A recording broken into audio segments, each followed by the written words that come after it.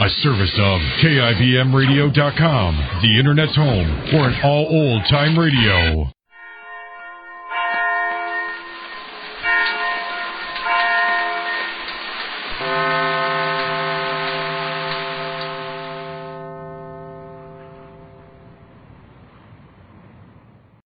Well, tonight's the night Mr. Ace and Jane's brother Johnny are going to find out just what sort of a prize fighter Cokie is.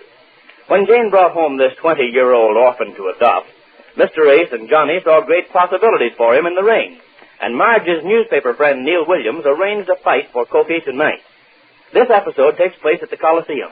It's just before the fight, and we find Mr. Ace and Johnny working over Cokie in the dressing room. Listen. Now, come on, lie down on this table, Cokie. I want to put on something. I'm cold. Well, Jane ought to be here any minute with those fighting trunks she's been sewing on for the past 4 days. Yeah, she'll be here pretty soon. Come on, up here. I'll give you a quick rub down and massage. All right.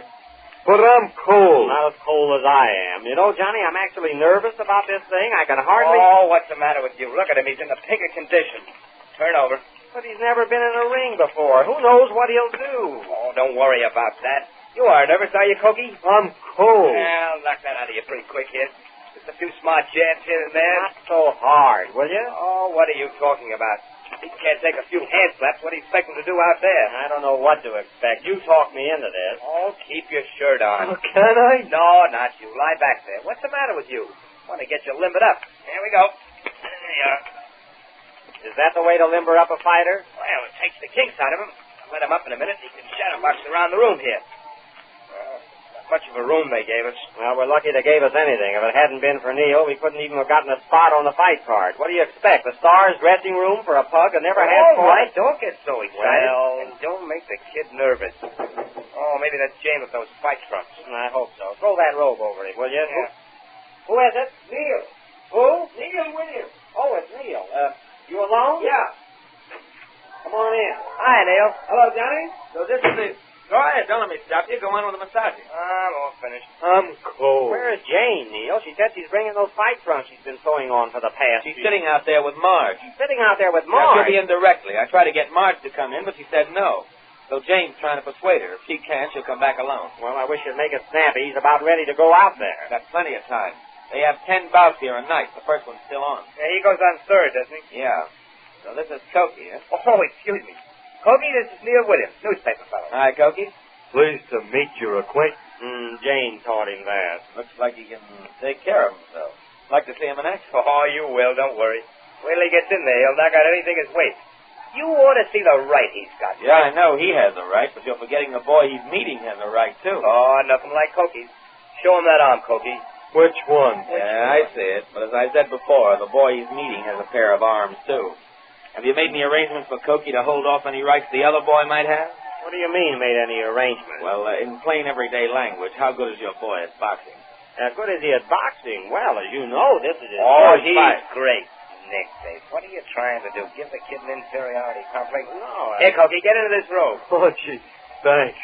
I wish Jane would come on back with those trunks. Well, maybe I ought to go out and get her.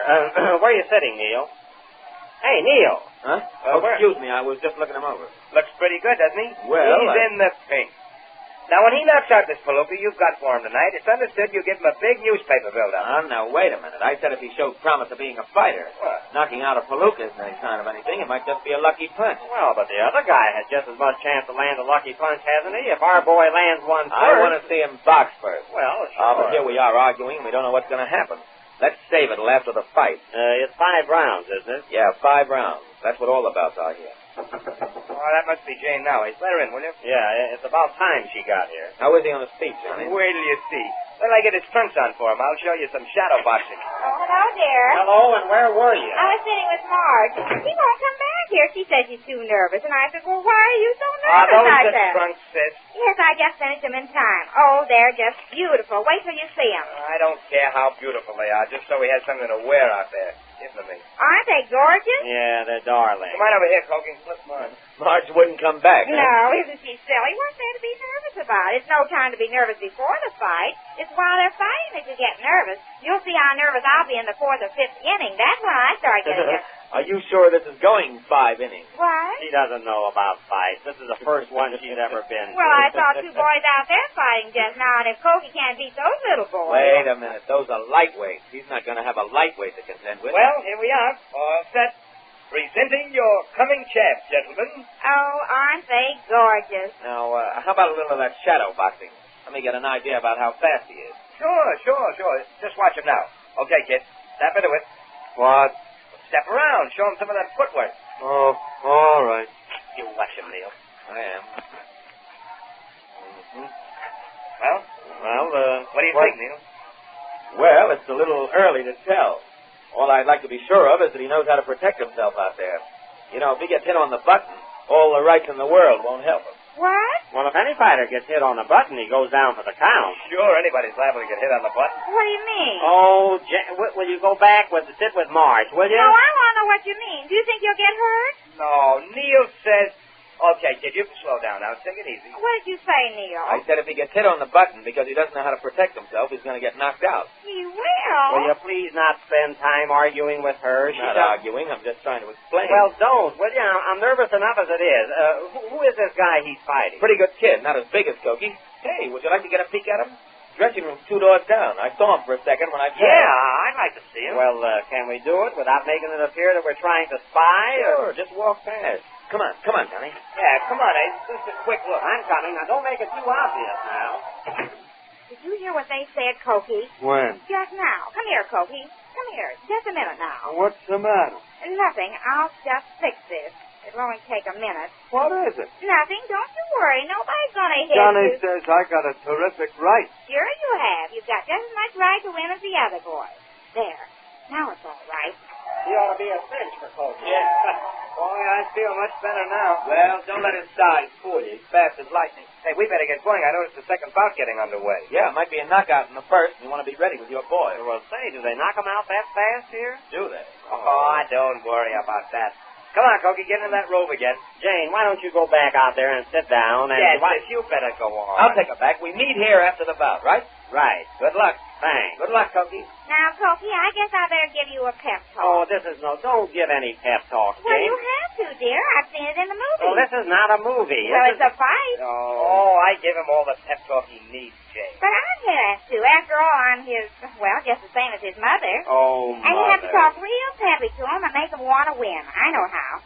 Now, Cokie, you want to be sure to win. And remember, we're all for you, and you're all for us. And don't take no for an answer. And don't take no for an answer. That's a lot of pep. Go on, will you? Make it snappy. Come on, Johnny. Come on, Jane. I'm coming. Go ahead, Cokie. I'm right behind you. Okay, I'll sit up close with you, Johnny. Okay, Ace, don't worry about anything. It was a knockout in the first. You're on right now. We're ready. Oh, I forgot something. Go ahead. I'll be right out, Neil. What'd you forget? I'll find it. Go ahead. I'll be right there. I know the way.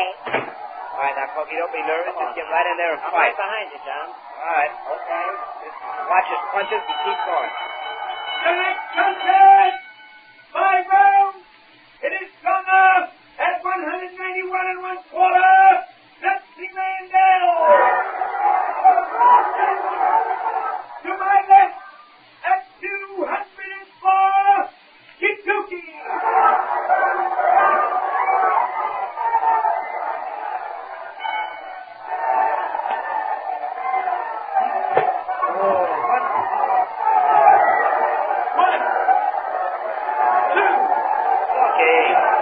Cokie. Get up. Cokie. What's the matter with him? He didn't even put up his hands. Come on, Cokie. Will you? Get up there, there. Cokie. Oh, isn't that all? Get up. Cokie. Hey. Get him, Johnny. Let's go. I'll be back in the dressing room. Help me with him, will you? Okay, only make it snappy. Let's get him out of here. Come on. Right through here. Let's go. Okay. Help me, will you? I am. He's out to the world. Cokie, what happened? What are you doing here? Didn't you see it? I came back to look for something. I just found it. I was going out to see the fight. Oh, what fight? The fight he and... Cokie! Cokie is right. Look at him. Give me those smelling salts, Ace. Cokie! Stop hollering, Cokie. He can't hear you. I can't understand it. He didn't even try to stop that one. Well, what was he doing with his arms? You said he knew something about He boxing. does. I don't understand what he was doing there. Almost, that was the fastest fight I ever saw. That much have been what Ace meant when he said Cokie was a whirlwind fighter. Oh, hello, Marge. Look at Cokie. He won't talk. Close that door, will you? Pretty bad, Ace, but it happened just like I told you. Took it on the button. He did not. Oh, she wasn't even out there. Well, it was over before I could come back. What was the matter with him? He didn't even raise his arm. What was he doing, fumbling with his trunk?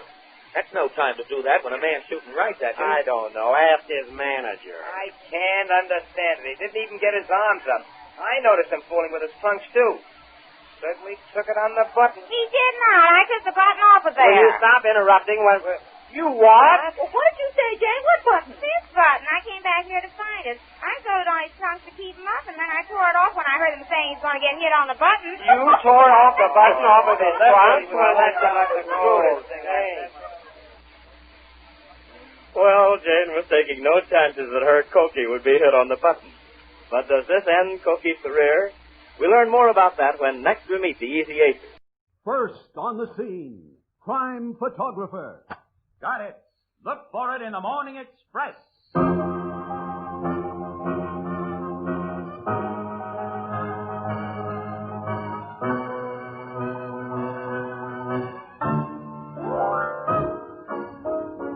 CBS Radio brings back Crime Photographer, another adventure of Casey, ace cameraman of the Morning Express, who covers the crime news of a great city.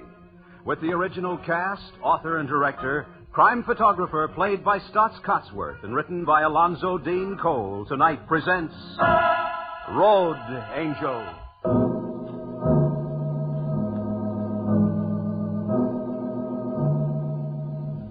Morning. An infrequently traveled side road at the far northern limits of our wide, sprawling city. Police cars are there, and a grim-looking enclosed truck which bears the legend, City Mortuary. Another car appears, draws to a halt, and discharges Casey and Ann Williams. Captain Logan and the tech men are back among those trees, Casey. Yeah, I see him, Annie. Hi, Logan. Hello. Morning, Miss Williams. Oh, hi, Captain Logan. Hi, Charlie, Pete, Frank. Hi, Case. Well, who's been killing who today? That I don't know yet. This guy was bumped off sometime last night. No. Mm-hmm. He was a big man. Yeah. Looks like whoever shot him collected a little trouble himself, Miss Williams. Look at the skinned knuckles on his right hand. A big boy here must have taken a healthy poke at somebody and connected. Uh-huh. 2 bullet holes in his head. Size .38 caliber, I'd say. 38 is right, Casey. We've already found one of the slugs. The other's still inside his skull. Okay for pictures, Logan? Yeah, go ahead. My tech guys have got their stuff. Thank you, pal. Any identification on the body, Captain? Plenty, Miss Williams. His name was Edward Pierce, and he was a farm machinery salesman in Ardmore, about 200 miles upstate. The killer took all his dough in his car, but didn't bother with his jewelry or personal papers, including car registration and driver's license. Oh, robbery motive then, Looks like. Hitchhiker job, Logan? That's my guess. Whoever he picked up must have pulled a gun and forced him out of his car here. Pierce took a poke at him and bang, bang. A kid cutting through this patch of woods on his way to school this morning discovered the body. Too bad this job wasn't done a little to the north of here, Logan, outside the city limits, huh? Yeah, less than half a mile, and cops in the next county would have had the headache. Mm-hmm. Why does everything happen to me?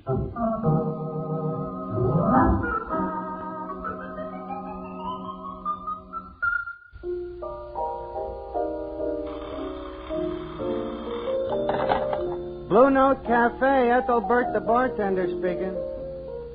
You want Doyle and Kirschbaum's dry goods store? I'm sorry, lady, but this is one of the wrongest numbers you could get. Dry goods store. Hi, Ethelbert. Hello. Oh, hello, Casey. Hi, Ethelbert. You got any coffee in the kitchen, huh? Sure, Casey. Walter, bring out a cup of coffee and bring out some more olives. You just coming to work, Casey? No. I've been out on assignment already this morning and way out, too. Anything interesting?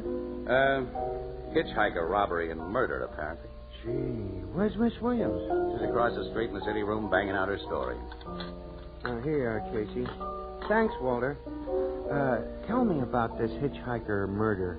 Was it very gory? No, pal. Just run-of-the-mill. As it stands now, it'll rate no more than a few sticks on page 4 and maybe one of the pictures I shot in 2 columns square. Oh, that's too bad. Morning, Ethelbert. Here's Miss Williams. Hello, Annie. Didn't take you long to finish your job. Well, I didn't know how little there was to write. But now we got to do some follow-up stuff. Burke wants us to stick around homicide and get any inside dope that comes in. Okay, Burke's the editor, so Burke's the boss. But he ought to know by this time that any on-the-record inside dope we get from Logan is also what every other paper gets. Well, Burke says to feed the captain truth serum.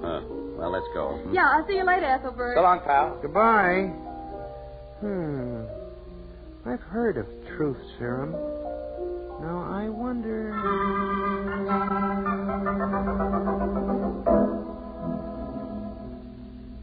As I've just informed several of your competitors, Miss Williams, the state police found Pierce's car, undamaged and containing some very interesting exhibits. Well, how nice for our competitors, Captain. What are the exhibits? A fully loaded 9mm Italian Beretta pistol. It was wedged out of sight between the cushions of the front seat. And some beautiful fingerprints on the car door of a hoodlum named Carl Flagler, who was paroled about a month ago. Oh, well, it looks like you're pretty close to your killer then, huh? Seems so. There's an 8-state alarm out for Flagler. Yeah, it'll be a relief to have an easy one for a change. Excuse me. Go ahead. Homicide, Captain Logan speaking. Put him on. State police again, Casey. Yeah? Hello, Colonel. You have? Oh, that's just swell. Say, that really does it. Now, what did the punks say? Sure, they're all innocent. Oh, you bet I'll come up. And see you this afternoon, Colonel, and thanks a million. They've got Flagler at headquarters barracks in Clinton County. And when he was picked up, he had cartridges for that 9mm Beretta pistol in his pockets. Well, looks like everything's over but the execution. You know, it's a nice day for a drive up to Clinton County, Annie. We'd be getting away from some humdrum work. Maybe the boss would... I'll call Burke right away and ask him. Yeah, tell him we can go in Logan's car and save the paper gas mileage. You chiseler. Say, Logan, you know, tying Flagler up with a 9mm foreign pistol kind of unties him from the 38 revolver slugs that went into Pierce's head. I've been trying not to think of that. What are you trying to do, spoil a beautiful day?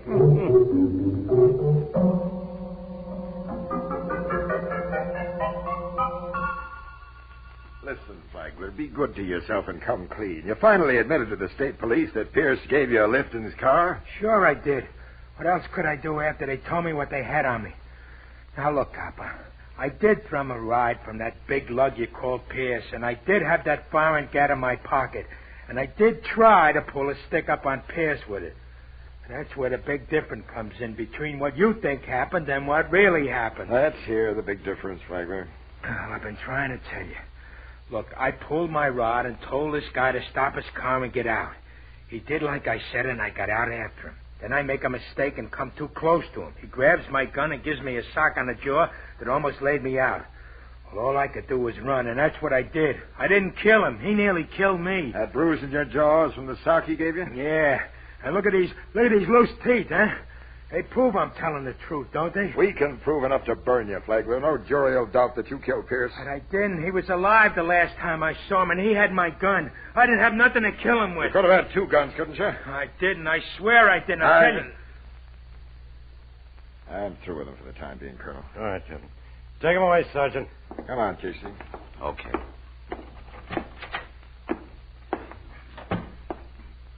What do you think, Colonel?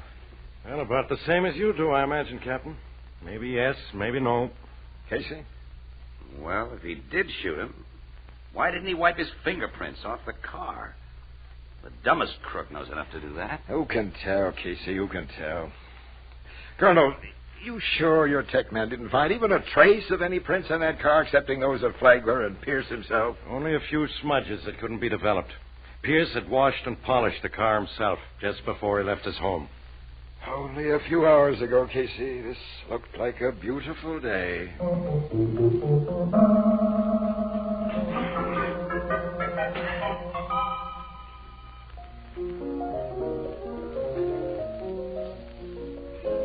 Anything new on that hitchhiker murder, Miss Williams?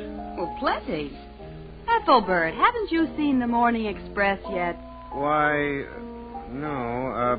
A fella left a Morning Globe on the bar here, so instead of buying your paper, You know, just imagine this fella.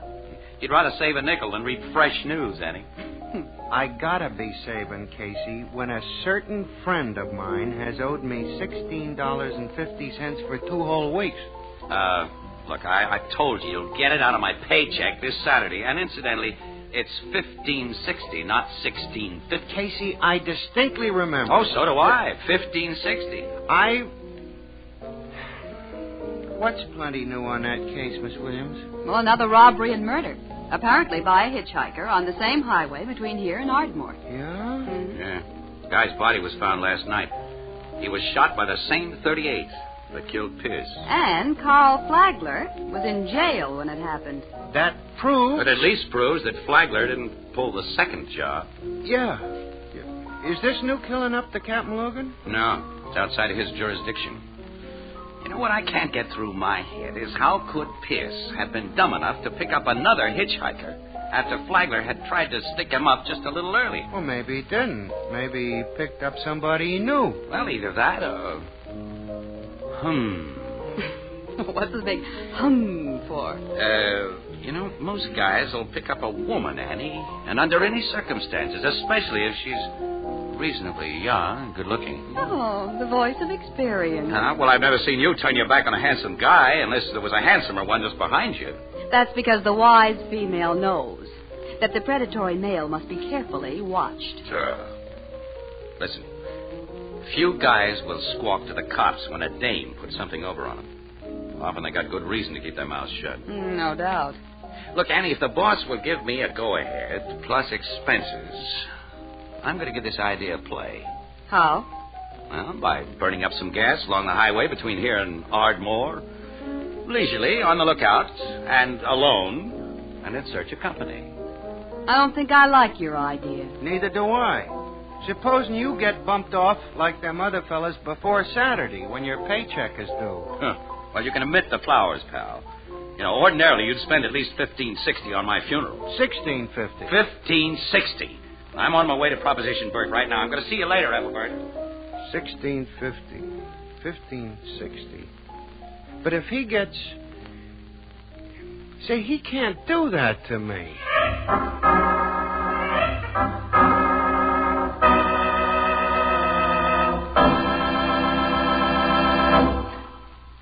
We'll return to Crime Photographer in just a moment.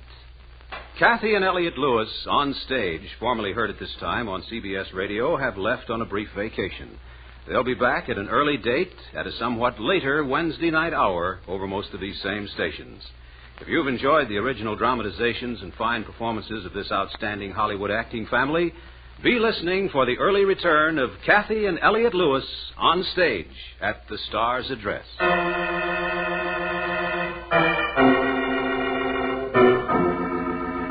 And now, back to Casey, Crime Photographer. Have any news from Sherlock Casey yet, Miss Williams?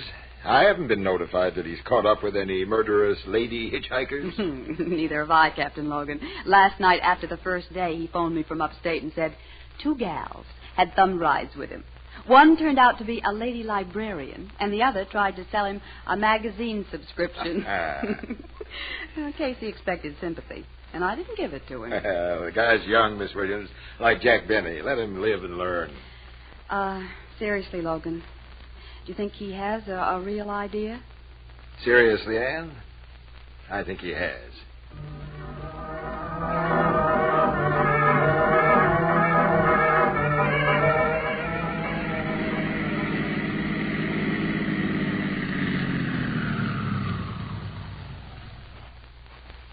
Fill her up, sir. Yeah, please. The oil in the water's okay. Mm-hmm. Hey, you look tired, mister. Been driving a long way? Mm-hmm. 4 days, pal. From way out west or way down south? No, just up and down. 1 lady librarian, 3 discontented wives, and more sales ladies. What's that? Huh? Oh, I'm just talking to myself. If you hear me answer myself, call the white coats. I don't understand you, sir. Ignore it, pal. Uh-huh. Okay. Say, did you ever hear of a gal hitchhiker along this highway who puts the big B on guys who pick her up? No. Yeah, that's what they all tell me. You a cop? No. It's a dumb newspaper guy who's getting desperate. Charge the gas you put in. Here's my credit card. Casey's the name, huh? That's right. Address morning. Say, you ain't the fellow who takes all those crime pictures. Well, I'm one of the fellows who takes some of them. You up here about that killing of Ed Pierce? I was. Now I'm about ready to fold my tent like the Arabs and silently blow. Excuse me, but that line is, and as silently steal away. Oh. I like poetry. That's nice. Yeah. I like Mr. Pierce, too. He's a nice fella. What? You knew him? Oh, no, not well, just as a customer. Oh. That Carl Flagler was arrested. Couldn't have killed that second fellow who was a bumped off. No. And I don't believe that Flagler bumped off Pierce either. Neither do I. Mr. Casey, I have heard something about a girl hitchhiker. You have? Yeah. Look, if it's anything I can use, you'll get $100 in the Morning Express, pal. And your name will be kept dark if you want it that way. No. I don't want any money, but I do want my name and business kept confidential, though. All right, that's how it'll be. All right, I'm not going to stall or beat around a bush. I didn't just hear about a girl hitchhiker. One was in my car, and she took me. Pal, you're the break I've been praying for. That goes double. I felt like a skunk for not going to cops, is what I got to tell you, but I'm a family man, Mr. Casey. I got kids. I live in a small town, and if I told the police about me picking up a girl hitchhiker... I know. Go ahead. Well, it's since this girl's pulled her stuff and a lot of other fellas besides me, so I was hoping one of them would speak up. Tell me about the girl. Well, here's the works. Just 3 weeks ago, come Tuesday, I was driving alone to the big town when, standing beside the highway, I saw a young woman. She had one of those little overnight bags in one hand, and she wasn't summoned like some do, but just standing there looking wistful. Oh, yeah, I've fallen for that approach. The wind was blowing, pulling her dress kind of tight against her figure, and she had a swell figure. You know what I thought to myself? Maybe you better not tell me. Huh? Oh, well, anyway, it sounded crazy, and it was crazy, but I said to myself, Dan Reynolds, that girl with her dress flapping like wings, looks like an angel of the road. Road angel, huh? Oh, like I remarked a while back, I like poetry. Yeah, I see. Yeah, well, I stopped, and the girl got in, and before we'd driven together a dozen miles, she'd given me reason to believe she wasn't any angel. She suggested I turn off into a side road and park. Oh? She made the suggestion with a gun poked against my ribs. Ah, see. It was one of those snub-nosed revolvers. A .38, I think. A .38 killed Pierce. Yeah, so I read in the papers. If this girl had been a man, I might have tried to take it away from him. As it was, I just let her take my money. Pierce and that other fellow she killed must have acted different. The cops found my car the next day. I'd simply reported stolen while parked. Look, tell me everything you can remember about this gal, Mr. Reynolds, will you? I'm not too good at remembering faces, the details, that is. Let's see. She had sort of medium-colored hair, I think, blue eyes, or maybe brown. She wasn't exactly tall or short neither. But her figure... Mm-hmm. I look for a road angel. That's her, Mr. Casey, till after she gets inside a man's car.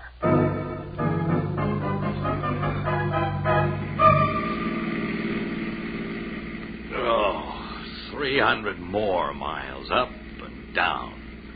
And no road angel. Bah, this job is driving me nuts.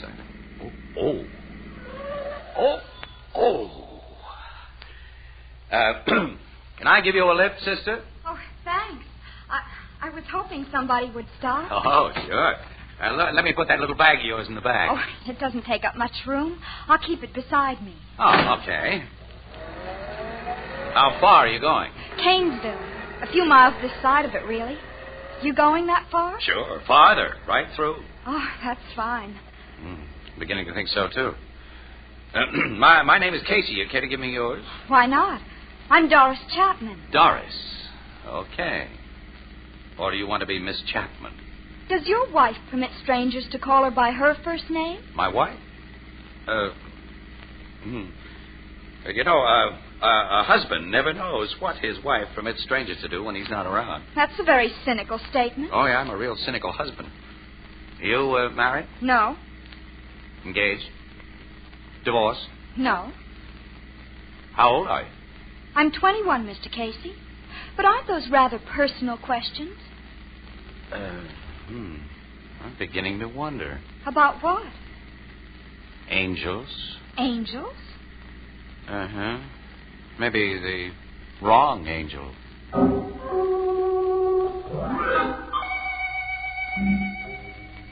Well, Mr. Casey, I had to leave college several months ago and take a full-time job. Uh-huh. Luckily, I found a nice one with a lovely family.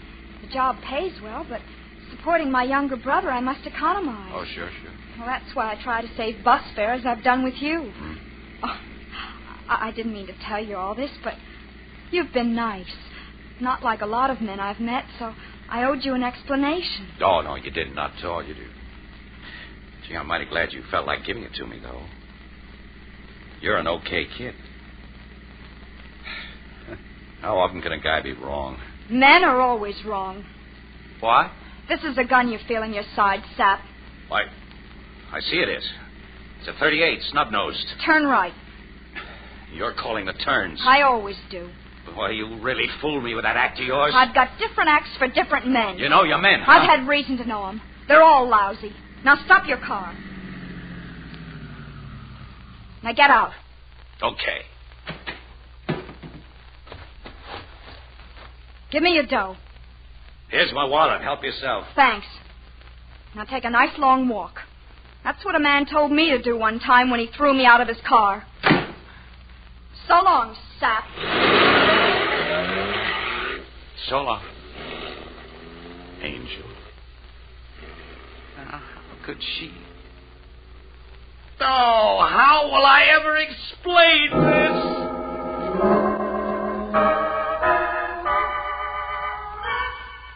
Okay, all right. Razz me. Go ahead, needle me, Annie. Give me the complete works. I had the girl right there in my car, and then she took me like, oh, nuts. I'm not even going to ask you how it felt to get out and walk, Casey. Oh, why not? Go right ahead.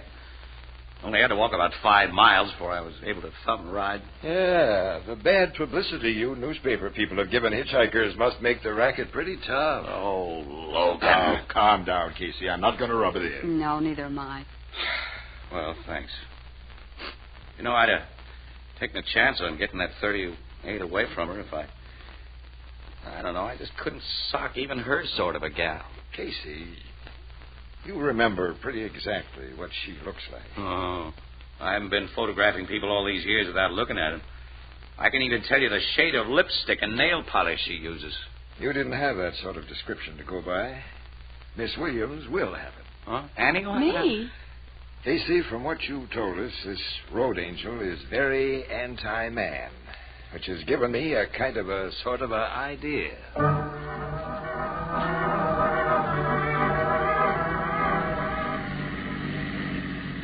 On and on, up and down. No road angel here, no road angel there. Only road. And, well, Casey said he began talking to himself after a few days of this. And I gave him the raspberry. Uh-oh. It's her. It couldn't be anybody else. You looking for a ride, sister? No, thanks. I'm waiting for somebody. A driver wearing pants and a wolfish grin? Not necessarily. Oh, sure you are. I know you. You know me? Same as one soldier knows another, by the uniform.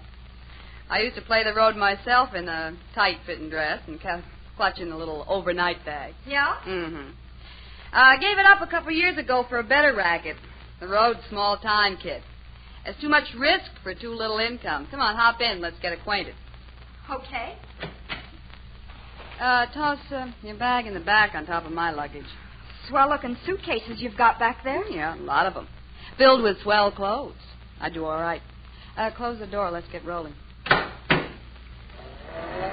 My name's Annie Johnson. Present, that is. What'll I call you? Doris will do. Doris Larkin. What college you out of? College? Yeah. I've got graduation papers from Tehachapo myself. Oh, that's the woman's prison in California. Mm-hmm. Are you a reformatory gal? I was in Elmira for a while. You're a liar. They don't put kids in there. I'm over 21. Save that for guys who are afraid of minor trouble. You're San Quentin Quail, under 18. You're really pretty smart. Yeah, with my background, I ought to be. What's your racket now? Oh, same as yours, men.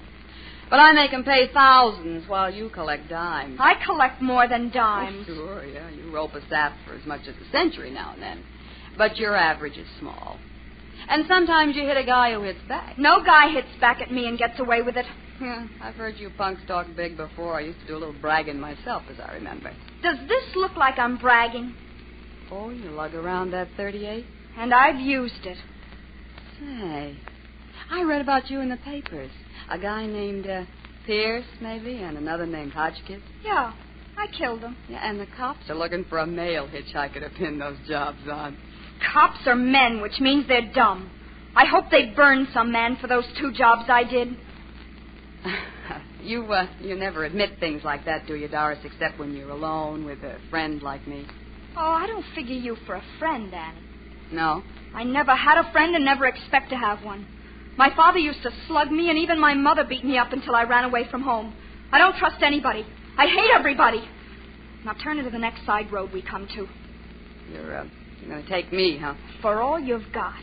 With a prison record like you've got, you're not going to call copper any more than a married man would. Well, I won't make any squawk, Doris. Because I'm not going to be taken. Oh, let go of my hair. Give me that gun and I'll pull your hair out. I will. I'm not a man, and I don't mind messing you up. Annie! Here's Angel's gun, Casey, and you can take the rest of her, Captain. Here. These guys. Surely you remember me, Miss Chapman.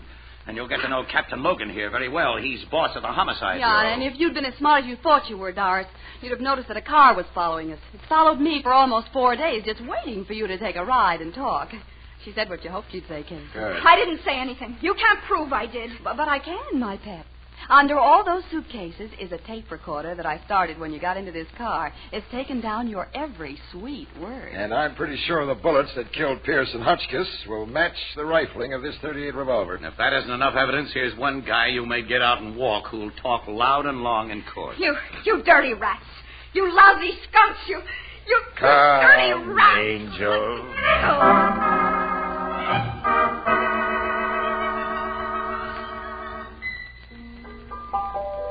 That Doris's .38 revolver proved to be the one which killed them fellas, huh, Casey? Yeah, Ethelbert, that's right. And that, plus the confession that Miss Williams got, will bring a conviction from even the dumbest jury. Meaning all male jury.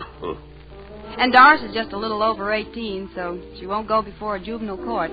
She gets the works. Any girl as bad as her deserves the works, I suppose. Well, the people who made her bad deserve it, Ethelbert, too. Kids like her don't just happen, you know. No, they don't. But no matter what it is that makes mad dogs, they can't be allowed to run loose. Yeah, let's talk about something else, huh? I know what. That money you owe me, Casey. Oh, never mind. While you was out of town, I couldn't expect to collect it, but now... Well, I haven't forgotten it, pal. Here.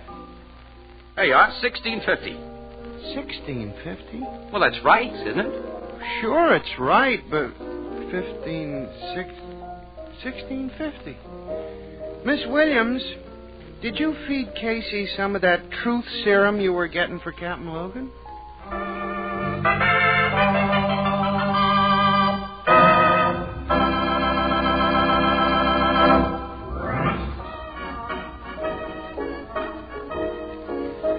You have been listening to Crime Photographer, played by Stotts Cotsworth, and based on the original character created by George Harmon Cox, is written for radio by Alonzo Dean Cole, with Jan Miner as Anne, John Gibson as Ethelbert, Bernard Lenrow as Captain Logan, Lou White's original music, and Teddy Wilson as the Blue Note pianist. Crime Photographer is produced and directed by John Dietz. Join us again next Wednesday night at the same time for another fast-moving adventure with Casey, Crime Photographer. For our men in uniform overseas or anywhere away from home, home is mail call. Through the letters you send to those you know, you brighten life and make home close. Write often all the items you know about the place you left behind. Make your friend or relative glad instead of sad when mail call rolls around.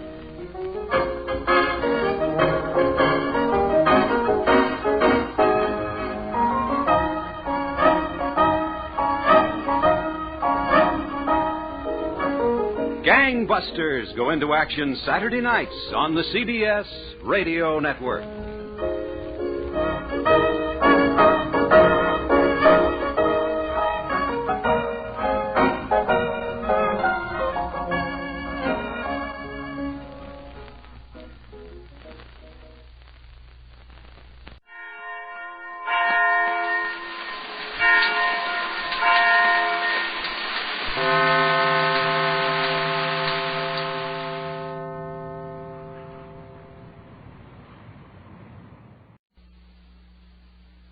It's just a couple of minutes after 6 p.m., and we're just leaving the police station to start the night watch.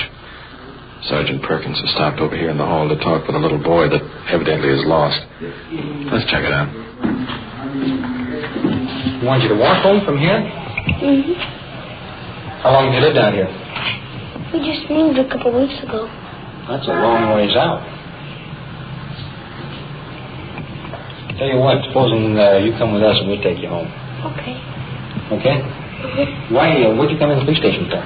Did he tell you to come in? I didn't. My daddy said if I got lost to ask somebody where I lived and give him that note.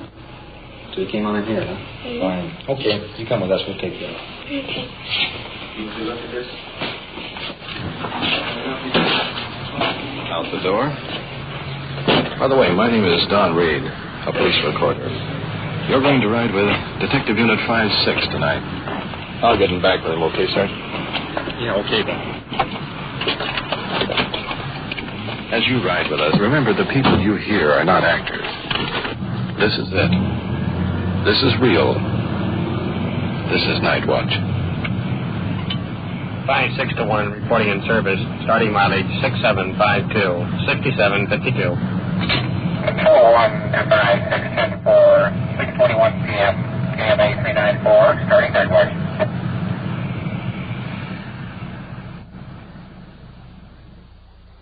Night Watch, the actual on-the-scene report of your police force in action. There are no actors. There is no script. Every voice, every sound is authentic. The investigations are recorded as they actually occur. Night Watch, presented with the cooperation of the Police Department of Culver City, California, W.N. Hildebrand, Chief. We switch you now to car 5-6 on patrol and your police recorder, Don Reed. We're nearing this young fellow's home now. A quick recap. The boy was left at the theater by his parents. They didn't pick him up. Blonde hair, about 8 years old. Wide-eyed. Riding in a police car. Right side? Yeah. Okay. 5-1-1 clear. Go ahead, son. That in here? Yeah, but there's a little statue in the window. There's a statue in the window there. Oh, yeah, that's my house right there. Which one? Right back there? We kind of overshot the house. Backing up a bit. Here we are.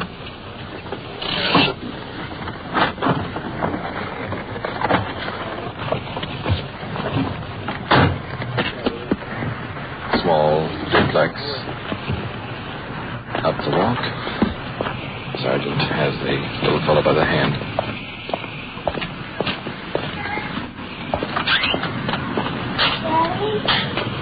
Door's unlocked. Nobody home? No, they said that my dad's going into Los Angeles for some business. What time they're going to be back, son, do you know? No. Your mother with him? Yes. You're all by yourself then now, aren't you? Uh-huh. Do you know any of these people next door or anything? No, we just moved in 2 weeks ago. I haven't got... You're going to be all right here by yourself? Yeah. Go upstairs and read some funny books for a while. Well, we'll tell the people next door to kind of keep their eye on you, okay? Okay. All right, swell. Bye. Bye-bye. 8 years old. Not afraid. Police officer, may I talk to you a minute?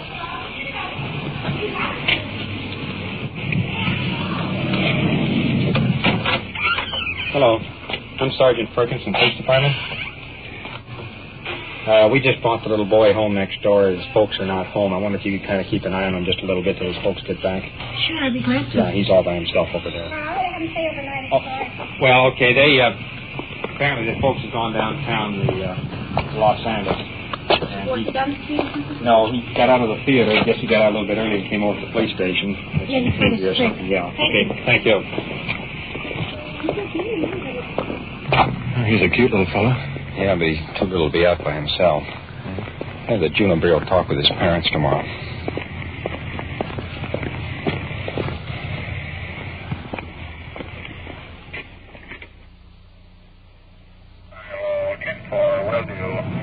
Control 1 to cars 5-1 and 5-2 at orders 5 and 7. Will you assist Unit 5-0 at 2931 Evergreen on code 8? Help control traffic. Control 1 to 5-6, come in. 5-6, go ahead. Control 1 to 5-6. Meet Unit 5-4 at 1311 Donovan. 1311 Donovan. Investigate a possible assault case. 5-6, your call. Code 2, KMA 394. 5-6, roger. Here in car 5-6, we're just cruising toward that code 8 or fire call. But at the moment, we're assigned to a possible assault case, so it looks like the fire will have to go by the boards as far as we're concerned. We've flicked on our red light, moving through the traffic a little bit faster right now. And off on the right, just a few blocks up ahead, I can actually see the fire that the other units are loading on. It's in our direction, so we'll go fairly close. In fact, I can see the flames pouring up right now, and the entire area has been turned into daylight. It was more apparent as we were getting into the area. And looking over my shoulder, additional fire trucks are pulling up and are coming in directly behind us. I can hear their sirens, so we'll just stand by.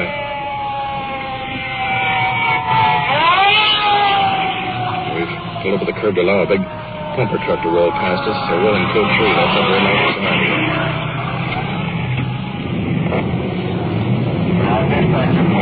Stand by. We're get back on our call again. Sadly, that big fire truck stopped right here in the block just ahead of us. We're passing them now, and the firemen are jumping off the truck, attaching hoses. Appears to be a house and garage, and it's completely engulfed in flames. It's right next to a lumber yard, so you can see that the boys really have the work cut out for them. Looking back over my shoulder, the flames are silhouetting the trees and the buildings. It's a very weird picture.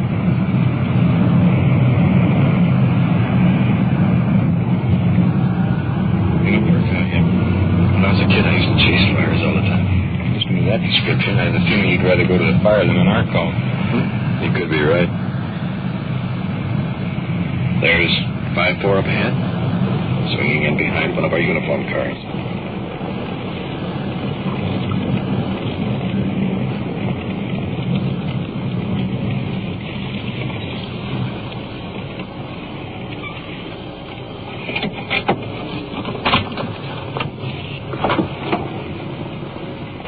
Officers Eberhard and DeVoe. We'll all go in together. The only information, a possible assault has been committed. It's a duplex. Be the apartment upstairs.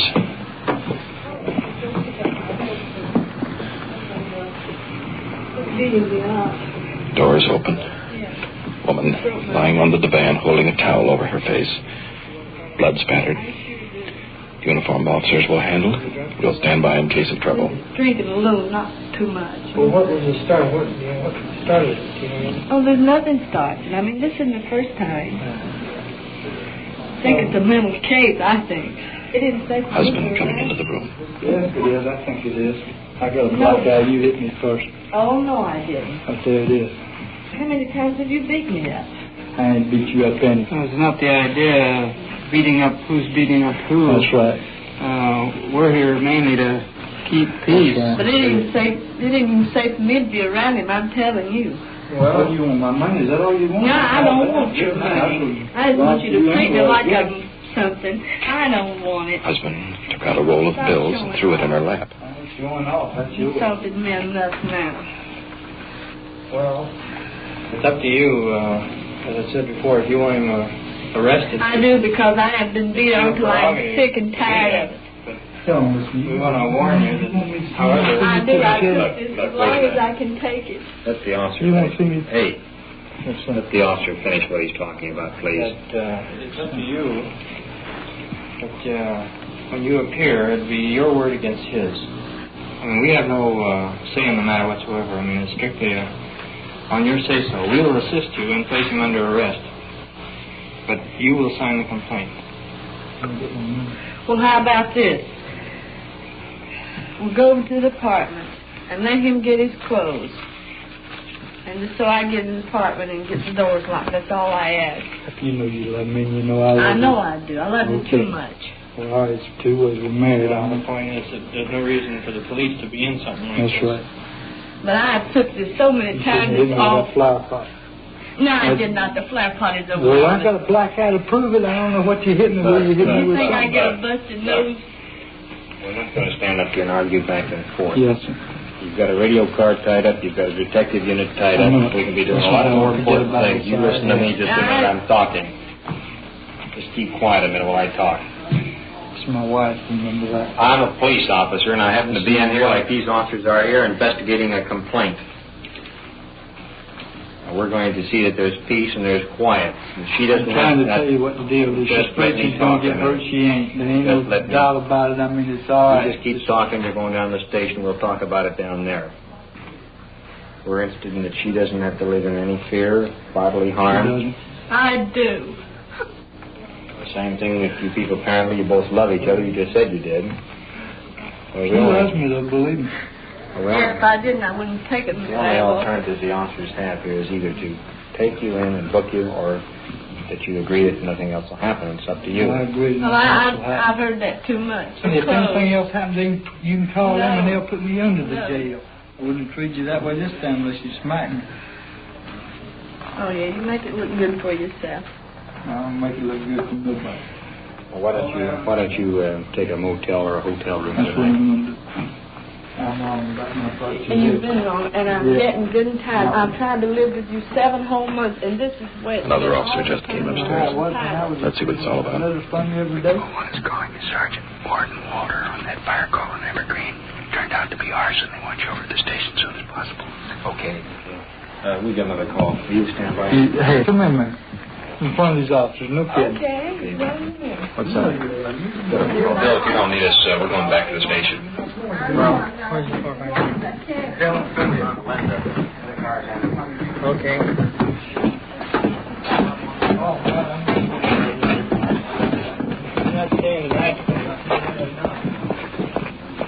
Well, the officers have got them and pretty well squared away. Right now we just got a call.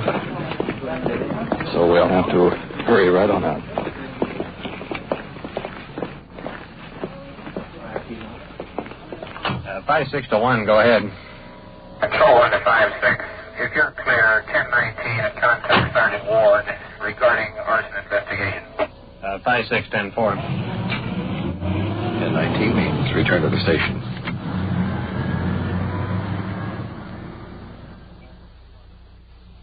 You are listening to Night Watch and following the activities of a detective unit on its tour of duty.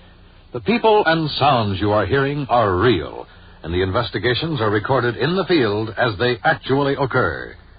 We'll bring you the final results of tonight's action at the conclusion of Night Watch. We switch you now to police headquarters, where an arson investigation is in progress, and to police recorder Don Reed.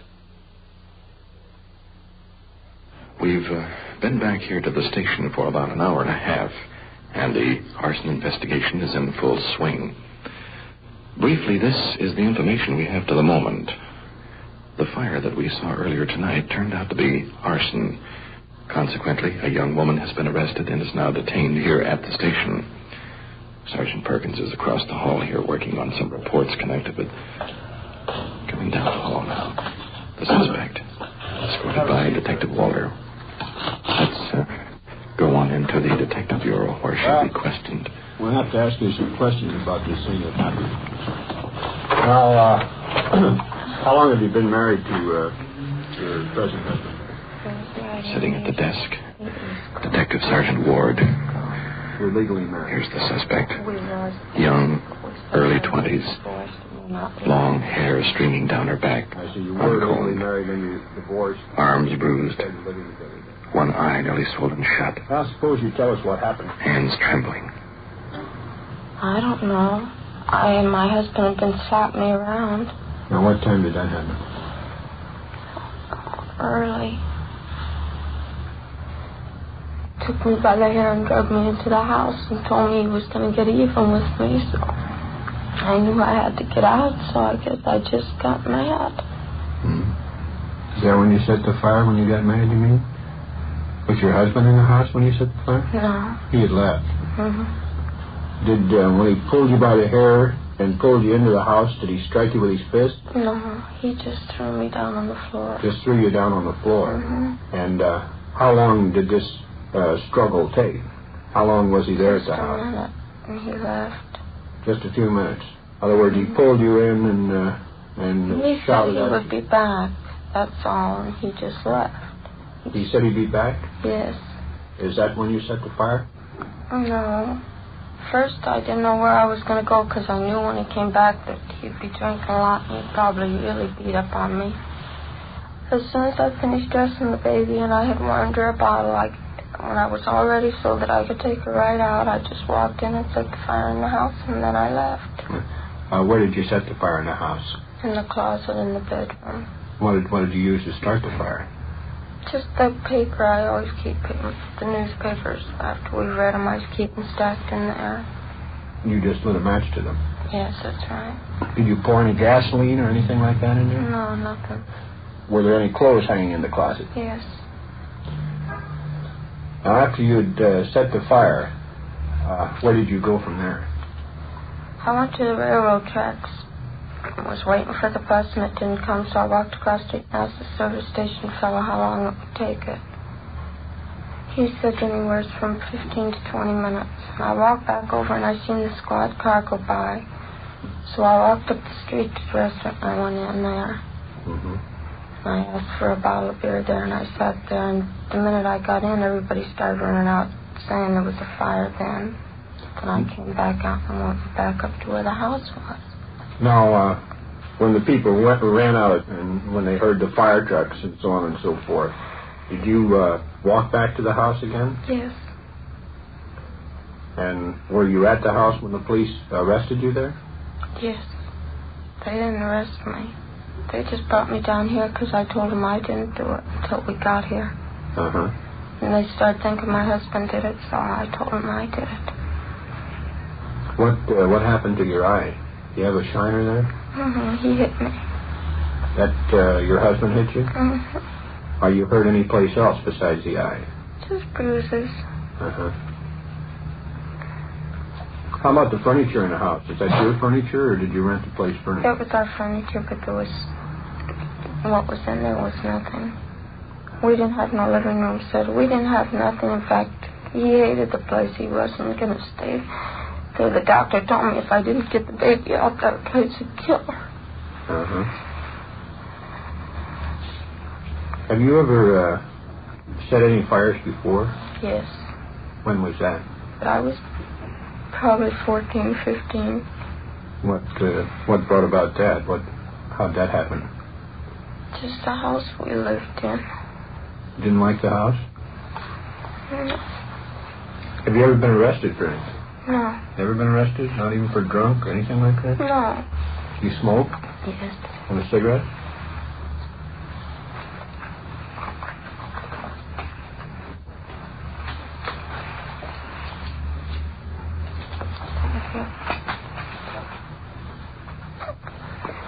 Now, you feel that the reason you set the fire was so that you could get the baby out of the house, or because you were mad at your husband? It just seemed like he kicked me around and hurt me so much I had to do something to hurt him back.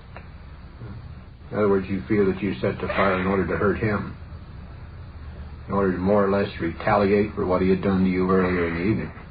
Not just in the evening. I wish it had only been that long. It's been this way for months now. Always smack me around, and I'm not big enough to fight him back. Why, after your divorce, why did you go back there? I've always loved him. He treated me real good. We got along real good until he started hanging around with his mother and father and then drinking like a fish. Till liquor came to our house, we got along perfect, and he knows it. Do you still love him? Do you feel now that you're still in love with your husband? Yes. In other words, he's a good husband when he's not drinking. He's perfect when he's not drinking. Is he an alcoholic? Is he chronic? Is he I'll put it this way. Saturday he drank a quart of whiskey. To me, a quart of whiskey was a lot of whiskey. The next day he drank a quart of whiskey. The next day he drank a quart of whiskey. And all the time there was no money coming for nothing else. When he quits drinking, he's fine. He'll do anything for his kid. He loves her. Mm-hmm. The baby comes first, but then when he gets drinking, he don't care about nobody. Mm-hmm. He can't go and get custody of the baby now while I have to stay here. I don't think so. How about your mother and father? Does your father work? Yes. And your mother and father live together? Yes. Will she take care of the baby for you? Yes. Well, that'll probably be what they'll do, is let your mother have the baby to take care of it. Don't you set up a bail for me or nothing? Yeah, tomorrow. I can't think of anything else.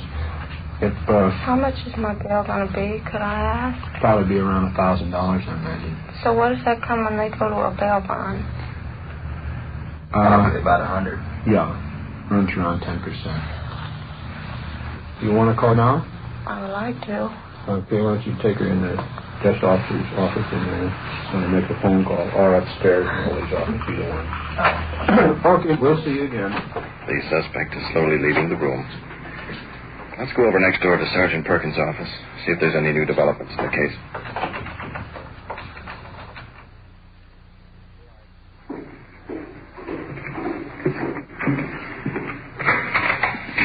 Hi, Perk. Anything new? No, it's pretty much open and shut case. What about the husband? Nothing we can do. She won't sign a complaint. Unless she's changed her mind into his ward. No, she says she still loves him. Which reminds me, there's something missing out of this thing. I'd like to talk with her. Go ahead. I got the finished report here anyway. That okay? Yeah. Good deal. See you later. Right.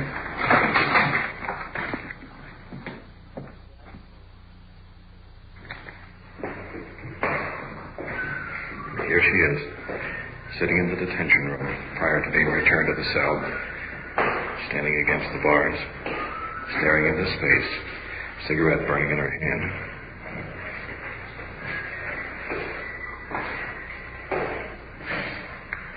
Do you feel like talking to me for a few moments? Yes. Just as an observer during your interrogation, there are a couple of things I've been wondering about. I noticed you told the sergeant you'd started fires as a youngster. Why? When I was young, my folks always drank, and my father used to always beat on me. We lived in a real bad dump, and he always promised to get us out of it. He was going to always take us away. But he didn't, so I decided one day I'd burn the house down so that we could move out of it anyway. But I didn't start big enough fire to hurt the house. Why'd you use fire? The only thing I thought of. Did you derive any pleasure by lighting fires? No. What did you think when you went back to your home and found it burning? It was already burnt completely. Everything was gone when I got back. First thing I thought about was I actually hadn't hurt him, I'd hurt the baby. Yeah. How long have you lived with your husband? Oh, I've only been with him now going on 3 years. We were married 9 years ago, and we had a little girl, and my husband wouldn't take care of her either. And then she died, and he wouldn't pay her funeral bill, wouldn't come to the funeral. He didn't even send her a flower. I noticed that you said you still loved your husband. Well, to be honest, I don't understand that kind of love. I'll be truthful with you. I don't even understand the kind I've got. It destroys me. It makes me do things that I want to do. What does he make you do? It's just like every time he beats me up, I just want to go out and do something to destroy him. I've even thought about killing him when the gun was in the house. Last night, I was going to shoot him the minute he walked in the door. I hated him for always leaving me alone. No man's worth a beating. I don't care who they are. Once they beat you, they're just not worth it. They're not worth staying around. They're not worth trying to make a home for them.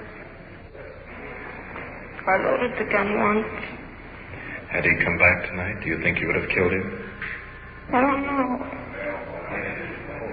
Well, I'm going to have to pay for it now anyway. It wasn't my house I burnt down. It was somebody else's house I burnt down. And my landlord always treated me nice. Actually, I did him dirty. My husband didn't get nothing out of it. He beats me as he walks around the street free, and I'm the one who ended up paying for all of it.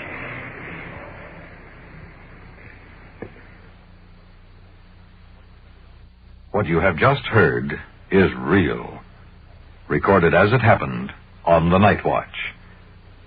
For the disposition of this case, we return you to police headquarters and Chief W.N. Hildebrand. Tonight's first case is the type of police work that is seldom realized by the average citizen.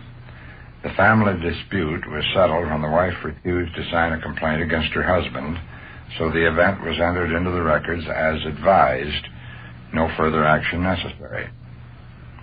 The final investigation of the arson case resulted in the arrest and subsequent trial of the young woman suspect charged with arson, which is a violation of the Penal Code, Section 447A, and carries a maximum penalty of 20 years in the state penitentiary. As an added note, the young woman suspect declined to sign a complaint against her husband, which left us powerless to take any action against him. In the past 20 years, we as a nation have made great strides toward maintaining our national security both internally and externally. Night Watch is part of that pattern. These events are real.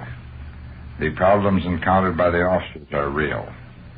If we succeed in alerting the nation of this real work being done by your law enforcement agencies and tighten the cooperation between the citizen, then we have the reason for presenting Night Watch. Thank you, Chief Hildebrand. You have just heard on-the-scene reports of your police force in action. Every voice, every sound has been real. Night Watch, brought to you through the cooperation of your police department of Culver City, California, is produced by Sterling Tracy and Jim Hadlock, with technical advice by Sergeant Ron Perkins, and is described in the field by police recorder Don Reed.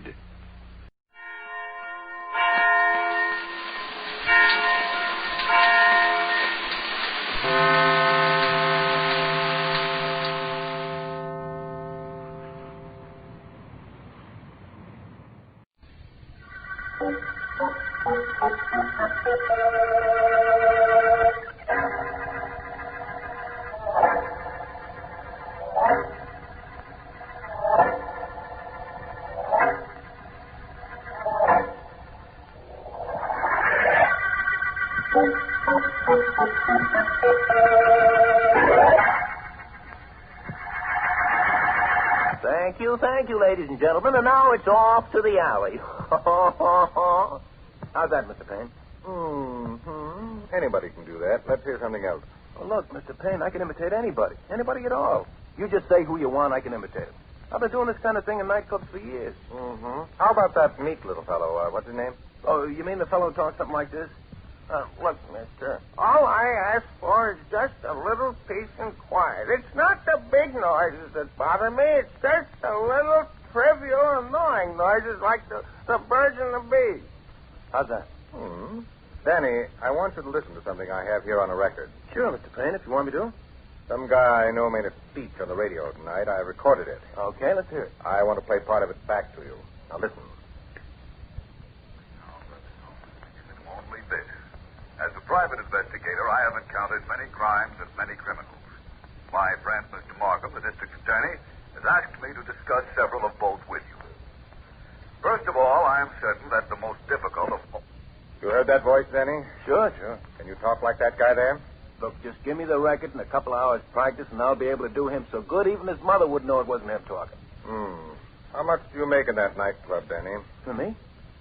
You don't see anyone else here, do you? Oh, I'm good for $250 right now. $300 sometimes. Tell you what I'll do. What's that? I'll give you $1,000 to talk like that guy on the record. $1,000? Just open my mouth? No, not exactly. You'll have to keep it closed about this for the rest of your life.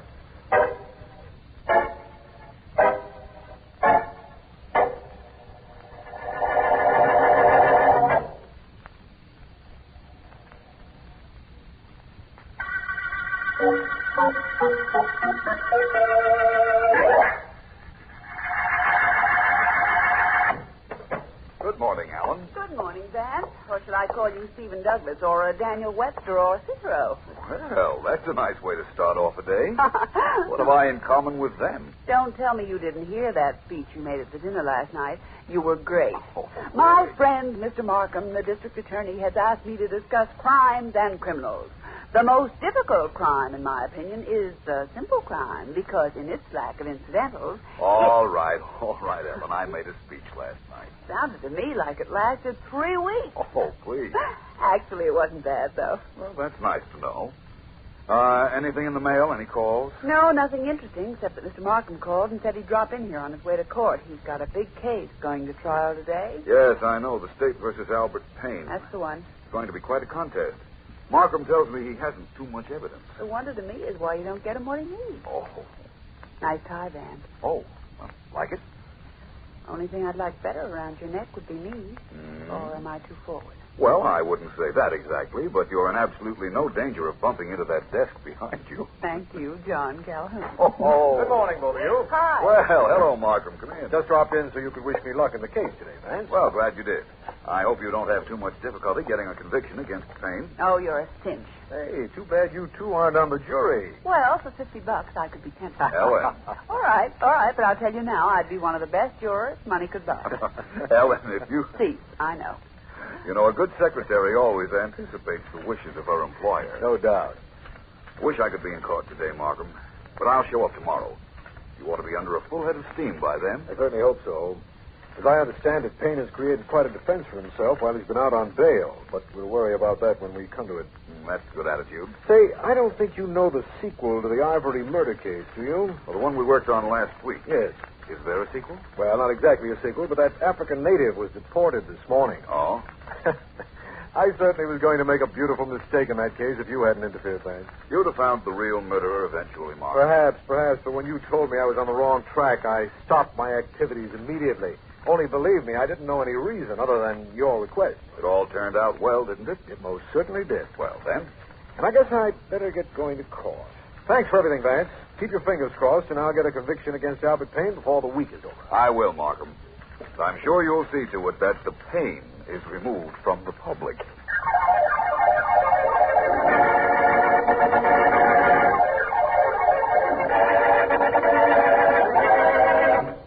Steve, look out. Hey, who you pushing? Don't knock your brains out. Who you pushing? Hold it, Steve. Holy mackerel, what you almost did.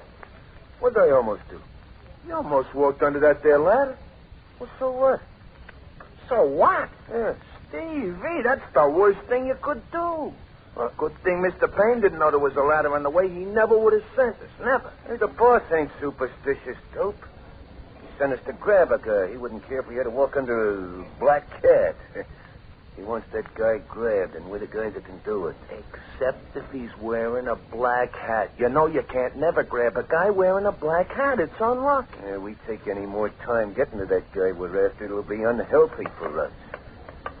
You got your gun? Yeah, sure. All right, now keep it handy. Might have to bang this guy on the beak with it in case he wants to argue. Hey, you know where to find this character, don't you? Sure, I got his address. The Harris apartment. And his name is written right here. Philo Vance.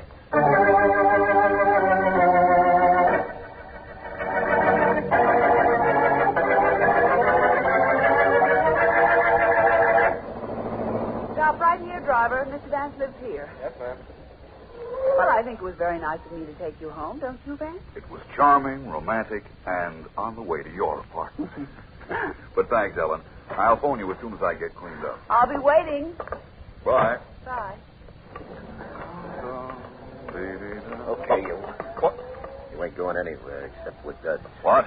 You're Philo Vance, ain't you? Yes, but I don't know you. You don't have to know nothing except this is the gun that's shoving you around. We got a car, Vance, and you're coming with us. Sorry, I have a previous engagement. Stevie, let the guy alone. He's poisoned. I just saw a star fall down. That's bad luck, Steve. If you think that's bad luck, what's your opinion of this? We can take him, Jerry. He's only one guy. Yeah, but he fights like he was nine. Whip him with a gun of yours like I told you. Sorry, but I don't like my...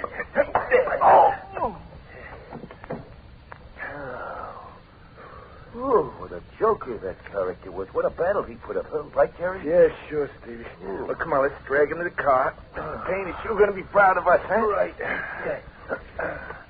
Hey, you know, I just thought of something. What? That fallen star you saw. Maybe it is a sign of bad luck. Sure was unlucky for Vance.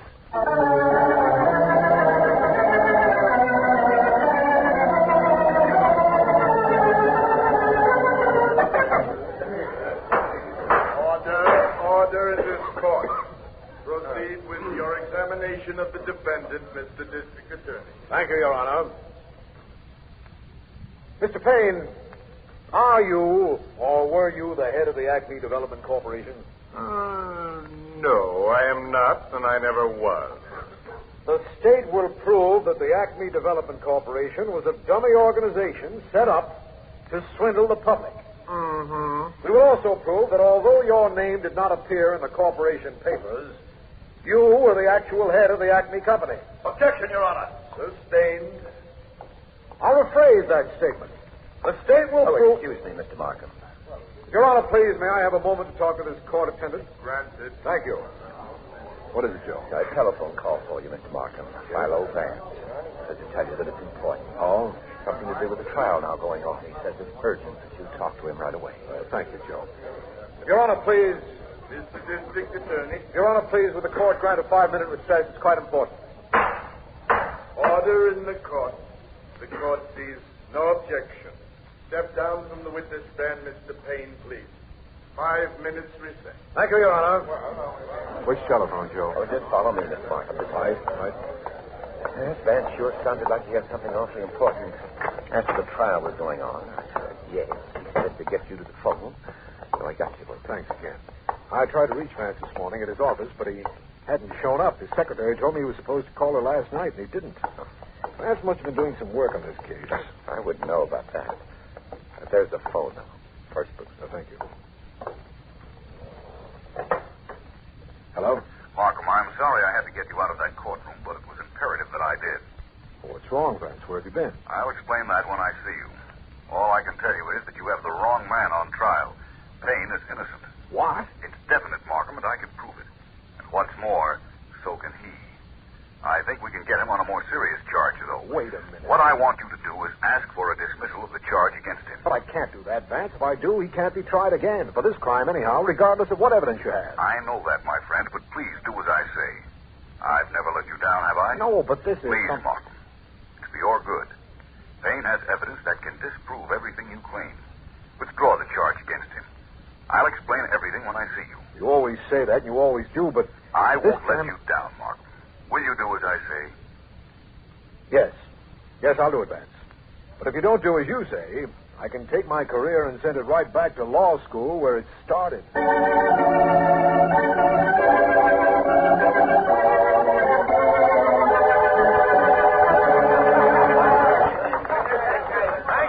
Thank you very much. And maybe you can recognize this movie character who says, there I was, standing on the coat. Minding my own business. Nice party, Mr. Payne. Could be nicer. After all, this is a celebration because the DA was nice to me. He dropped the charges. Yeah, you made sure he was. Oh, you're smart, boss. That kid doing the impersonations out on the floor helped. Yeah, how do you mean? Skip it. The only thing that... Hey, Jerry, where'd you get that eye? At the pen. Mr. Payne, that guy I had tied up, that Vance guy. What about him? I was taking him out in the car to knock him off, like you said. His hands was tied, but I let him smoke a cigarette, and I guess he burned the ropes or something. Next thing I knew, he jumped me and knocked me cold and beat it. Stevie, I told you that falling star, remember? I told you it was Shut a up. Vance got away, huh? Yes, sir. Jerry, I'll take care of you later. Wait a minute. All right, everybody. Thanks for coming, but the party's over. I had a big day, and I've got to get to sleep. Well, Mr. Payne, thanks for everything. I guess I'll be going now. Wait a minute, Danny. Huh? You did a good job on those impersonations. I want to thank you. Oh, gee, you did fine with the dough, Mr. Payne. Not at all. Everybody's gone now, boss. The joint's cleaned out. Right, Steve? Sure is. All right, you two grab this Danny guy. Hey, what's the idea? I didn't do nothing. What do you want with me? I'm sorry, Danny, but with Vance alive, I can't let you be. Vance? Who's he? He's the one man who'll know you impersonated his voice. Yeah, but... He'll get you to talk. No. I can't let that happen. Hey, wait a minute, Mr. Payne. Wait a minute. Holy moly, the boss is going to use a knife on this guy. Just keep holding him, Mr. Payne. You got to believe it. I did it. Let him drop, boys. You know something, Jerry? What? This guy was a great impersonator even when he kicked off. He died just like Jimmy Keg.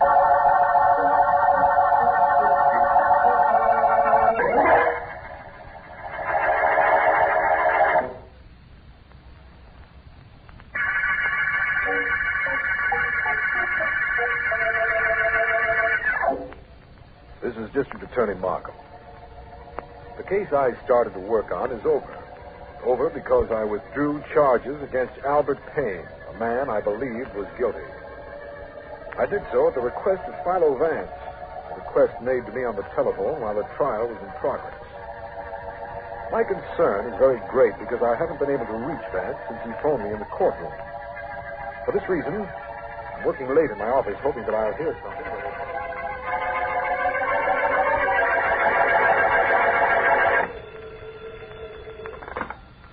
District Attorney Markham speaking. This is Ellen, Mr. Markham. Any word from Vance? No, Ellen, not since he called me at the courtroom. You've heard nothing? No, not a word, and I'm awfully worried. He never showed up at the office today. At least we know he was all right about 2 p.m. when he telephoned me. That's something. Are you sure it was Vance? Well, I'm reasonably sure. I was sure at the time, but in view of what's been happening, right now I'm not so certain.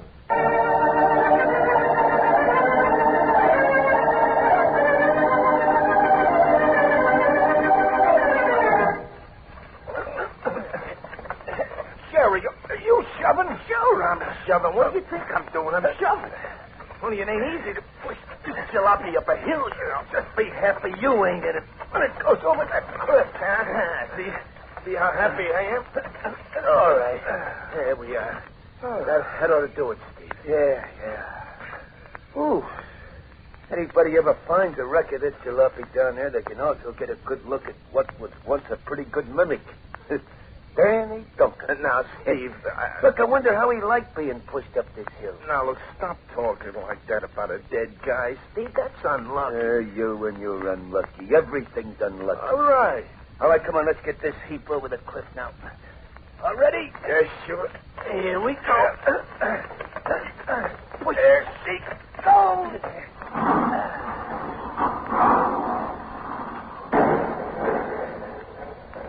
But, Jerry, like they say in the books, that's that.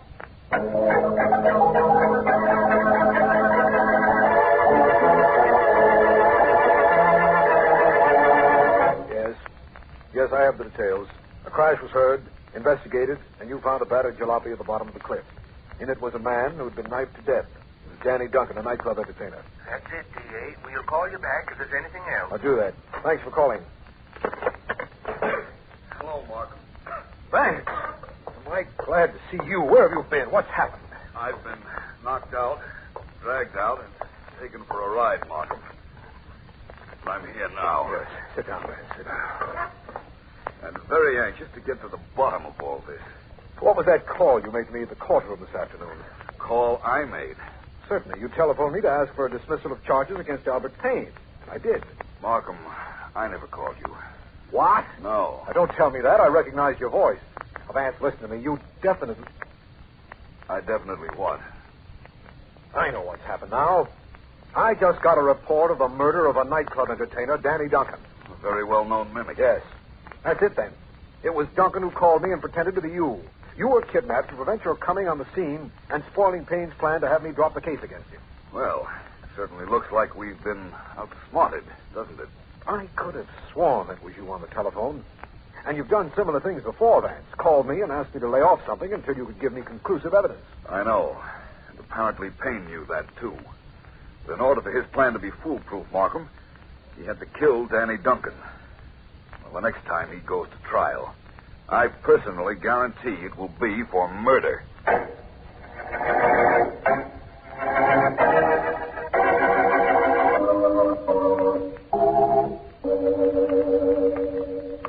Hey, Steve. Yeah. Look around quick. Is anybody following us? Are you kidding? Of course not. Who'd be following us? I don't know. I looked around a couple of times, only I didn't see nobody, but I kind of feel like there's somebody following. Stop being stupid. Well, I'm not being stupid. Now, wait a minute. Wait, just stop a minute. Now, listen. Hey, you hear that? Do you hear that, Steve? So it's somebody else on the street. Yeah, but there ain't nobody on the street. Nobody but us. Hey, maybe it's that Danny Duncan come back. Steve. Now, get your hands off me. What's the matter with you? Nobody's there. Are you getting yellow or something? Yeah, but Steve. Oh, come on. Steve, come I'm on. afraid. I'm awful afraid.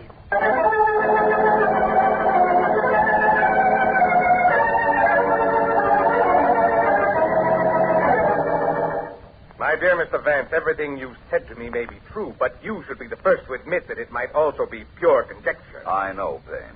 Perhaps you didn't hire the mimic Danny Duncan to imitate my voice after having a couple of your men kidnap me. Perhaps you didn't kill Danny Duncan so he could never tell what he knew. Mm-hmm. And perhaps I would have beaten the case the state had against me, even without the phone call you insist I had Duncan make. Vance, don't you see how hopeless this is, and how helpless you are to do anything about it? I don't often lose my temper, Payne. Really? But I'm making an exception in this case. You listen to me. Take your hands off my coat. I'm finding it hard to keep them off your throat. Why don't you Now, stop? listen. You had a couple of mugs beat me up. I don't like that.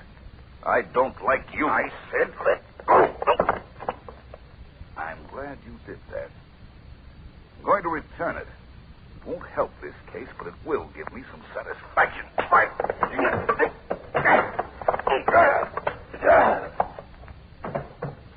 You don't think I have anything on you, do you, Payne? Come on, get up and talk. That's right. I don't think you have a thing on me. I bet my life you don't. Don't look now, Payne. But that's exactly what you're betting.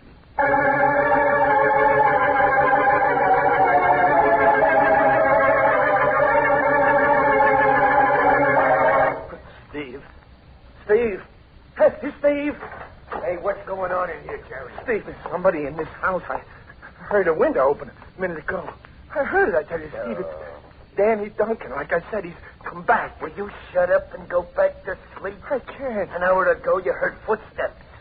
Danny Duncan is dead. You know that. Sure, I know it. That's why he's come back, Steve. Because he's dead and we helped kill him. We were holding him when Mr. Payne stabbed him. Now, look, stupid. Danny Duncan is gone. But, Steve... Yeah, but I'm here. If you bother me again, I'm going to come in and work over you myself. Now, go to sleep. Steve, don't go. Stay here with me, Steve.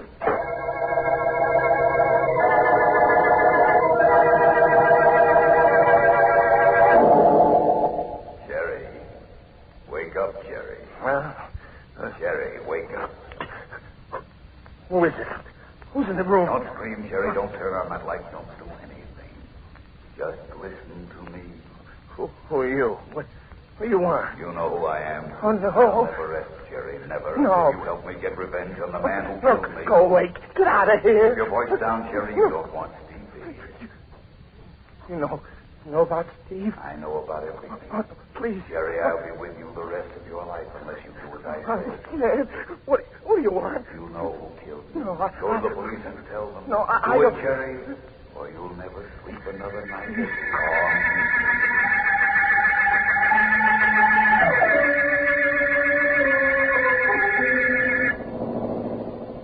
You asked me to keep my fingers crossed, Markham. Now it's your turn. It's hard driving the car that way, but I'll do it. You haven't any further to drive, my friend. This is Payne's house. Oh. Come on in with me. Okay. If I'm right about everything up to here, this case should be over soon. Well, that's the best news I've had all day, except for one thing. Payne is an extortionist and steps into larceny very often. But I didn't have too much evidence against him, although he, of course, didn't know that. Anyhow, now I don't feel quite so badly. Good. I feel partially responsible. What? Inside the house, Vance. Those shots came from inside. Let's go. Try the door, Markham. It's open. This way. They came from this door here. Right. Come in, gentlemen. What long as I live? It wasn't very long. I guess. What's going on here, Payne? Pretty obvious, isn't it, Markham? This man broke in here with a gun. He's still holding it. Fired at me. I got my gun and shot him. What brings you here? And what's with your friend Vance? I think this is it for you, Payne. Mm-hmm. What makes you say that, Vance? Jerry came here to tell you he was going to the police because he believed it was the only way he could keep Danny Duncan's spirit away from him. Danny Duncan? Who's that? Oh, no, Danny, I did what you said. I told Mr. Payne I was going to the police. I wanted to warn him. Well, you really killed Jerry this time, didn't you, Payne? Did Couldn't I? let him finish what he was saying, could you? You know my story, Vance. He broke in here. I shot him in self-defense. It wasn't self-defense just now, Payne. You murdered him right in front of us. Your story won't stand up now. You won't stand up very long either, Markham. Oh, wait. You grabbed this off and deflected the gun, Markham. Vance, get away from me. There. That's better. Now, both of you stay right where you are. Don't take a step. Vance, don't. Why not? I'm coming to get you, Payne. Don't take another step, Vance. Don't do it. All right, I warned you. It only holds 6 shots, you know, Payne. Now I'll take that. Good boy. Keep away, Markham. This is for me.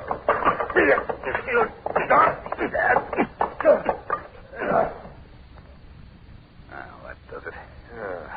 You'll find the third member of this trio, a fellow named Steve, at a house on Central Street. Okay. You have a real case against Payne now, Markham. You'll never beat this one. That is, if you don't telephone me during his trial. I'll never do that again, Markham. No more telephone calls.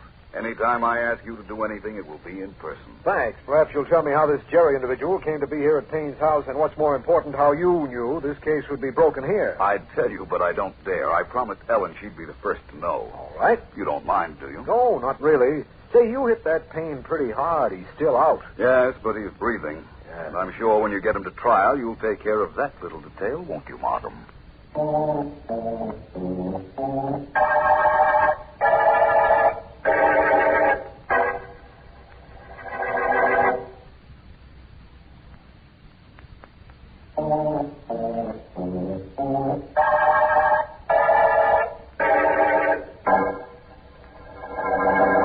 The only thing I don't understand, Vance, is what made that Jerry character go after Payne. I knew he would, Ellen. I knew he was superstitious. I found it out when he and Steve jumped me the night you dropped me off. Oh. And later, while we were in the car in which he was supposed to kill me. So you worked on that superstition? Definitely. It's a powerful motivation, Ellen. A superstitious individual will go to almost any lengths to remove what he considers a hex. Yes, I know. I followed him along streets, making sure he could hear me, but keeping out of sight. Opened a window in his house. Even sneaked a public address system into his bedroom to plant the idea that I was Danny Duncan's ghost. Pretty good planting, I'd say, inasmuch as it sent him after Payne. That's what I did it for. He got to Payne's to warn him he was going to the police before Markham and I had a chance to get there. Payne thought he had to kill him. What I'd like to know is what made you such a brave man. How come you walked right up to Payne when he had a gun in his hand, a gun he had just used to kill Jerry? I had heard 6 shots, Ellen. The gun was a revolver. That only holds 6 shots. Well, you say you'd heard 6 shots. My friend, to use your favorite expression, didn't it ever occur to you that Jerry might have fired 1 or even 2 of those? Certainly it did, only Jerry carried an automatic and the safety catch was still on. Uh-huh. I noticed that when it was in his hand as he was lying on the floor. So I really wasn't so brave, was I? Oh, all I can say is it's a good thing you can count, Vance. Otherwise, a bullet would have started right toward you. Well, let's not be concerned with anything starting, Ellen. Let's just remember that this is the end of the mimic murder case.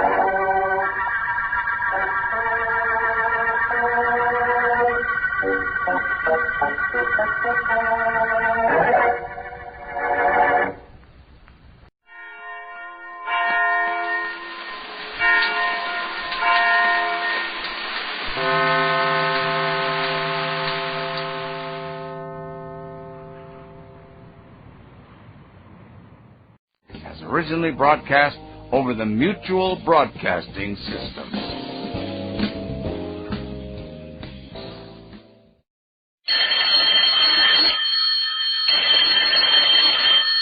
Calling all detectives. When one hoodlum gave another a holiday necktie, it spelled out a pattern of murder. That is the situation on this page from my casebook. The casebook of Jerry Browning, private detective. The holiday season is a time for relaxation for everybody except a guy like me, Jerry Browning, private detective.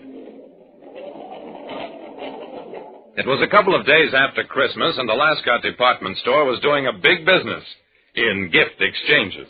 I was at the hosiery counter explaining why size 9 socks were too small for me, when a couple of aisles over, 2 men at the neckwear counter began exchanging Sunday punches. I pushed my way through the crowd just as one of the contestants folded up and hit the rug. I grabbed the victor just in time to prevent him from kicking in the ribs of his fallen opponent. Shame on you, you big bully, slugging a little guy like that, and right in the middle of the holidays, too. The big man twisted my grip. Let go of me before I knock your back teeth out. Oh, hello, Jerry. What's the good way? I relaxed my grip, took a good look at him. Hello, Muscles. When did you get paroled? 4 months ago. Excuse me a second, Jerry. He bent over the small, fallen man, took a gun from his victim's pocket, transferred it to his own. You have to excuse me, Jerry, but good-natured Eddie has got a nasty temper, as everybody knows. And if he wakes up with that rod in his pocket, he might get rash. I picked up the little man, shook him to a semblance of consciousness. Muscles, and you too, good-natured. What's the big idea of staging a riot in a place like this? Good-natured gave me a glassy stare. Why'd they hit me? Muscles looked hurt. Why did I hit him?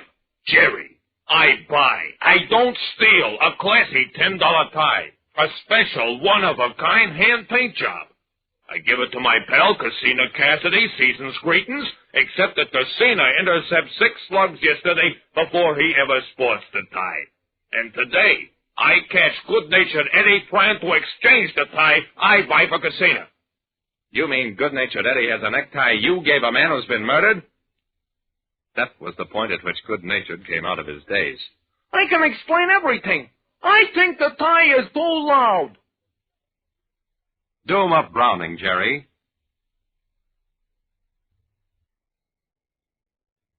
Two hoodlums staged a fight in a department store. When one tried to exchange a necktie, the other had given a murdered gambler.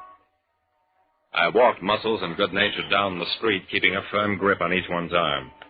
Good-natured muttered, Jerry, if you will butt your nose out of private business, I will cut Muscles' heart out. Muscles tried to reach beyond me to strike the little man's face.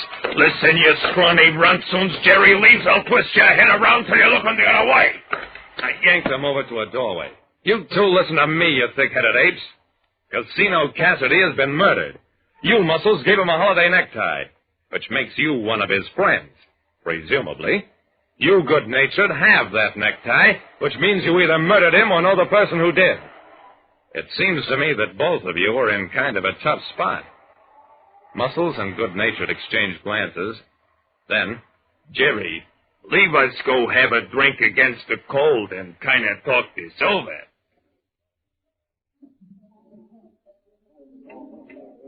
Sitting in a booth at the Red Lion Bar, good-natured tried to explain.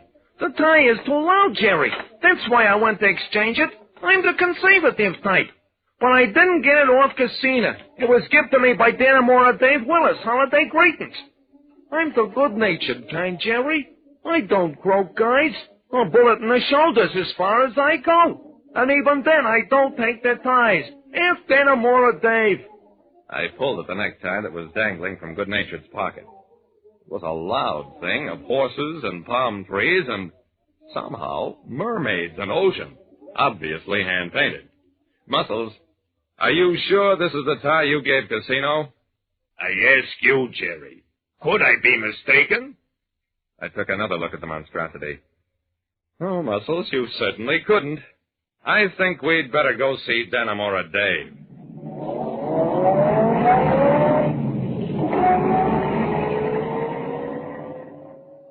Let's pause right here. Calling All Detectives returns in a moment.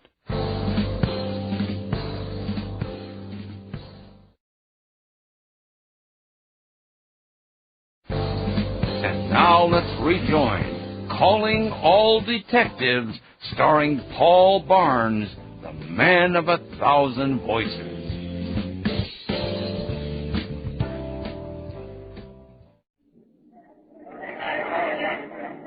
Danamora Dave was the bouncer at a big roller skating rink. When he saw us, he came skating across the floor, pausing long enough to pluck a young would-be acrobat along the way. If you want to die, Sonny, die outside. Hello, Jerry, Muscles, good-natured. A merry Yuletide, gents. What's the score? Good-natured looked unhappy. 8-5, Danamora, against you. I held up the necktie. You gave this to good-natured Danamora, but before that, Muscles gave it to the late Casino Cassidy. Mind telling us how you got the tie? Danamora winced. It was a happy holiday present from a friend.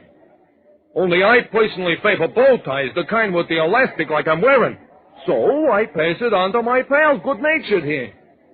Who gave it to you, Danamora? The bouncer hesitated. Well, Casino was always a square guy. He shouldn't have been killed, so... Guzzler Grogan gave it to me. I thought it was kind of funny when he told me he was in too much of a hurry to get a box with it. Muscles snorted. I paid for the tie. I got a box with it. Danamora nodded. Maybe we should all go have a talk with Guzzler Grogan. It'll take all of us to do it.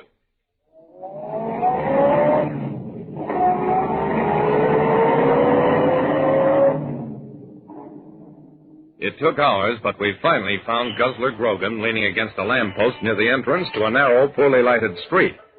When he saw us, Guzzler stiffened, then relaxed as he recognized us. The season's best, pals. Where's the convention? Danamora didn't waste any time. Guzzler, you give me a tie that I give good-nature that he tries to exchange. Only before that, Muscles give the same tie to Casino Cassidy, who is now on a slab. Leave me see the tie. I held it up at a safe distance. Guzzler nodded gravely. That's a tie, all right. A dilly, ain't it? Guzzler, I know you're a hold-up man, but I didn't think you were a killer, too. Guzzler was indignant. Anybody I knock off is strictly not on purpose. Being as Danamora's my pal, I don't mind telling, I take this tie off a guy I guzzled last night, a big skinny guy wearing a monkey-tail coat. He comes out of Casino's place last night at 2 a.m., through a window. As he lands on the grass, there I am, and I grab him around the neck and I guzzle him. You mean you choked him? That's what I said, didn't I? I got his wallet and his watch. He's got this tie in his pocket, see? And I figure that's just what I need for my good friend Danamora Dave. A merry holiday to you. I shrugged, put the tie back into my pocket. Looks like the end of the trail, boys. Now we'll never find Casino's killer. I don't know about that. Before I fling the wallet, I look inside. Mortimer Aldershot II is a moniker. Though naturally I won't say it in court.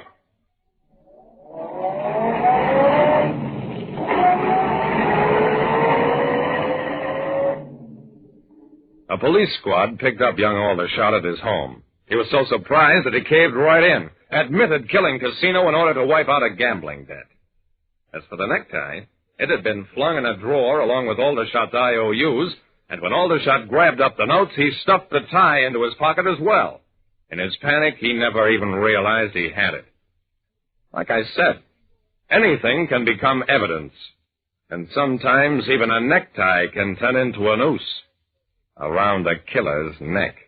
And that was Paul. Get this and get it straight. Crime is a sucker's road, and those who travel it wind up in the gut of the prison of the grave. There's no other end, but they never learn. This one began as the threat of a beating that turned into murder with a brown-eyed blonde, a jovial hippopotamus, and a tough ex-soldier of fortune, all complicating the problem until I got next to the key man. From the pen of Raymond Trentler, outstanding author of mystery, comes his most famous character and crime's most deadly enemy, as we present The Adventures of Philip Marlowe.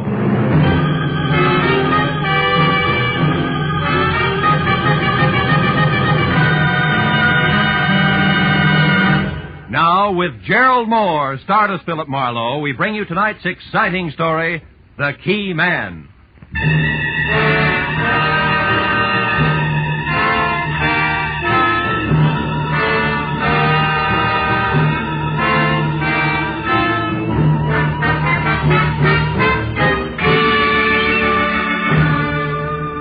Along about dusk, Hollywood Boulevard is some desolate place between the end of work and the start of play, and about as boisterous as taps. So except for a sallow-faced masher leaning against the nearby storefront warming up his evening leer, I was alone on a lot of fancy pavement when I walked up to the box office of the newsreel theater near Cahuenga. Paid my 40 cents admission, tax included, and started inside, where, of all places, I was to meet my new client, one Mark Hummel. He'd called my office at 6:35, and in a tight voice, fringed with fear, urged me to find him in the last row, last seat, far left of the Boulevard Cinema at once, if I could use a $50 bill. It was exactly 6:45 when I crossed the length of lobby to aisle 4 and entered the theater proper, which was almost empty.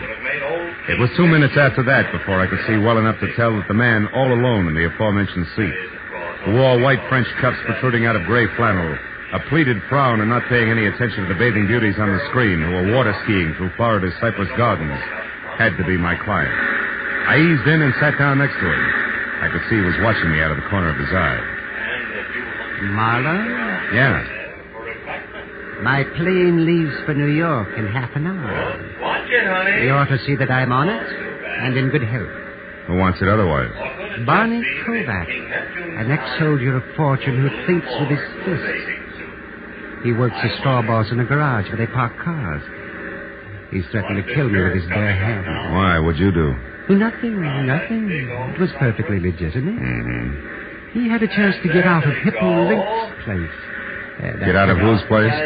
Hippo Link. Oh. Kovac had a chance to buy a location of his own. But you got there first. Look, Mr. Hummel, why don't we continue this in the lounge? It's quieter out there. Yes, what if you think? Yeah, come on.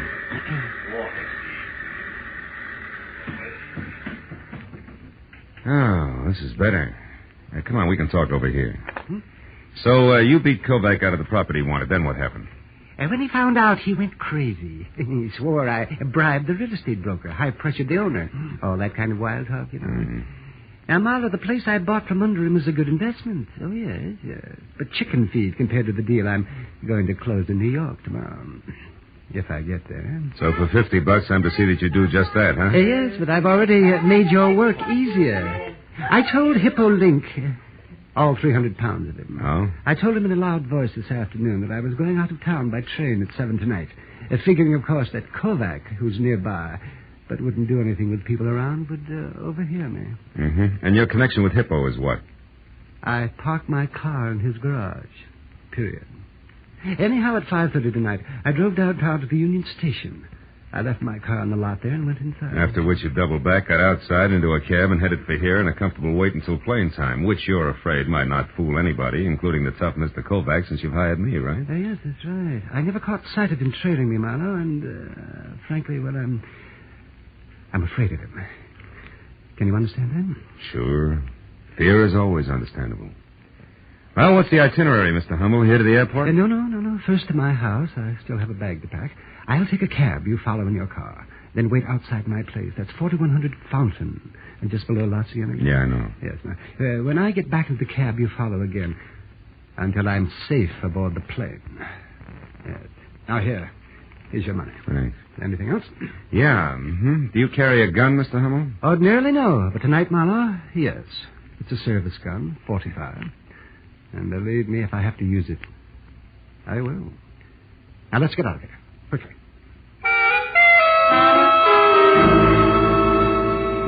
I was 20 minutes playing Follow the Leader up through Hollywood to Fountain Avenue as far as the neat cube of stucco that was number 4100, where I parked behind the taxi, lights out, and waited. Until I heard a frightened scream from what had to be Mark Hummel. I piled out of my car and darted past the cabbie who said he had enough trouble in his life and ran up the front steps and into the house where in the light of a single overturned lamp at the bedroom, I found my client face down in a widening pool of his own blood. I started for the rest of the rooms, but then the sound of a motor roaring out of the alley behind the house told me I was wasting my time. When I returned to the bedroom, one glance at Hummel's still form said that the man who had been afraid for his life only 30 minutes ago was already very dead. Next to his body was the .45 he never got to use, and alongside of that, the miniature crystal ball splattered with blood that had killed him. There was a key which I found fit the front door, lying in the middle of the carpet. The drawers and closets were all open, as well as his half-packed suitcase. It was a good time to call the police.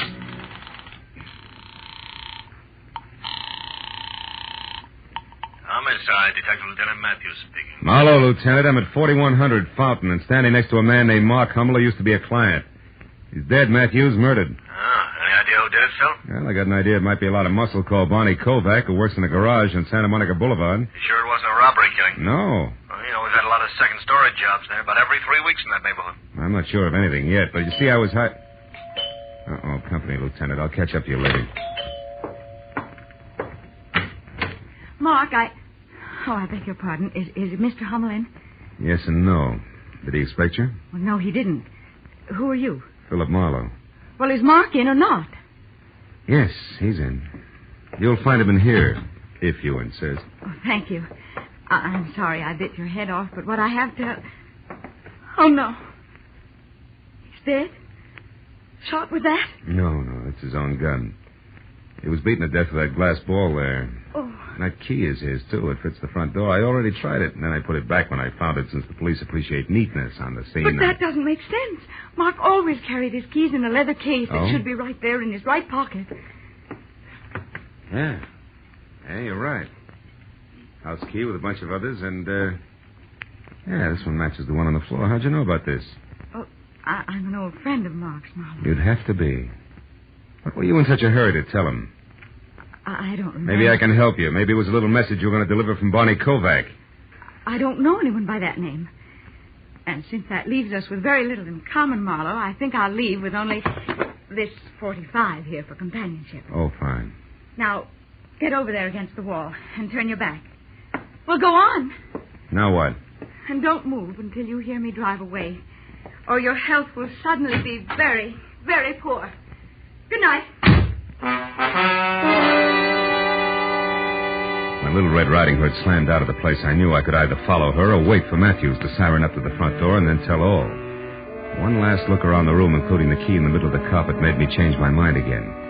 If the key could be traced, it might be a definite link to Kovac, so I headed for Hippo Link's garage on Santa Monica Boulevard in the hope of further information about a hot-tempered man who worked there. Less than 5 minutes later, I was walking down a cement ramp that dropped from the street level into an acre of underground parking space filled with a crowd of heavy with chromium cars that belonged to the fashionable neighborhood nearby.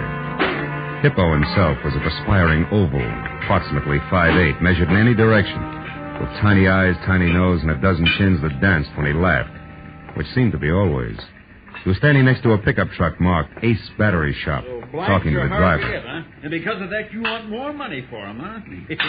That, I suppose, is easy to get. Now, look, Hippo. Listen, Plume, I won't pay any more. My overhead's too high already. So if you can't get them for me at the same price, forget the whole deal. Besides, I don't like the way you do business anyhow. Meaning what, Hippo? Meaning that when I give you an order, Plume, I want it delivered to me in person, not to just any flunky that's standing around. Okay. That was a slip. It won't happen again. Yeah, not twice it won't. Goodbye, Plume. I got customers. Can I help you, mister? Maybe. I'm looking for Barney Kovac. Is he around? No. Why? What do you want him for? Maybe murder. What? Barney, he killed someone? Wait a minute. Plume, I said goodbye. Go on, beat it. Okay, Hippo. I'll see you around. Let's go in the office here, mister. A little quieter. Sit down. Thanks. You a cop? No, private detective. Name's Marlowe, Hippo. Marlowe, huh? Mm-hmm. Never heard of you. I never heard of a lot of people, huh? That's right, Hippo. People like, for instance, Mark Hummel. Why him, Marlowe? He was the one Kovac killed. Well. What do you know? Doesn't seem to break you up. Why should it? Hummel was a louse, Marlowe. Everybody said so. Of course, I didn't know him personally, except to joke with him when he brought his car in. You know, a little laugh goes a long way with some guys. Tell me, Hippo, did you know that Hummel was going out of town? Yeah, he told me this afternoon. Should have gone yesterday, huh? Shut up. Okay, so you don't like jokes. I can play it straight. What do you want? For an opener this. A tall blonde with brown eyes and a pretty face who knows how to handle a .45 as well as conversation walked in here. Would you know her? Am I? Could be Rhonda Beaumont, Barney's girl. She lives in a plush apartment over at 38 Sweetser Drive, just above the Strip. How does she figure? Probably great in a Catalina swimsuit, but in this deal I'm not sure. She might have put me on the right track by setting me straight about a key to Hummel's apartment that I found next to his body. Wasn't his. A key? Yeah, the design on it near the top, the round part, was like a fancy figure 8. Mean anything to you? Not being a locksmith, no. Anything else? Yeah. Where can I find Barney Kovac? How would I know? He quit at 5 today, just like he does every day. And I quit at 9, Marlowe, which happens to be right now. So, goodbye, mister. Just like that? Yeah, just like that. You see, if I work late, Marlowe, I got to pay myself overtime. That hurts, because I can't afford it. See what I mean, boy?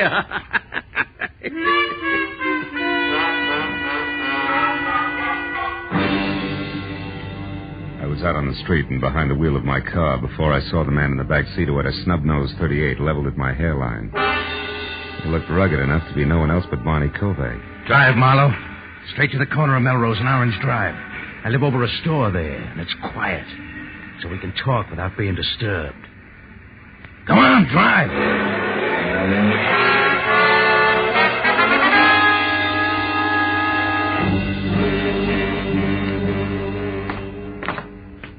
Right ahead of you, Marlowe. One with a closed transom. Keep walking. And when I get there? Then you'll go inside, sit down, and rest while you listen. To what? To the truth, Marlowe. I've been following you long enough tonight to know that you're off your rocker. You see, fella, I didn't kill Hummel. Yeah, I know. He's double-jointed. It was suicide. Slugged himself from behind. All right, cut it. Here, here's a key. Open up. Okay. Hey, you made a mistake, Kovac. Wrong key. What are you talking about? Let me see that. Sure. With pleasure. Stupid. Now that I got your gun, Bud, try it yourself. Come on, Kovac. Close quarters make me nervous. You're making a mistake, Marlowe. Yeah, sure I am. The guys who are off their rocker always do, remember? Now get over there in that chair and behave while I use your phone. Marlowe, don't move or I'll kill you. Hippo. Barney, take the gentleman's gun. It's heavy for him. Sure. Here, now here, boy. Here's some money. Get clear of L.A. till this thing's all cleaned up. You're in a bad spot. I know, but I didn't kill Hummel, Hippo. You gotta believe me. Yeah, by all means. Barney, my boy, if you say it, I'd believe it. But others won't be that accommodating, I'm sure, so go on. And no matter what you do, don't worry about Marlowe. Huh? Nah, he won't be following you. You can count on that, Barney.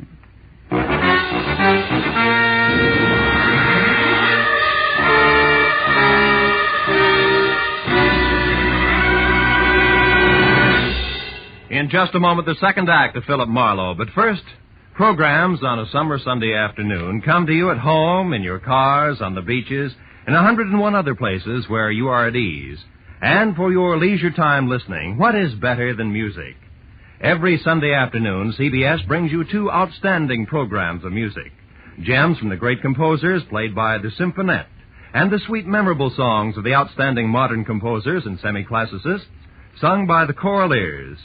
Each program is designed especially for fine, summer Sunday afternoon listening. Hear both the Symphonette and the Choraleers tomorrow afternoon on most of these same CBS network stations. Now, with our star, Gerald Moore, we return to the second act of Philip Marlowe and tonight's story, The Key Man.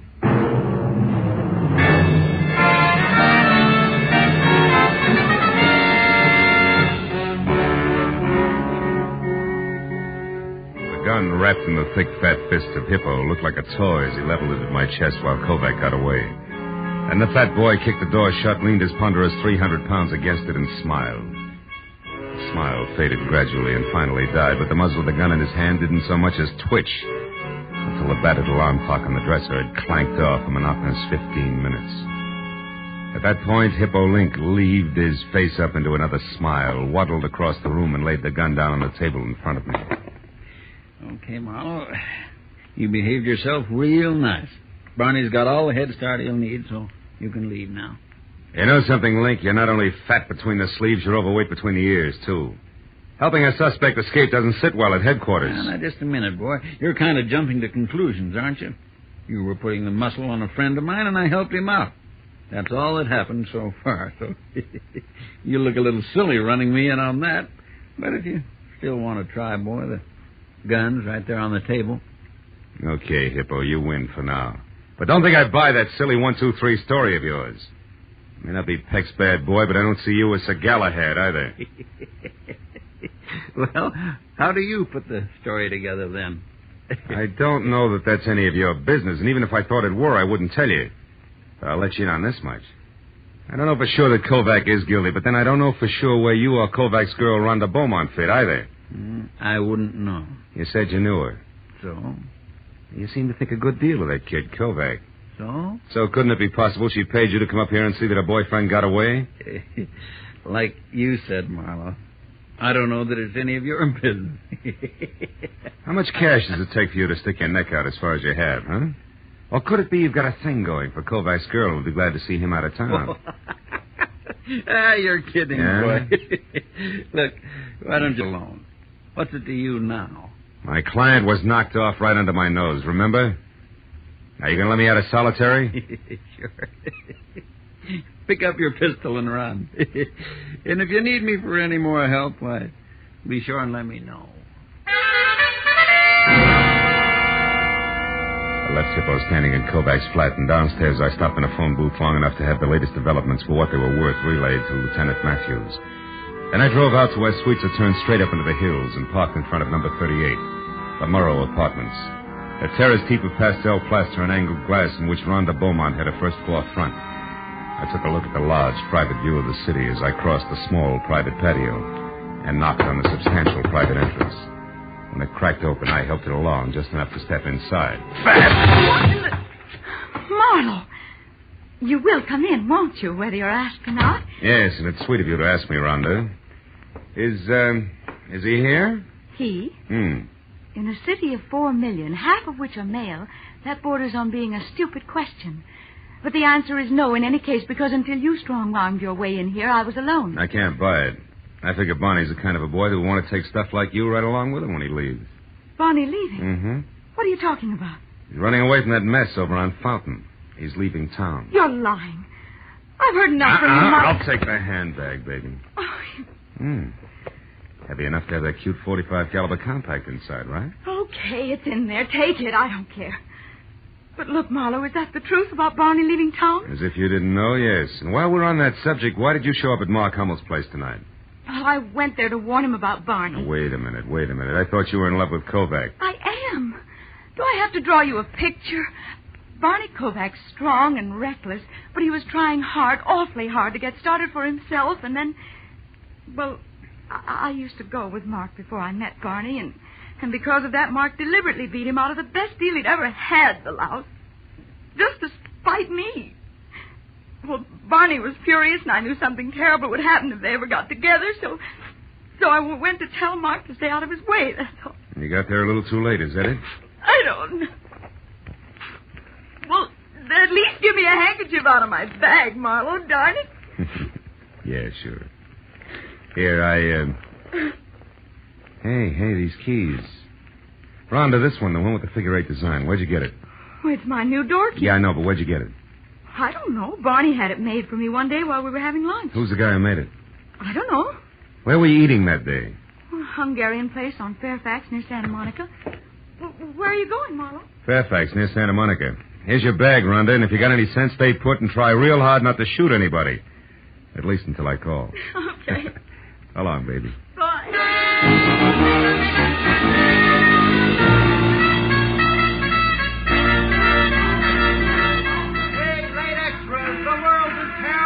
It's a mess. Read all about it. Late extra papers. It's all over now. Paper, mister? No, thanks, kid. Tell me something. Where's a locksmith on this block? Locksmith? No, there ain't none. Oh, come on. Sure there is. A guy who makes keys.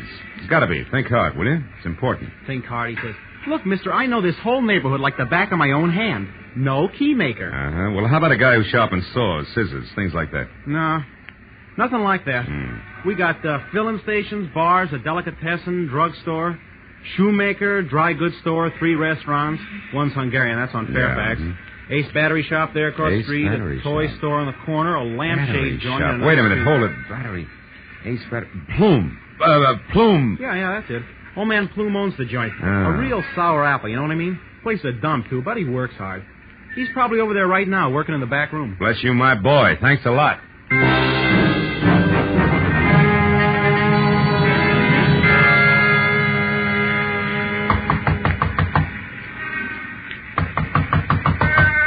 Yeah, who is it? Customer, my battery's dead. You gotta help me. Now, look, mister, my place is closed up. Come back. Hey, what is this? Sorry, Plume, but tomorrow's a long way off. This is an emergency. Now, take it easy and you'll be okay. I got a job for you, and it's got to be done tonight. Well, listen, I said my place... Shut up. Now, get this, Plume. I'm a friend of Hippo Lynx and Barney Kovacs, all of which makes you perfect for my job. Now, what kind of a job you talking about? This. It's a key. Duplicate it. A key? Hey, buddy, this is a battery shop. I can't make keys here. In the first place, you got to have a license. I said this was an emergency, didn't I? Get busy. With what? My fingernails? I don't know how to cut keys. Somebody's stringing you, pal, and I... Plume, keep away from that drawer! Well. Whole drawer full of blank keys, huh? And that 38 in the drawer here must be that license you spoke of. Come on, you. Get up. Wait.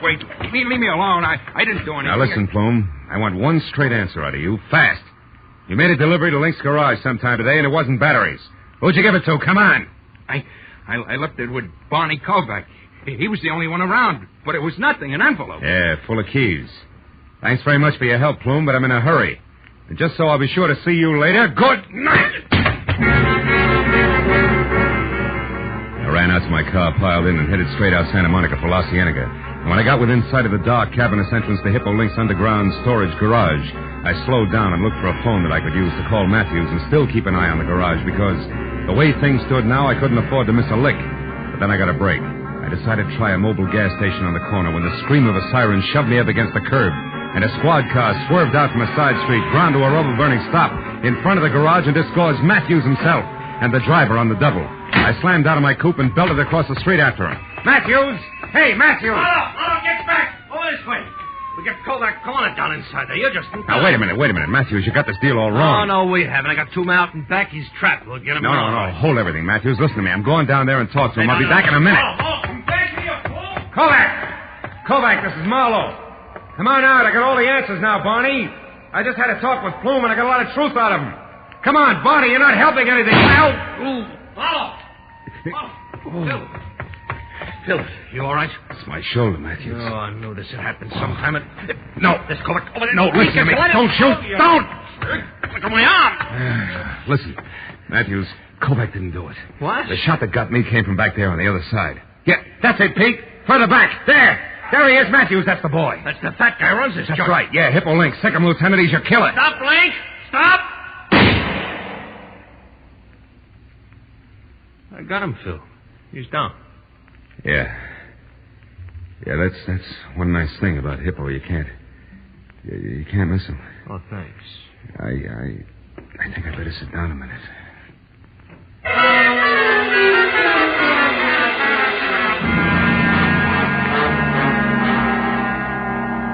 Hello, Marlowe. You feeling better now? Oh, great. You can't beat these hospital beds for comfort, Lieutenant. I'm getting one for my apartment. You can crank it into 30 different positions. You know that? Yeah, I know. The doc says you got off with a flesh wound. Uh-huh. Yeah, you're pretty lucky, Phil. And I just stopped by to tell you they saved Hippo Link, so he'll have to be tried. It won't be much, though. He's already admitted everything. What about Plume? Did you get anything on him? Still so groggy, I hardly knew his own name when we picked him up. Yeah, it was quite a racket they had, Matthews. Yeah, smooth. Every rich customer come into Hippo's garage, left his house key with his car keys, was a cinch to be burglarized sooner or later. Yeah, Plume cuts a duplicate key. They find out when the people are away, and that's all they need. Some setup. The show backfired on him tonight. Hummel went to a lot of trouble to tell Hippo that he was leaving town at 7 just to throw Bonnie off his trail. But Hippo took it as a great opening for his racket. So Hummel came home right in the middle of the burglary, and Hippo had to kill him to get our way. That's it? Oh, by the way, a friend of yours out here. Oh? Yeah, I'll get him. Come on in, Bonnie. He's feeling fine. Oh, swell. Hi, Mr. Marlowe. Hi. I guess Rhonda and I owe you quite a vote of thanks. You owe me nothing but an explanation, Kovac. Why'd you run? Oh, I don't know. Half the way I shot my mouth off about Hummel, I figured I was hooked for sure when he turned up dead. Once I started running, I couldn't stop. Kept getting worse. Yeah, it's exactly what Hippo figured. That's one I don't get, Marlowe. Why'd he help me in the first place? He had to, brother. Hippo knew that my best clue was an extra door key. He also knew that Plume had left a bunch of keys with you to give to him. He was sure that if we ever got together and talked about keys, he'd be stuck. But as it turned out, I got the same lead anyway from the key Plume made for Rhonda. Hey, Matthews. Yeah? Crank me up in the middle, will you? What, like this, Phil? Oh, yeah. That's perfect. Barney, turn off that reading lamp, will you, please? Sure. Yeah. Anything else, Marlowe? Yeah. You see that no visitor sign there? Yeah? Well, just hang it on the door on your way out. I'm here for 3 days, fellas. I'm going to make the best of them. Good night, all.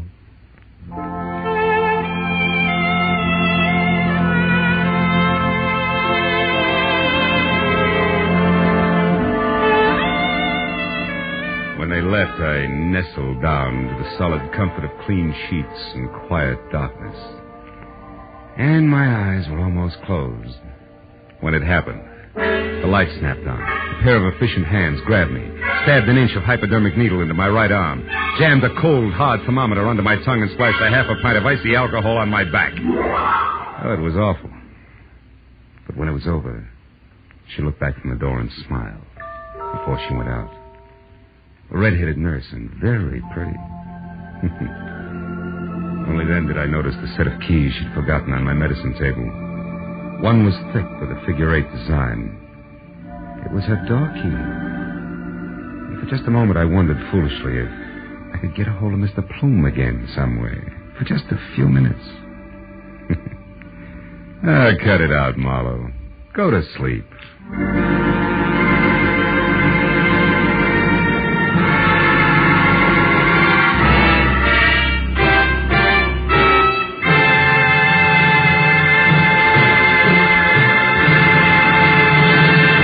The Adventures of Philip Marlowe, bringing you Raymond Chandler's most famous character and crime's most deadly enemy, star Gerald Moore, and are produced and directed by Norman MacDonald. Script is by Mel Donnelly, Robert Mitchell, and Gene Levitt.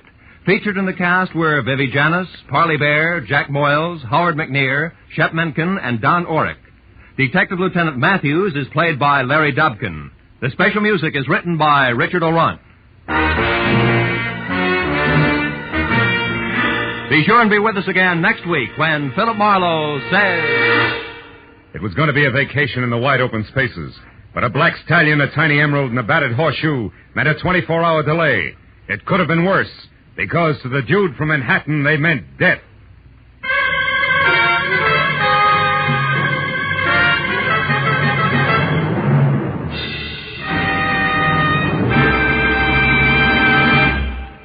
of us think we are free of tuberculosis. Yet how many of us make sure with periodic chest x-rays that we have no symptoms of this dread disease? Anyone can have TB without being aware of it. In the early stages, there are often no signs, and yet it is in this early stage when it is most important for the disease to be detected. So remember, TB can be cured if you catch it in time. Make an appointment for that chest x-ray immediately. This is Roy Rowan speaking. Stay tuned now for Gangbusters, which follows immediately over most of these same CBS network stations. This is CBS, the Columbia Broadcasting System.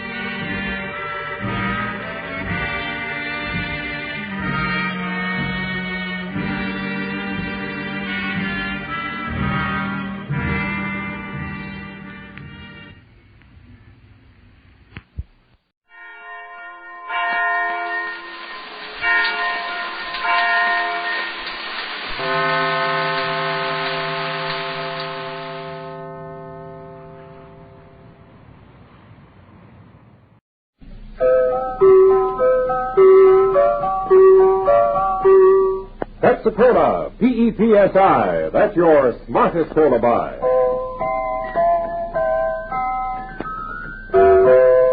Pepsi-Cola presents Counterspy.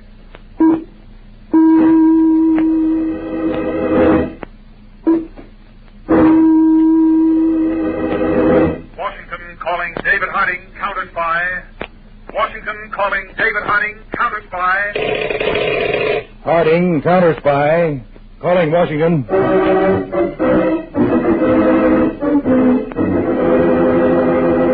United States Counterspies, especially appointed to investigate and combat the enemies of our country, both at home and abroad. Tonight, the case of the Flatbush Fagin, another Counterspy report to the American people. Brought to you each Tuesday and Thursday by Pepsi-Cola. Pepsi-Cola, it's the spot. 2 full glasses, that's a lot. That's right, you heard what they said. 2 full glasses of sparkling Pepsi from one big 12-ounce bottle. You're getting an extra glassful. And what a delicious glassful. The most refreshing, delightful cola that ever tickled your taste. You can't top Pepsi's tangy flavor. And that big bottle saves you money. Goes twice as far. Pepsi's America's big favorite. And America's biggest cola value. So why take less when Pepsi's best? Whenever you reach for refreshment, remember, Why take less when Pepsi's best? And now, to Counterspy.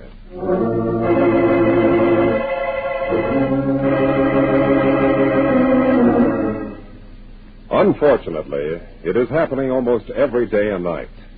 In Detroit, the darkened windows of a store, the stealthy figures of 2 boys approaching, then hands reaching in among the goods on display, and escape. Or, in Los Angeles, late at night, a suburban resident nears his home, when suddenly from behind...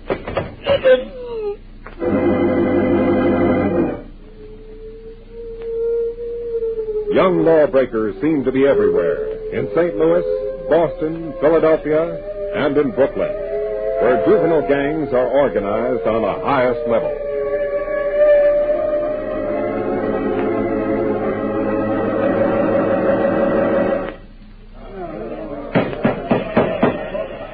Wait a minute, gang! Hold it! Hold it! Before we go out on the rumble against the Crescents, our president, Whitey Benson, wants to say something to you members of the Blue Jays. Now, Chris told you guys how some of them characters from the Crescents pushed one of our boys around this afternoon again. Now, this is the last time they get away with it, see? Tonight, we're putting them Crescents out of business. Like I told you when I organized the Blue Jays, you leave everything to Whitey Benson. We're going places, see? And we ain't going to be in this crummy cellar for long, either. Soon we're going to have a real classy clubhouse, pool tables and all. Us Blue Jays is going to end up the top dog outfit in Brooklyn. Pipe down! Pipe down! Steve? Yeah, Whitey? You and Chris take your boys and brief them for the rumble like I laid it out. Gotcha, Whitey. Okay. Now, all you guys will get your instructions from my two ace men. We move in on the Crescent's clubhouse at 10:30 tonight.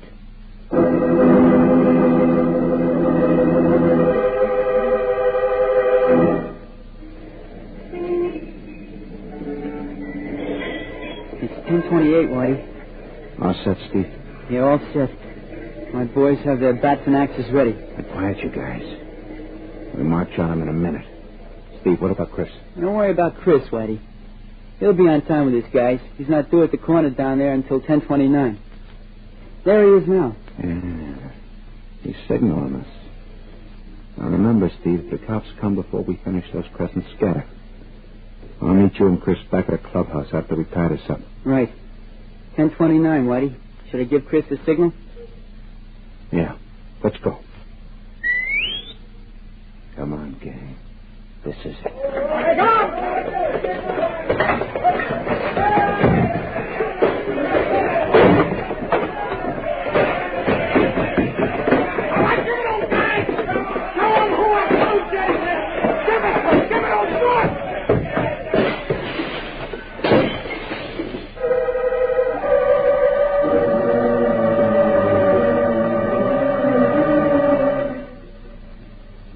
You two ace men of mine done a swell job tonight. And that finishes the Crescents for good, huh, Whitey? Yeah, Steve. For real. Now they ain't got no more clubhouse, they'll come around begging to join us Blue Jays. That was the main idea I had, Chris. Before we're finished, we're taking in every club in his territory.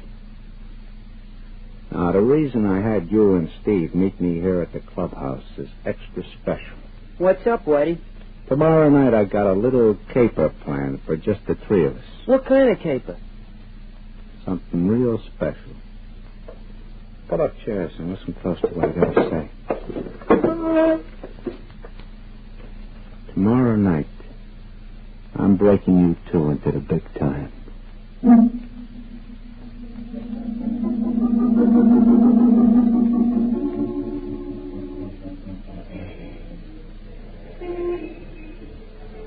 Got everything straight, Steve? I think so, Whitey. I stand here in the corner and keep my eyes open. If I see a flatfoot coming, I give the signal to Chris in front of the store. That's it, Steve. Chris, let's go.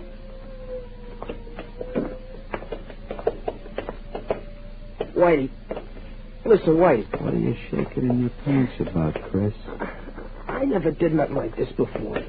Weren't you scared the first time? I was never scared. Not my whole life. I just hope there won't be no trouble. Didn't I tell you the old dame who runs the store, she's got one foot in the grove already? She'll take a squint of my zip gun and do just like I tell her. Oh, you won't have to use the gun, will you, Whitey? Well, Chris, stop acting like you was just out of kindergarten. Here's the store. Don't forget. Keep a watch for Steve's signal. I'll be out in less than 5 minutes.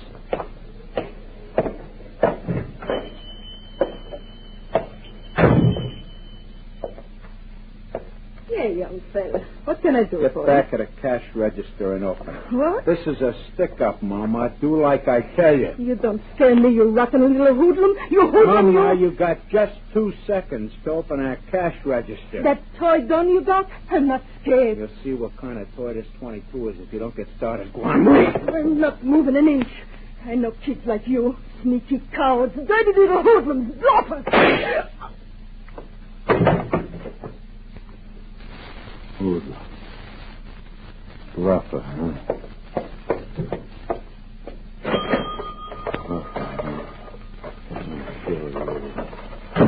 Whitey, why? Whitey, you shot her. Sure. She got out of line. She's waking up. Whitey, I thought you killed her. Get out of my way, Chris. What are you going to do? Why are you loading your gun again? Let go. The old dame's got too good a tag on me. You know I'm on probation. They'll send me up for 20. Now look out. Whitey, don't do it, please. Come on. Let's get out of here.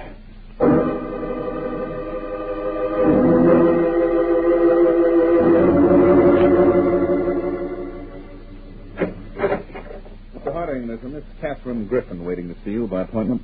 Oh, yes. Come in, Miss Griffin. Oh, Miss Griffin. Nice to see you again. Yes, may we move this chair closer? Thank you. Mr. Harding, you recall our talk last year during the National Police Conference in Washington. Oh, of course, Miss Griffin. Are you still attached to the juvenile court in Brooklyn? In charge of the probation section now. Oh, and having a rough time. Very rough. I learned you were here in the New York Counterspy field office, and I realize, Mr. Harding, you're a busy man, but I hoped you could spare me a little time. Oh, certainly, Miss Griffin. Of course, Mr. Harding, juvenile delinquency in Brooklyn doesn't come under Counterspy jurisdiction. Well, Miss Griffin, juvenile delinquency has ceased to be a local problem. Besides, we're always ready to lend a hand wherever we can, and from all reports, you people in Brooklyn have a big problem. Mr. Harding, we estimate there are at least 70 juvenile gangs with a membership of over 6,000. Not a pretty picture, is it? It gets uglier every day, Mr. Peters. Their numbers are increasing and their crimes get worse. They've gone from gang wars to thievery to murder. Why, just 2 days ago, a store owner in the Red Hook section was shot by .22 caliber bullets. The gun was later found in a vacant lot, a homemade weapon. Zip gun, they call it. Yes, I think we have one of those right here. Sent to us for inspection. Made out of a block of wood, antenna wire, a door lock, and spring. And a lethal weapon it is. In the last month, we've arrested 5 boys carrying guns like that. Each boy was under 17. One was only 13. Our main problem is the unhealthy fear these boys have for officers of the law. Miss Griffin, that unhealthy fear you mentioned interests me. When a boy joins a gang, he's taught to hate and fear policemen. They immediately become his mortal enemies. And naturally, the kings of the underworld become his heroes. I call it negative hero worship. It's one of the big obstacles in our path. The moment these boys see a police uniform, they run. Now, Peters, Miss Griffin has just given me an idea. Let's take advantage of this negative hero worship and prove to these youngsters there's a difference between a hero and a heel.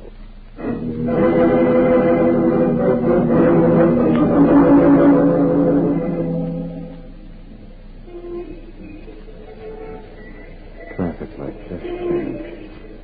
There's the sucker walking toward us. Get ready, Steve. Right, Whitey. Bump him so hard he takes a good flop. Chris. I'm listening, Whitey. No matter what, you stick here in the doorway. Right. Watch how this sucker is handled.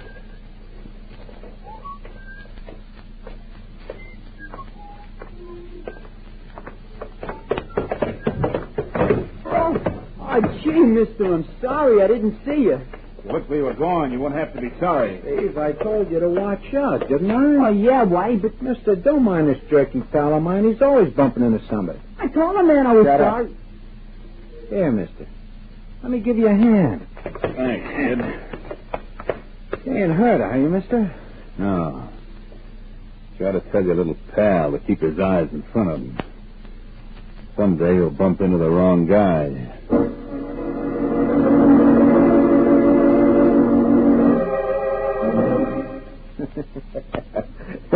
Someday I'll bump into the wrong guy. Hey, you characters, how you like that for that? Pretty good, huh? Hey, with some of that dough, we can fix up this club room, huh, Whitey? How much in the wallet, Whitey? $80, Steve.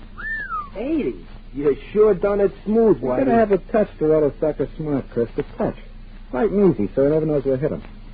I can pick him, huh? Just the way the schmo was dressed, I could tell he was loaded. It's like a talent. Gotta be able to spot... Whitey, they only knocked twice. Yes. They didn't give the right high sign. Hey, maybe it's the cops, Whitey. What are we going to do? Pipe down, both of you. Come on, open up. Whitey, it is the I cops. told you to pipe down. I know you're in there. Open up or I'll bust the door down. You guys keep busting. I'll do the talking. I'll give you one more second. Open the door. Okay. Get your shirt on. I'm coming. All right, smart guy. Let's have the wallet. Wallet? What wallet you talking about, mister? I suppose the next thing you're going to say is you don't know me. That's right. Never saw you before. What about your pal here, this one? Me? Me, mister? I don't mean your grandmother. We never saw you before either, mister. Did you, Steve? No. You're the 2 little punks who rolled me on 12th Street 15 minutes ago. Us? Roll? Mm-mm. Got us mixed up with somebody else, mister. This here is the Blue Jays pub room. We was having a meeting. We've been here all the time. Right, Chris? Oh, sure. We've been here all the time, Whitey. You see, mister? Come on, hand over the wallet. I told you, mister. Hand it over. The wallet, honey boy, with the $80. You busted my arm. Stop, will you? When I get the wallet. Stop. Well, Okay, let go, will you? Let go. it's more like it. It's my back pocket right here. Hey, the wallet ain't there. Because I got it right here in my hand. What? You gotta have the touch to roll a sucker smart, Whitey. The touch. Light and easy, so he never knows what hit him. Whitey, he was outside all the time. He hurried. The next time you and your boys try a roll, you better be sure of the mark you pick out. For all you chumps know, I might have been a cop just laying for you. Then you're not a cop? Well, I look like one? No. Why? If you looked at the cards in my wallet, you'd know who I am. Dutch Malloy. Dutch Malloy? You was Dutch Malloy from that Chicago mob? Is there another one? Dutch Malloy. Chris, how you like that? Of all the guys to pick Dutch Malloy, out of everybody walking the streets of Brooklyn, Whitey picks Dutch Malloy to roll. Of all the guys, Dutch Malloy. Cut it off, sir. Matter, Whitey, no sense of humor. So I make one mistake. So what? Anybody can make a mistake, can't they? If you want to stay in this business, you don't make no mistakes. Not even one. Hey, Dutch, what are you doing here in Brooklyn? You going to be around long, Dutch? Couple of weeks, Chris. Why? Well, if you had some extra time, maybe you could come around and give us some pointers, huh? Some tips on the ins and outs of the business. Hey, what do you want to bother Dutch with this kid stuff for? Dutch is a busy guy.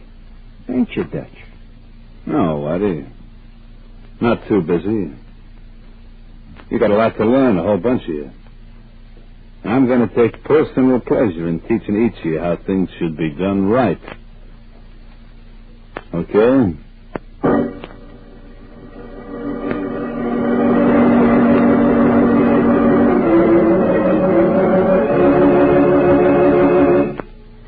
In just a moment, we'll return to Counterspy, brought to you by Pepsi-Cola. Pepsi-Cola, hits the spot. 2 full glasses, that's a lot. Lot more value, lot more depth. Why take less when Pepsi's best? More and more, among fellows and girls, among mothers and dads, you hear that sane and sensible question, why take less when Pepsi is best? No budget, no allowance ever had a better friend than tangy, sparkling Pepsi-Cola.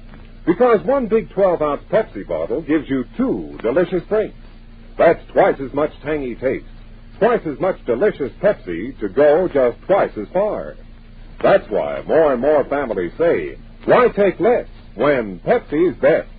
Yes, families like yours and mine, families all over America, they're all saying, why take less when Pepsi is best?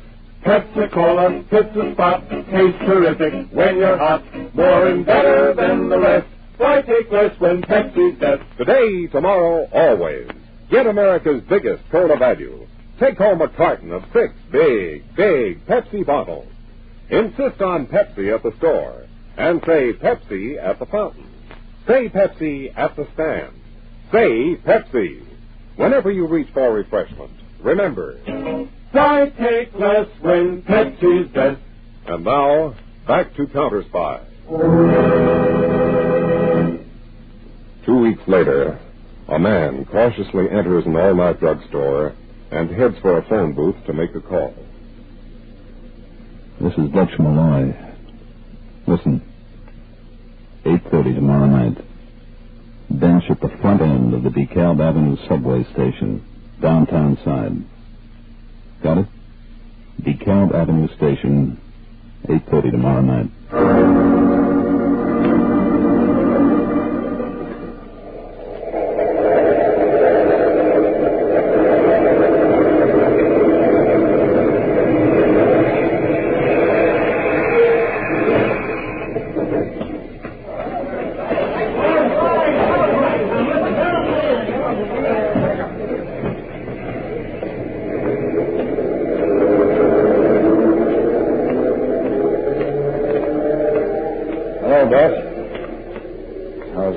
Cover man. Mr. Harding, this is one assignment I'm not enjoying, not the least bit. What's wrong, Peter? Well, it's the way that whole gang, especially those two kids, Chris and Steve, look up to me. Dave, honestly, it makes me sick inside the way they think that Dutch Malloy is such a hotshot. Well, that's why you're there, Peter. I know, but they're not really bad kids. It's the leader of the Blue Jays who's all the way off the track. That Whitey Benson is the rotten apple in the barrel. Yes, our files show Whitey has a bad record. He sold all the other kids a bill of goods, made them cop haters. He gets the others to follow him either through admiration or strong-arm tactics. Till I came into the picture, Whitey's word was law, but I know the punk is yellow. Well, then your work's cut out for you, Peter. Show Whitey up to the others for what he really is. That's not going to be such a cinch. Well, first you'll have to win the complete confidence of all the other boys. If I can, in time. Whitey has planned a job for him to pull in another day or so. Oh? A bicycle shop on 10th Street. Whitey has it set for them to steal 3 of the bikes that the owner of the shop has displayed on the sidewalk outside. Oh. See the spot I'm in, Dave? I can't let those kids steal the bikes. Well, of course you can, Peters. But maybe there's a way of out-masterminding Whitey Benson at bicycle stealing.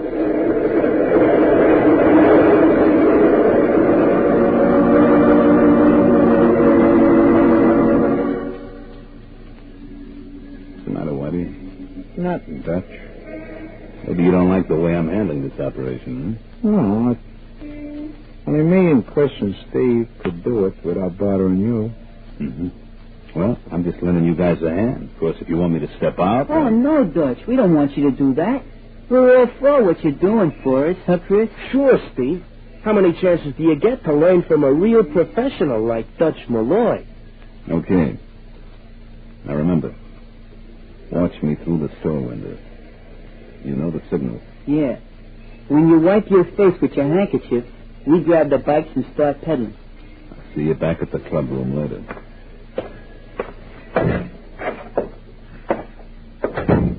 Well, mister, how can I help you? Good evening.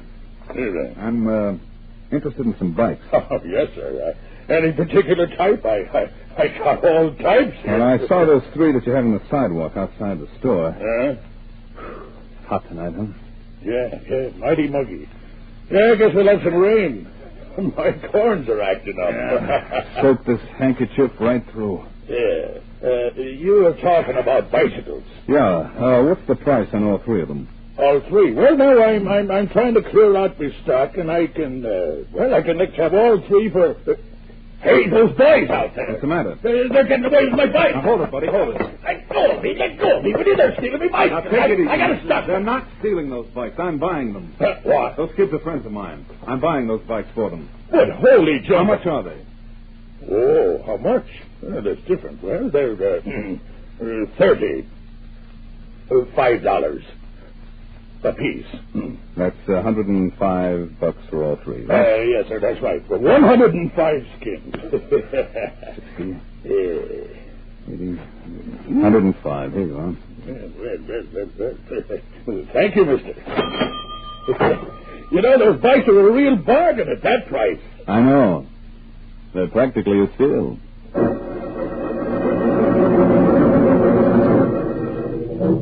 Good work, Peters. You must have convinced Chris and Steve all right. $105 is a high price for being convincing, Dave. Put it on your expense account. Under what? Petty theft? By the way, how is Whitey Benson taking it? Like a slow burn, Dave. If you ask me, I don't think Whitey's going to be satisfied with sitting on the sidelines much longer. Your job then, Peters, is to expose Whitey as a coward right in front of his ace man. Right, Dave. But I'll have to wait for just the right setup.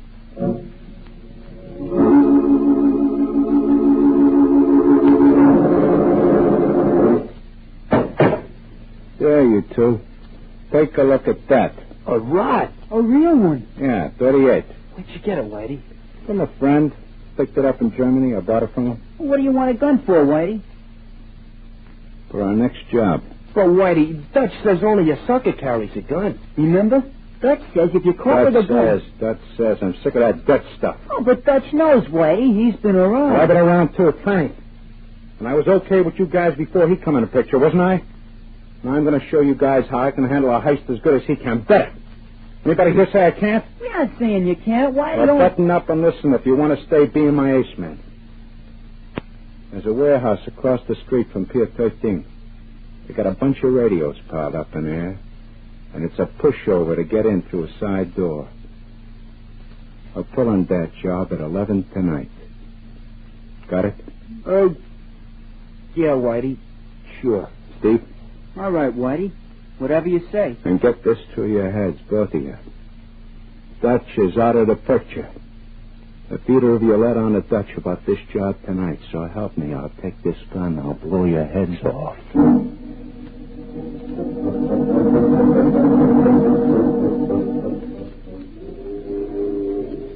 All right, you two. Follow me. Radios are piled over the other end of the warehouse. Hold it. What's the matter, Whitey?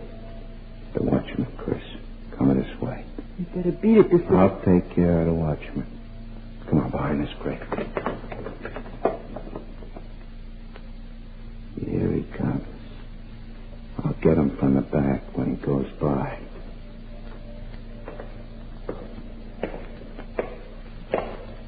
You reach right. Now, fold your hands on top of your head and keep them forward. Okay. I'll turn around. Hello, Whitey. Dutch.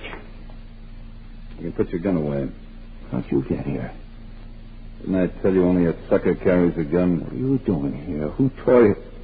Oh, Steve, Chris, they told you, huh?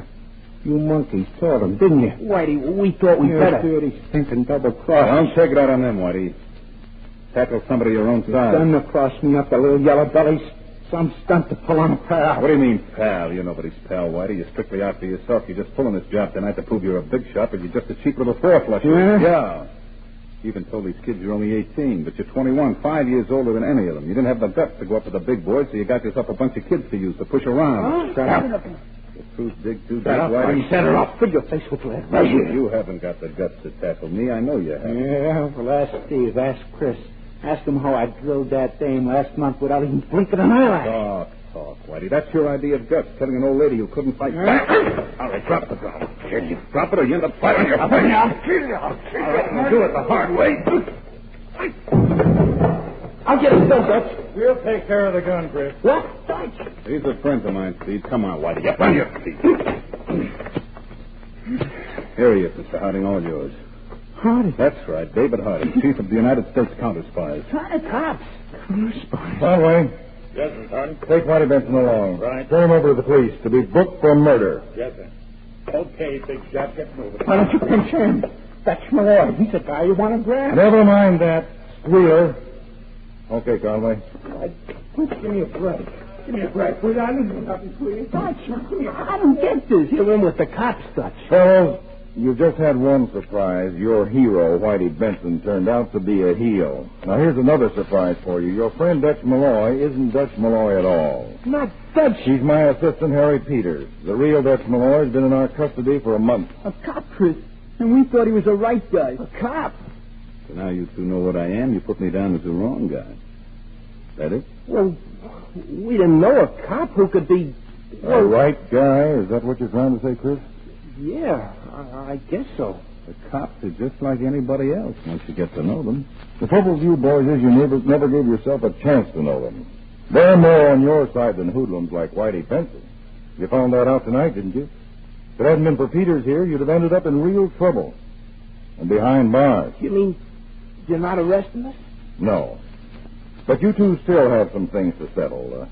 Those bicycles. We still got it. Yeah, Mr. Harding. But we'll give him back. You can't do that now. But... Dutch, or rather Mr. Peters here, paid for them. You two boys are going to keep those bicycles. But you're going to work to pay for them. What do you mean by that, Mr. Harding? You're both going to get straightened away with the law. And then I hope you can prove to other kids like you that a cop isn't such a bad guy after all. Gee, thanks. You're a swell guy, Mr. Harding.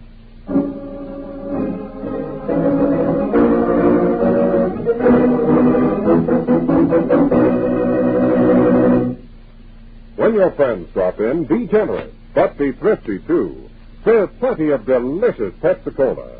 Pepsi's big 12-ounce bottle gives you not just one sparkling glassful, but two. Get a carton of 6 and serve 12 delicious drinks. Yes, Pepsi is America's biggest cola value.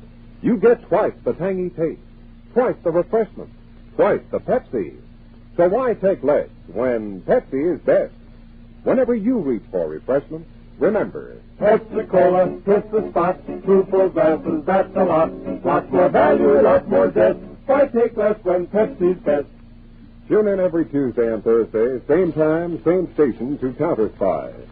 Listen on Thursday for the exciting Counterspy case of a hot car killer. From a hideout high above New York, a master criminal brain moved human beings and stolen automobiles like pawns in a chess game of life and death. For the blazing facts in this case, I invite you to tune in on Thursday, day after tomorrow, for the case of a hot car killer on Counterspy.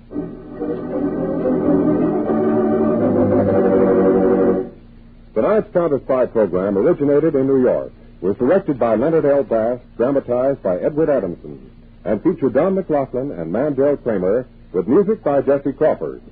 Counterspy is a Philip H. Lord production for Pepsi-Cola. Enjoy some Pepsi, ice cold tonight.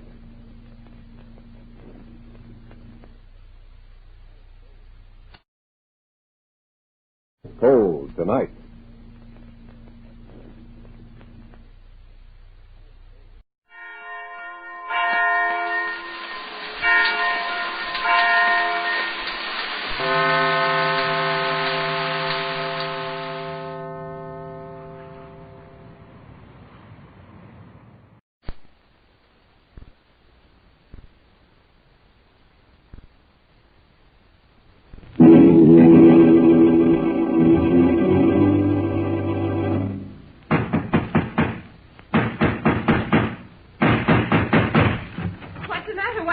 Another case for Nick Carter, master detective.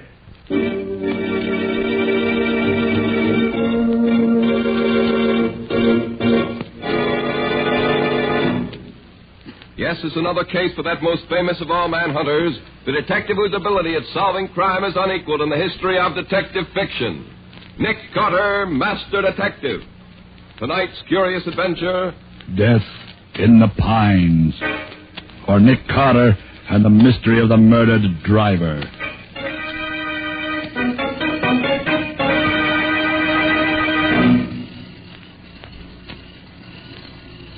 Well, let's see. There's a truck coming up the grade now. It ought to be them. Yeah. Just 130. That's a tape truck, all right. Now, you guys know what to do. We've done it often enough before. Sure. All right. Get going. When the truck gets close enough, I'll put the searchlight in the driver's face like before. He'll stop fast enough. Here goes. Hey, what the blazes goes on here? What's the big idea? Get those hands up, wise guy, and get down out of that cab. You guys can't get away with this. You want to stay alive, get down out of that cab and keep quiet. And bring your helper down with you. You're a bunch of crooks, don't you? Don't. They got us. There ain't nothing we can do. Okay, boys, get busy. Get up on that truck and get that stuff dumped out in the road. Okay. Shake it up, boys. We want to get out of here. Hey, keep your voice moving, Jake. We got another one to take care of yet. Hey, I know that voice.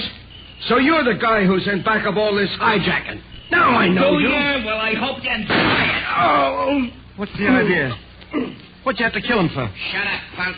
You don't want to get bumped off, too. But you didn't have to kill him. Shut up. Hey, that changes our plans a little, Jake. Get your men down off the truck. Pick these two stiffs up and put them back in the cab of the truck. Then put a hole in the gas tank and touch a match to it. Okay, boys, come on down. There won't be much left for the cops to work on when they get here, which is all right with me. I don't like to see them get killed, but when they know too much, it's the only way.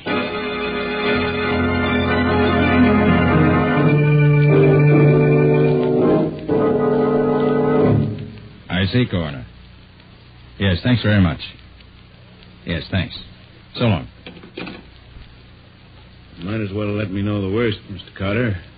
After what I've been through, a little more or less doesn't matter. Mr. Tate, I'm sorry to have to tell you this, but your driver wasn't burned to death. He was shot. Murdered before the truck was set on fire. Yeah, I was afraid of that. Regan was my oldest and best driver. Been with me for 10 years. You're having trouble with racketeers? Yes, have been for the past year. How do they work? Well, I operate about 40 trucks, hauling vegetables and green stuff from South Jersey to the New York markets. It has to be done at night, so we get to New York market before morning. About a year ago, somebody called me on the phone and said he represented a protective agency. And he'd like to sell me protection at $25 a truck. $25 a truck? That's pretty steep, isn't it? It's exorbitant. I told him I wouldn't pay it. So what happened? 2 days later, one of my trucks was stopped and the drivers were beaten. The produce was dumped and destroyed. The next day, the guy called again. I told him I wouldn't pay. Did you try getting protection from the state troopers? Sure I did. And they did what they could. Whenever a trooper followed one of the trucks, or when one of their men rode on the truck as a helper, these trucks were never bothered. But the other trucks, it was the same old story. I see. Well, how do you account for the fact that the trucks with the troopers on them were never touched? I don't know. Unless the hijackers had spies at the loading points to watch if the trucks had their regular crews. And what was the outcome this time? In the end, I had to agree to pay the $25. And then, for 6 months, there was no more trouble. A week ago, this same guy called and said the ante had been raised from $25 to $40 a truck. $40? I told him I couldn't pay that because I didn't make that much. And you know what happened last night. Yes, I know. Well, are you going to try to keep writing the stuff through? If you can help me, I will. I'll do it. And to begin with, I'd like to put my assistant, Patsy Bowen, in your office as a typist. Sure. Maybe she can learn something that will start us off in the right direction.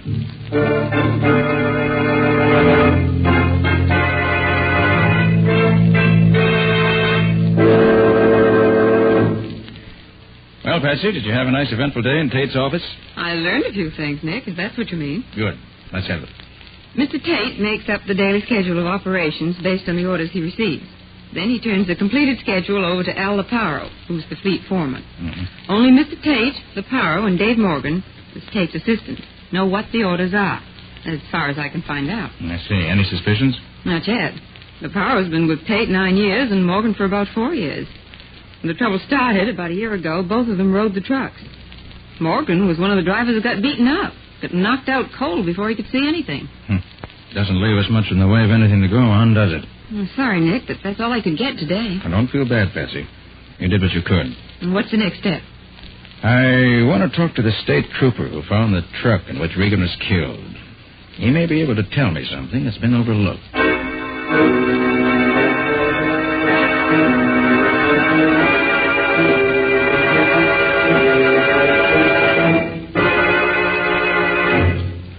You say you read my report, Mr. Carter.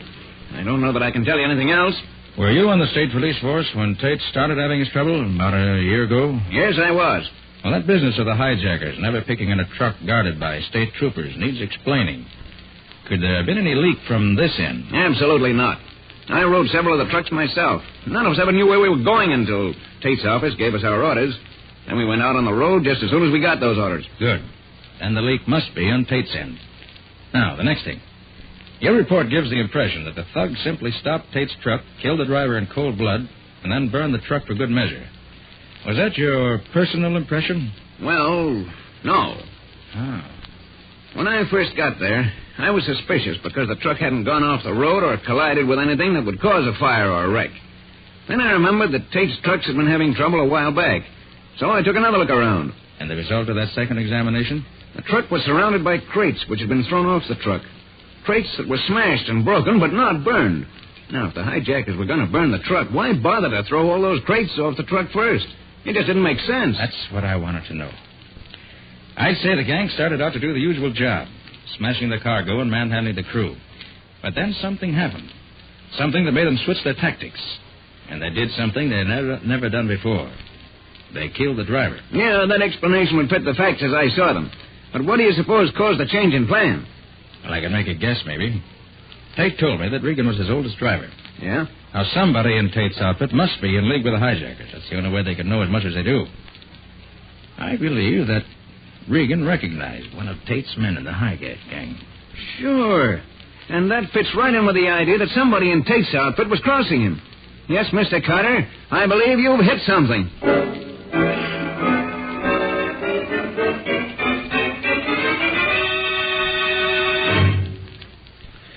Have you arranged with Mr. Tate for me to go to work for him? Oh, no, Shelby. I haven't said anything to him. I don't want him to know. Well, then how do you know I can get the job? Tate's lost so many men since Regan was killed a couple of nights ago that he'll be glad to hire anybody. Patsy will fix you up with the necessary papers, licenses, references, and so forth. Wear your old clothes and don't wash your neck, and you'll have no trouble getting hired. And what do you want me to look for especially, Nick?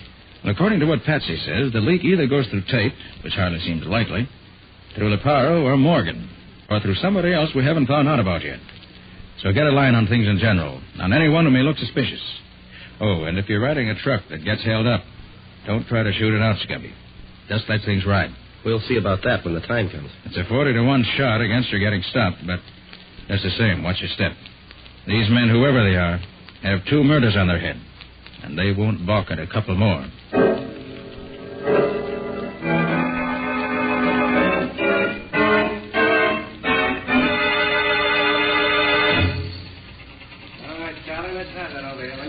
Men looking for jobs, line up over here. New men over here. Hey, buddy, who's the guy over there at the desk? Oh, that's Al Leparo, the fleet foreman. Oh, that's the guy. Looks like a toughie. Don't worry, fella. He ain't turning nobody down these days. This outfit's got the finger on it. They had 40 men walk out on him yesterday. And I got a hunch this new gang ain't gonna last long either.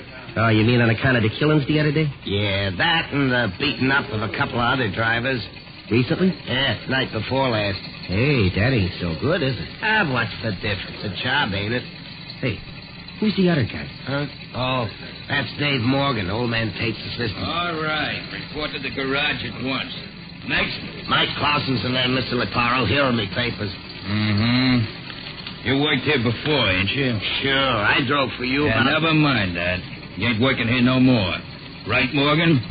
Right, Leparo. Nothing doing on that guy. Oh, but what's the matter? I got a good record. I ain't never had no trouble. Maybe not, but you ain't wanted here. Get out. Next. Ah, the big fuck. Who's next? Oh, me. The name's Wilson. Where's your papers? Oh, yeah. Here. Mm-hmm. Wilson, huh? Yeah. Okay, you're hired. Report to Matt Steiger on truck number 11. You start as helper at $23 a week. Satisfied? Sure, boss. Okay by me. Tell Steiger he picks up his load tonight at Freeman's Farm down South Jersey. He knows where it is. Get going. Right. Thanks.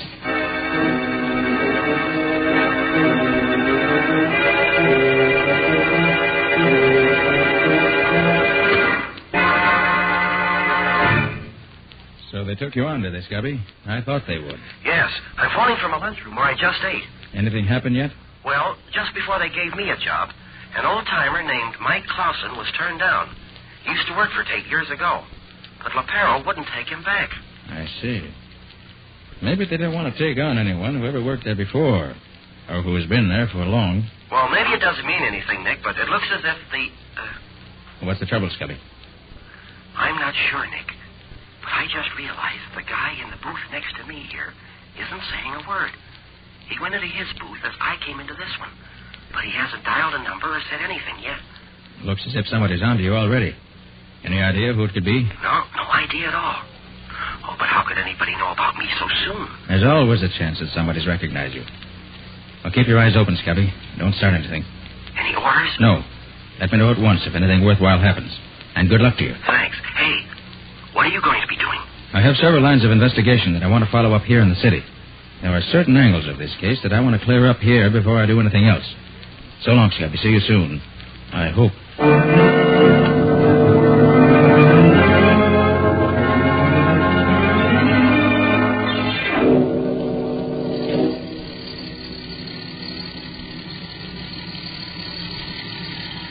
Gosh, Matt, driving one of these trucks is no cinch, is it? How do you mean, kid? Well, I've been driving a truck around in the city, and it ain't been like this at all. We spent the afternoon loading the stuff on the truck. Now we got to spend all night riding it back to town. You don't like it, huh? I'm beginning to think it wasn't such a bright idea, hiring on with this Tate outfit. Especially with a chance of getting beat up throwing in free. Ah, cheer up. You might ride for weeks and never get stopped at all. Gosh, this is a lonely section of the country, ain't it? Nothing but these scrub pines both sides of the road. That's right. Hey, I'm getting tired, Matt. You know, it's been a long time since I done so much weight. Mind if I take a little nap? Ah, go ahead. About 1 o'clock now. I'll drive till 3, then you can take over. We'll be out on the main road by then. Okay. Call me if you need me. Yeah, sure, kid.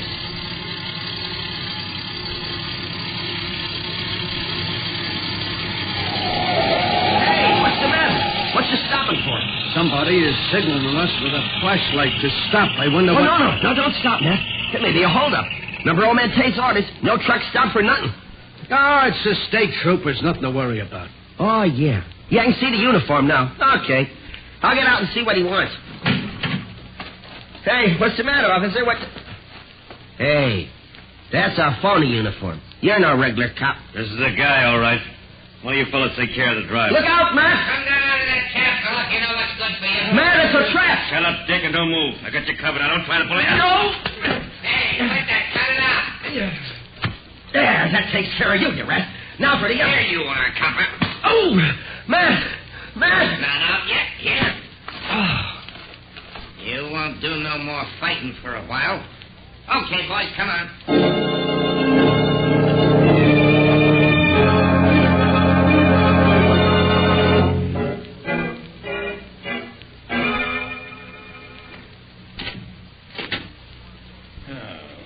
Gosh, I'm tired, Patsy. I've done more of my own leg work today than I've done in years. I almost wish I'd kept Scubby here to do the walking around. Going out on the truck myself. Did you find out anything, Nick? Yes, Patsy, I think so. But I can't be sure for a little while yet. Not until I get some more answers to some of the thousands of questions I've asked today. There have been several messages for you. I think this is probably the only one that's really important. Yeah. No, thanks. I thought so. He's trying to borrow money. At least all that much of it. Makes me positive I'm on the right track. Any report from the state troopers, Patsy? Yes, they think they've located the place. They're going to call you later this evening when they get the details. Good. That'll give me time to join them before they make a raid. I don't want to miss being in at the kill.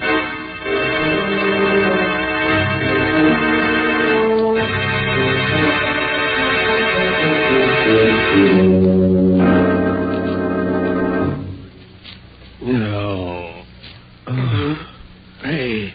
Oh. You awake, Wilson? Yeah. Oh, who are you? That's Tiger, your driver. Oh, yeah, I remember now. They stopped us. I tried to fight, and they knocked me out. How about you? Yeah, they conked me, too. Yeah? I wonder why they didn't shoot us and be done with it. Yeah, I wonder. Hey, where are we now? Any idea? No, but I seem to remember taking a long ride last night after we left the truck. I wonder what time it is. I don't know. It's still dark, though. Yeah. Hey, Wilson, I've been wondering. I heard one of them thugs call you Dick and Copper when they were scrapping with you. Are you a copper? Well, kind of one, yeah. Just trying to get a line on what's going on in this Tate outfit. Yeah? But how in heck did that guy know it was me? Did Tate know what you are? No. Nobody knew about me working for Tate but me and my boss. Hey, wait a minute. What? Right after I got the job, I phoned my boss, and somebody in the next phone booth overheard what I told him. Boy, they trapped me neat as you please. They probably was afraid of you. Looks like it. Well, the first thing to do is to get out of here. Well, I've been working at the ropes. I got my hands tied together with, and I can't budge them at all. They're too tight for me. Well, I think maybe I can get mine loose if I have time. I think my boss taught me several tricks to get out of ropes like this. Yeah? Guess you'll have to get us out of this one, then. I can't. Hold it, Matt. Yeah, somebody's coming. Time we got that red-headed punk waked up. Boss is due any minute now. With pleasure. Come on, you. Leave me assist you to a chair. Sorry you can't walk by yourself tied up like that, but that wouldn't be etiquette. Come on. Cut the comedy. Wake up, you. Come on, copper. Get them eyes open. Oh, hey. Hey, what's the matter? Hey, what you trying to do? There you are, Mike. You want me to soften him up for you? Let's see if he talks first. Maybe he'll talk without any persuading. Well, okay, but I hope he needs some waking over. I enjoy that. All right, punk. You gonna talk? Talk about what? There's no use stalling. We know you're Nick Carter's man. Well, if you know that, what you want me to say? We know you called Carter yesterday before you left New York. What'd you say to him? What'd you tell him? Hey, I know you. Huh? You're the guy who wore the phony state trooper's uniform when you held us up last night. Yeah? Well, knowing that ain't going to help you none. Come on, spill it. How much do you know? Okay, he ain't gonna talk, Mike. It's gotta be a real job. I gotta go to work on him. Yeah, I guess you're right, Jake. Go ahead and make it good. Sure. Oh, let me take my coat off first so I don't feel cramped. Let me have it. I'll put it on the back of the chair. Thanks, Mike. Oh, you better put my gun in the pocket of my coat so it won't get in my way when I really get going. Okay. Now, let's see some action. All right, you red-headed stool pigeon. Now spill it. Spill it all around. What the... Come on, Jake. There's trouble out there. Well, that's a funny one. Matt, do you see what I see? What do you mean? Jake left his coat hanging on the back of that chair there. There's a gun in the pocket of that coat. Oh, boy, what a break if we can only get loose. Just a minute. My hands are almost free. Good. Wait a minute. There. Now, get the feet loose. There. That does it. Now the gun. Now let him come back. Hey, what's... Drop that gun. You're covered. Oh, yeah? Well, this'll show you. How you would, was it? Here. Oh, you killed me. You killed me. You got him, Wilson. Get me loose and I'll give you a hand. They'll be back in here. Right, but the gun is empty. Gee, we're in a spot. He killed the boss. Come on. Yeah, the boss is dead. I'm getting out of here. Yeah, let's get going. Listen. They're leaving. Yeah. Wait a minute. There you are, Matt. Oh, gee, thanks, Wilson. Gosh, I'm glad to get out of them ropes. Hey, Matt, this is the screwiest thing I ever heard of. Yeah. Why do you suppose they beat it off like that? You got me. But come on, let's get out of this place. They might come back as fast as they went out. Yeah. Okay, give me a chair. I'll break this door down for you. Okay.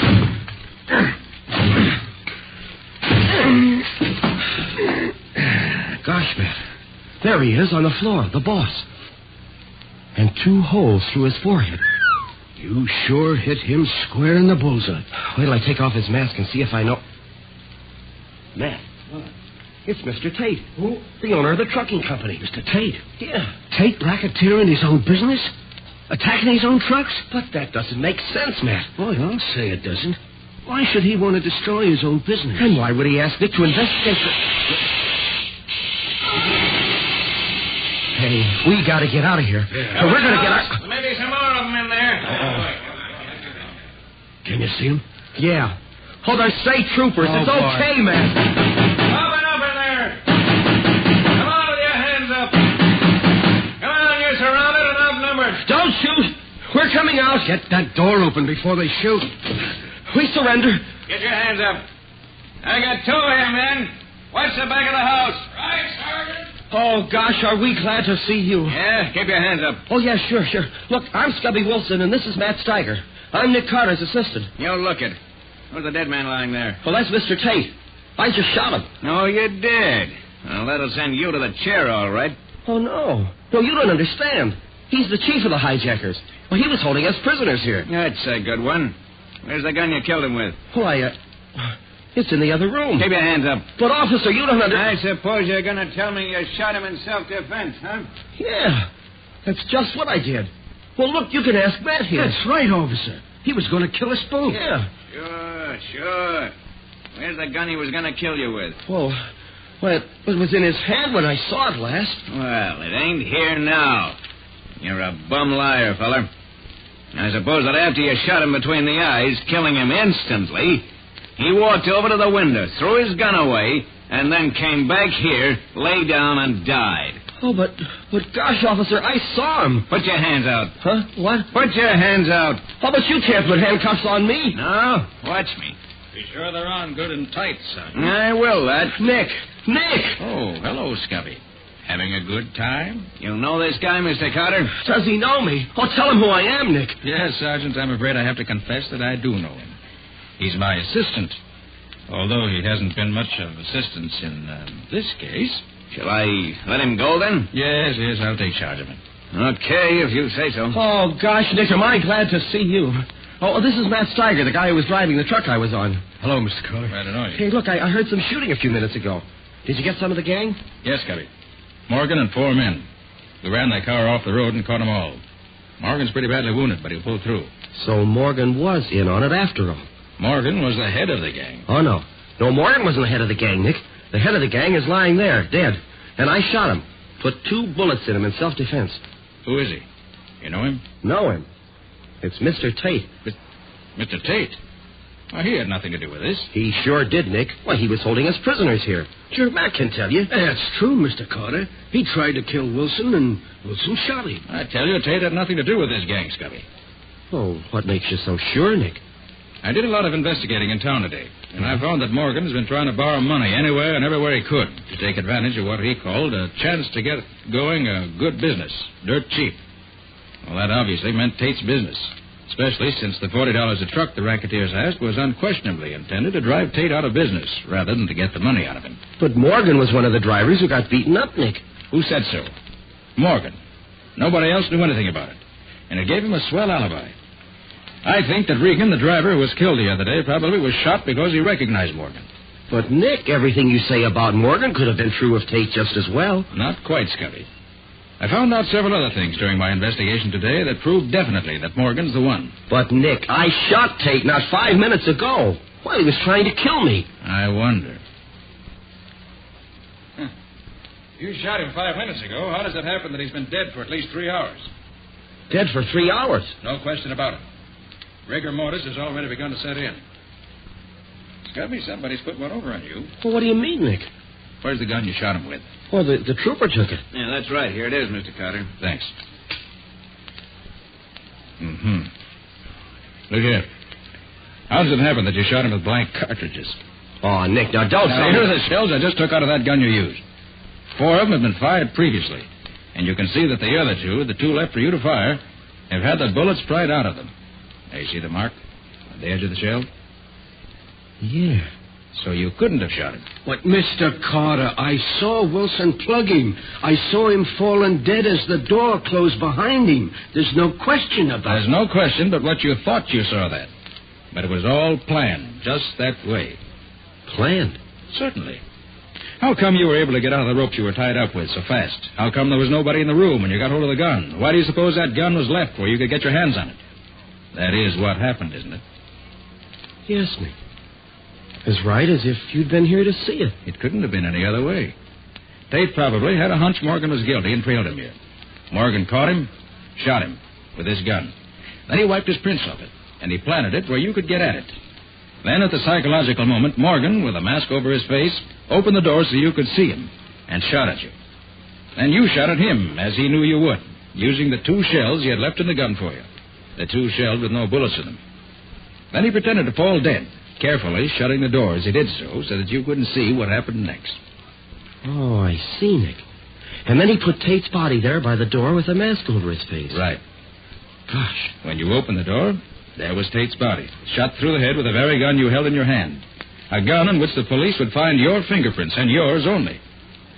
Morgan would have made sure they found it. Boy, what a setup. It was perfect.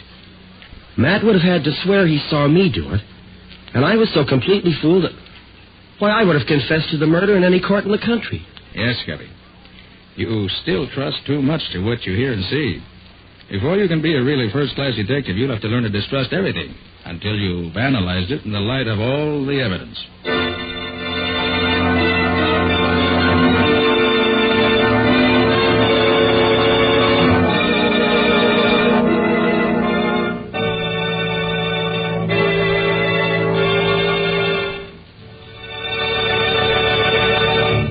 This has been another of the strange adventures of Nick Carter, Master Detective, which are brought to you regularly at this time by WOR Mutual.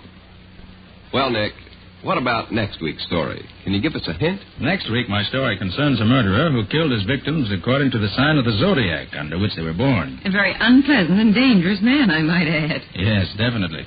Patsy and I got so close on his trail that he tried 2 different times to get rid of us. But in his attempts to be very clever, he made a bad mistake, and Nick caught him. And caught the murderer, too, I imagine. Quite right. After a chase. I call the story The Horoscope Murders. So long. See you next week. So long. So long to you, Nick and Patsy. In the strange adventure you have just heard, Nick Carter was impersonated by Lon Clark, Patsy by Helen Choate, Scubby by John Cade. Original music was played by Lou White. The entire production was written and directed by Jock McGregor.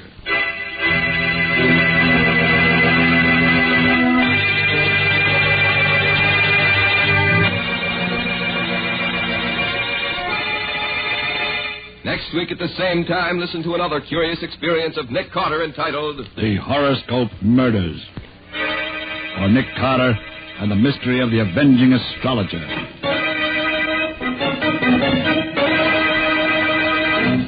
This story is a copyrighted feature of Street & Smith Publications, Incorporated. The Return of Nick Carter is produced in the studios of WOR and is broadcast over most of these stations every Saturday evening at 7 o'clock Eastern War Time. And don't forget that the adventures of Nick Carter's adopted son, Chick Carter, are broadcast over most of these stations Mondays through Fridays at 5:30 p.m. Eastern War Time. This is Mutual.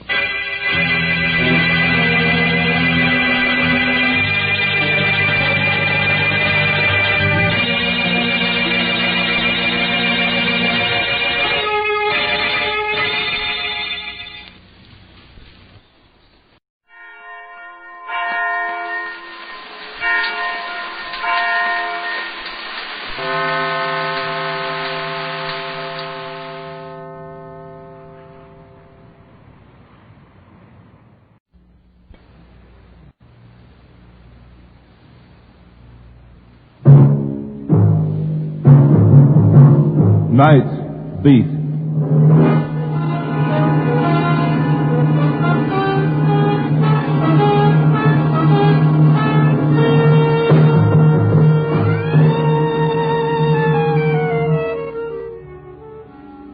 Hi, this is Randy Stone. I cover the night beat for the Chicago Star.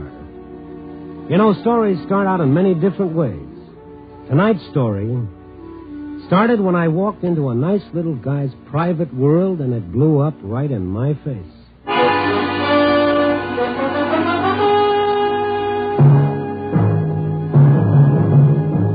Night Beat, starring Frank Lovejoy as Randy Stone.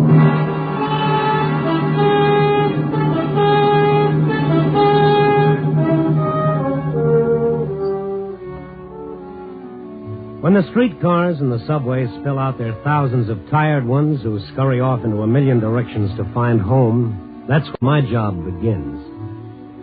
I start walking, looking for my story so that you can read about it in your morning newspaper and feel good because it didn't happen to you. Tonight I got my story fast. Just walking down Madison Street, west, away from the center. I kept walking past the shooting gallery, the nickel arcade with the peep shows and the fortune-telling machines, the jukebox taverns. Madison Street, the quick route to happiness with the world's worst hangover. And then straight ahead of me was Pop Gordon's training gym. That's where the public pays 30 cents to watch fellas training to beat each other's brains out. You know, when I got inside, it looked like just one of those fights. And then I heard one voice over the others. It was a voice I knew. Somebody call the cops and get that punchy loon out of here. You yellow, stupid bum fella, you laughed at me. What's the matter, Pop? Randy. Yeah. This crazy owl's gone clear off his rocker. Oh, that's Billy. Somebody call the cops. Wait a second, Pop. He's all right. Sure. Listen to him. I'll kill you. Anybody lays a glove on me gets killed. You Only one place for a loon like that in a bughouse. I'm going to get the cops and have this owl tied up. Oh, now, wait a minute, Pop. Let me talk to him. Randy, stay away from that blood. 5 of us couldn't hold him. He knows me. Randy, the guy's gone nuts. Yellow, like I said, everybody's scared of getting the Hey, same Billy! Billy! What? Hi, Billy. How's it going? You coming in with me? No, sure. Make me a big man getting into the same ring with a champ. Well, that's me, champ. And you're a toe-bed bum. Well, that's a thumbnail description if I ever heard one. Admit it. The truth. A toe-bed bum. Admit it. I admit it, Billy. Yeah, but you don't mean it. You're laughing at me like the rest of them. You're laughing at me. Billy, I never laughed at you in my life. You're laughing. Well, I'll show you what happens to anybody who laughs at Billy the Kid.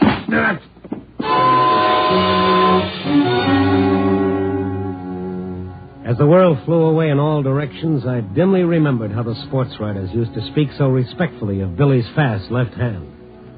But, brother, if they knew what I just found out about his right. When the fog finally cleared, Pop Gordon was bending over me, and there were a lot of other faces, too. But I didn't see Billy when I stood up. You okay, Randy? Oh. This is being okay. I don't want any part of it. He slugged you, but good. Where is he? Well, he took off before the cops come. Took off before anybody could grab him. I don't blame him. Yeah. I let that bum come in the gym and sit around. Everybody else pays 30 cents, but him, I let him free. What's he do, huh? What's he do? He busts loose, he blows his top. But why? What happened to Billy? Oh, I don't know. Tonight I catch him putting a bite on my customers. 2 bits here, a dime there. Billy was panhandling? Sure. Like I said, I didn't like it, so I tell him. And then what? I don't know. I'm over at the other side of the gym. I hear somebody laugh, and the next thing I know, the owl's swinging like a windmill. He's going to kill everybody just for being around. He ought to be tied up. Uh-huh, just like that, huh? Yeah, he ain't safe. What do you want, the Black Mariah to come around, cart him away like a load of rubbish? Yeah, but for his own good. Oh, Pop. Yeah. Remember when he was champ? He packed him in every club where he fought. He had $1 or $5 for anybody who held out a hand. So? What are you getting at? Well, now he's got no one, Pop, and now he's out in the cold. Yeah. Oh, I'll forget the cops. But we still got to put him away. Well, all right, sure, but let's do it as painless as possible. I'll keep him with me tonight, and then tomorrow... You going after him? Yeah, which way to go? Straight up the streets, but watch out, Randy. He blows his lid. Yeah, I know, don't worry. I don't want any rematch. I'd like to know why he blew his lid in the first place, and my jaw in the second place. I'd known Billy a long time. A sweet, gentle guy who always seemed to be living in a world all of his own. A world that nobody else knew about and cared less. And now he was in trouble. In his mood, he might hurt someone, or worse, he might get himself hurt. I must have walked for half an hour before I finally spotted him. He was standing on a corner. I stopped and watched him for a couple of minutes. I watched his hesitant and embarrassed panhandling. Then I walked over to him slowly. Hello, Billy. What? Oh, hiya, Randy, old pal, hiya. You want some company? Oh, sure. Good. Randy, where you been keeping yourself? I ain't seen you for a couple of weeks. You haven't seen me for a couple of weeks? Well, I thought maybe you'd forget an old pal, huh? Oh, you're not the kind of a fellow one forgets, champ. Mm-mm. Now, what was the trouble back at the gym? Gym? What gym? Pop Gordon's. Pop's place? Yeah. Well, let's go. I gotta help Pop. He's a good Joe, you know. He never charges me nothing. Now, hold it a second, Billy. Hold it. Yeah? Weren't you at the gym tonight? Oh, no, not tonight. I've been here. And you didn't, massage my chin? You giving me a rib? Well, what you looking at me for like that, Randy? Forget it, Billy. You was just ribbing, huh? Oh, sure, I'm just kidding. Yeah, I like ribs. I'm not giving a hot foot, nothing like that, but funny ribs that don't hurt nobody. No, sure. Can I ask you a $64 question? Well, sure not. You can ask me anything, Randy, anything. I saw you a minute ago, Billy. What? I never seen you ask for a touch before. I ain't never gonna do it no more, but Randy, I got it tonight. I gotta get a few bucks. Maybe 15. I already got $2. Maybe. Why do you need $15? What? I gotta get a new suit. A new suit? What's so special about tonight, Billy? What? There's something I gotta do. I just gotta do it, Randy. I gotta have 15, but... Hey, then Scott. Hey! Is that you, Randy? Yeah? Oh, Sullivan! Yeah. Randy, don't let him pick me up for panhandling, please. No, I won't, Please Billy. Now, don't. you wait here. I'll be right back. Yeah. That's Billy back there, isn't it? Yeah, that's right, Sullivan. Why? Heard you had a little trouble with him back at the gym. Maybe we ought to put him in the tank for the night. Keep him out of trouble, huh? Look, Sullivan. He's going away tomorrow. For a long time. Oh, like that, huh? Yeah, that's it. This is his last night out. Yeah, I see. Okay, good. That's the way I do it myself. I'll see you around, Randy, but keep an eye on him. Yeah, I'll watch him like a hawk. Thanks, Sullivan. So long.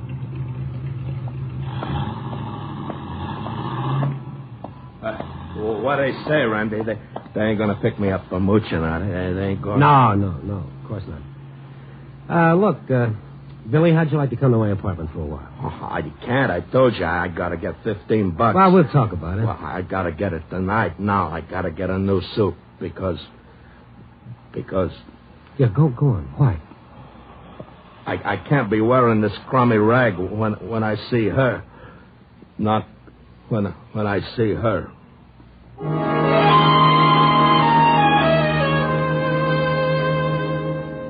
I didn't know what he meant. But whatever had made him go crazy at the gym, whatever had made him hit me was tied in with her.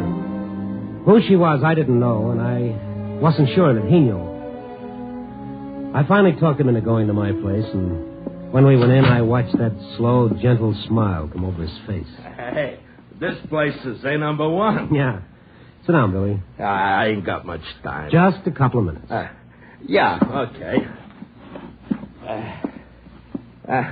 I'm awful tired, Randy.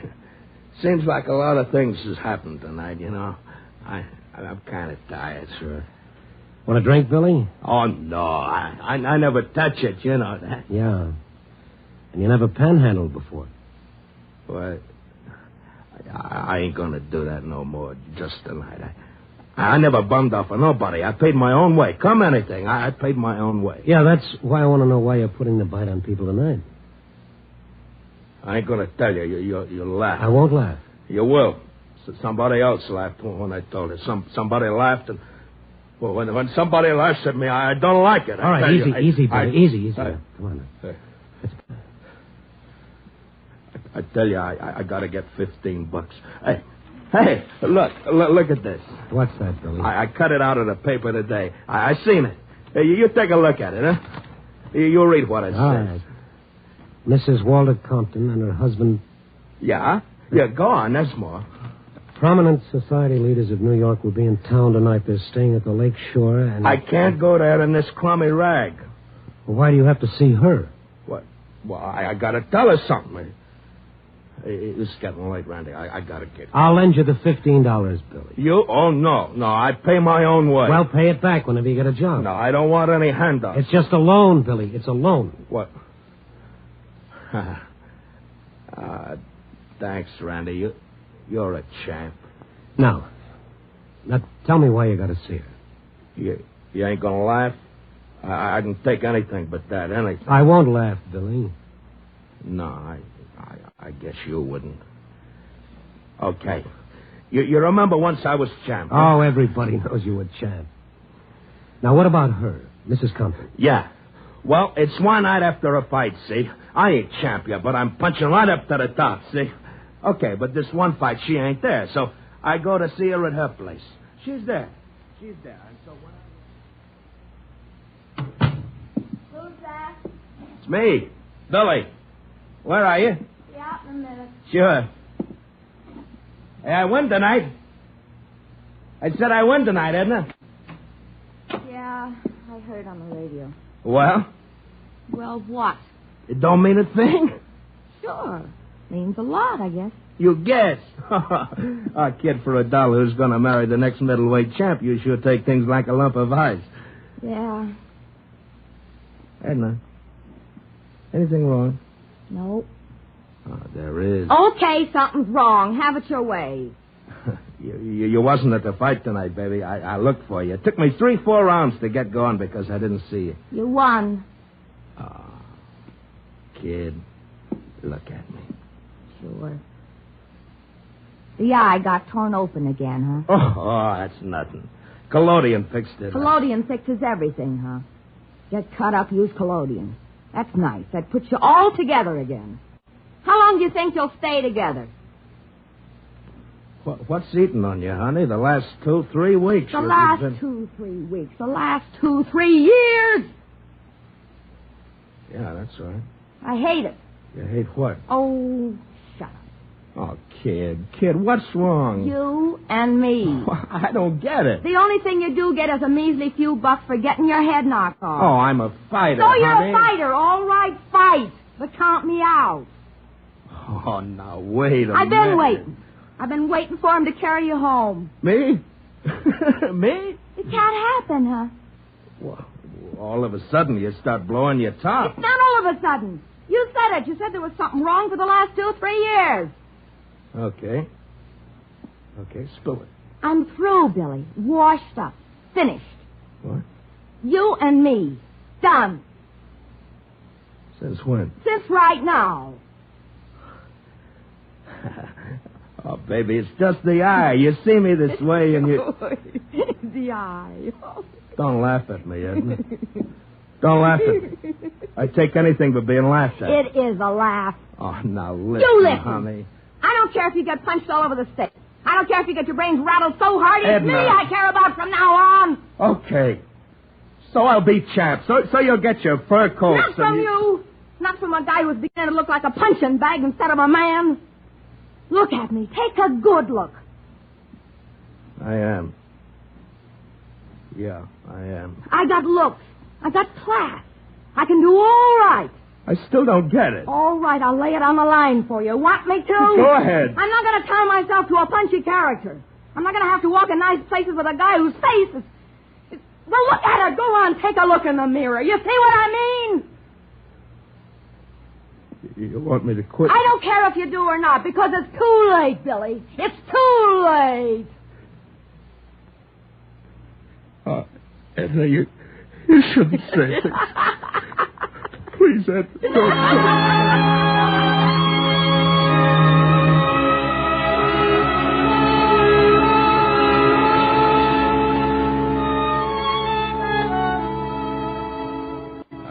That's the way it was, Randy. That's the way it was. Yeah, I see. Look, Billy, you don't want to go and see her after that? I tell you, Randy, I gotta see her. There's something I gotta tell her, and it's gotta be tonight because tomorrow she'll be gone. Billy, how do you know that she'll see you? Oh, I know, because there's something I ain't told you. There's something I ain't never gonna tell nobody. And, Randy, please, don't try to stop me. Please don't let nobody try to stop me because if they do, I'll kill them.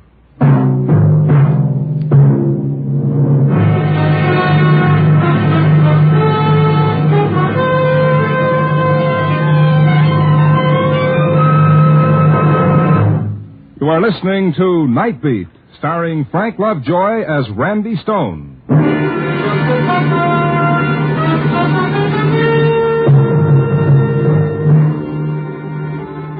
Billy said he'd kill anybody who'd try to stop him from seeing Mrs. Walter Compton. I looked at his scarred face and into his eyes. A wild fever you see in the eyes of a dog everyone says is mad but only wants a drink of water. And then... I guess I shouldn't have said that, Randy. Well, let's forget it for a minute, Billy. Now tell me, why do you want to see her? You don't understand dames, huh? No, my mother never told me. Well, she gives me the brush, see, like that. She gives me the brush, but she does it for me, see? She don't want me to get my brains knocked out, see? Yeah, I'm beginning to see, Billy. Sure. But me, I got no sense, so I don't see it her way. So I let her walk out, and I don't see her no more. Not until I get hold of that paper today. And tonight you want to see her. To say what, Billy? Well, but don't you see? She loves me. All these years, she never lets up. And I want to tell her it's okay, that maybe her and me, we can start all over like, see? What's the matter, Randy? Nothing, Billy. Look, don't let anybody kid you, pal. You're still champion. Oh, I ain't nothing. But, I gotta go now. I gotta get $15 for a Now, look, you're tired. You need a shave. Maybe take a shower. You thought of that? No. All right, now you wait here and take a shower and a shave, and I'll bring a suit back for you. Is that a deal? Oh, gee, you're a champ, Randy. You're a real champ. I might be gone for a little while, Billy, but when I come back, everything will be okay. Sure. Okay.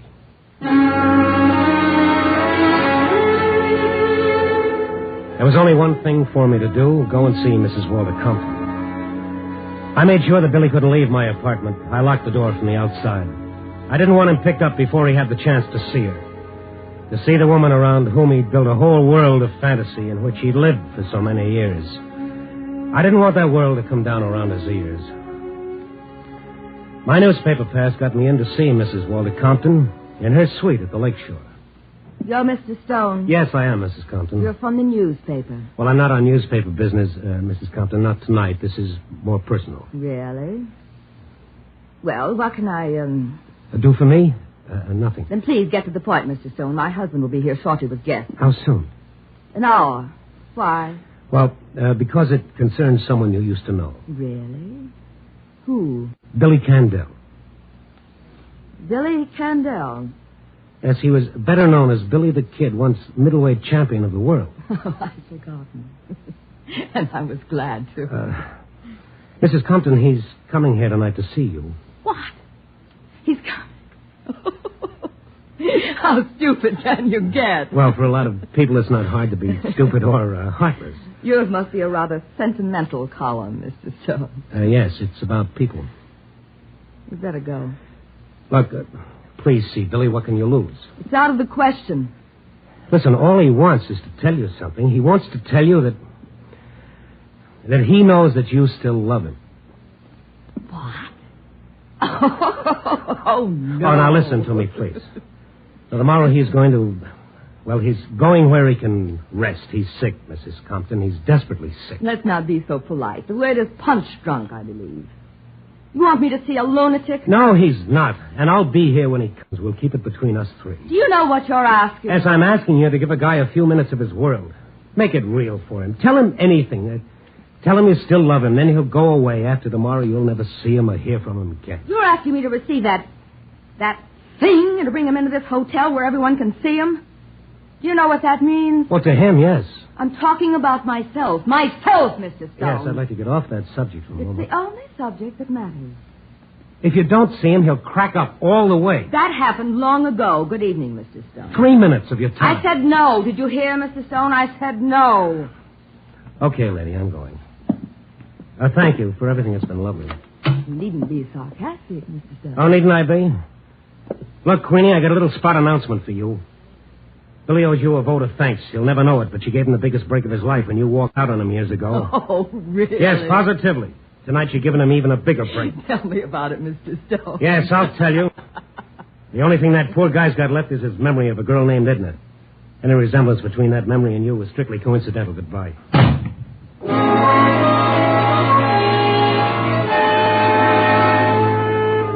I was glad to get out into the fresh air. All the way back to my apartment, I kept thinking of what I'd tell Billy, how I'd tell him. Then as I walked across the lobby toward the elevator... Mr. Stone, Mr. Stone! What is it, Charlie? Here's a message for you. Okay. Here you are, Mr. Stone. Thank you. How long ago he leave this? Oh, what, just a few minutes after you left. Did you know you left him locked in? He called down. He asked me to open the door. Yeah, did he say where he was going? No. Just that he couldn't wait for you any longer. Oh, that is on the note. How'd he look? How'd he look? Well, I mean, anything unusual about him? No, he had on one of your suits, I remember now. That pinstripe one. He must have stolen it. No, right he didn't steal anything. Now, listen to me. I'm going to the Lakeshore Hotel. If he comes back here, get in touch with me there. Mrs. Compton's suite. Mrs. Compton's suite, yes. Oh, and listen, I think you'd better call the police. But as for Kalski, remember that Kalski? Tell him to meet me at the Lakeshore Hotel and quick. I took a cab, and I took the shortest way to the lakeshore. I watched the pavements looking for Billy, but I didn't see him. He had some money on him, and he must have taken a cab himself. And then I was back at the lakeshore talking with the clerk at the desk there. Yes, sir. There was a man here of that description. He asked that a call be put through to Mrs. Compton's suite. And was it? Well, sir, he was a rather... Well, yes, I know. So he didn't get through. Oh, I called Mrs. Compton's suite myself and told her. That is, I described the man. Yes, go ahead. What'd she say? That on no account was I to put him through or send him upstairs. Oh, well. Okay, that's something. What did he do then? He left immediately. Which way? Well, I'm afraid I didn't notice, sir. I was registering some new guests, and I paid no attention. Okay, thank you very much. I had to find Billy before... Well, before what? What would he do? Where would he go? I asked myself those questions as I walked slowly along, watching for him, hoping to see that pathetic figure in my pinstripe suit, hoping I'd get to him before someone else stopped him. I was afraid of what might happen or could happen. And then I saw him, just past the Lakeshore Hotel, shambling slowly along, his shoulders hunched against the wind that cut in off the lake. I ran and caught up with him. Billy! What? Oh, Hi, Randy. Hi. What you doing over here?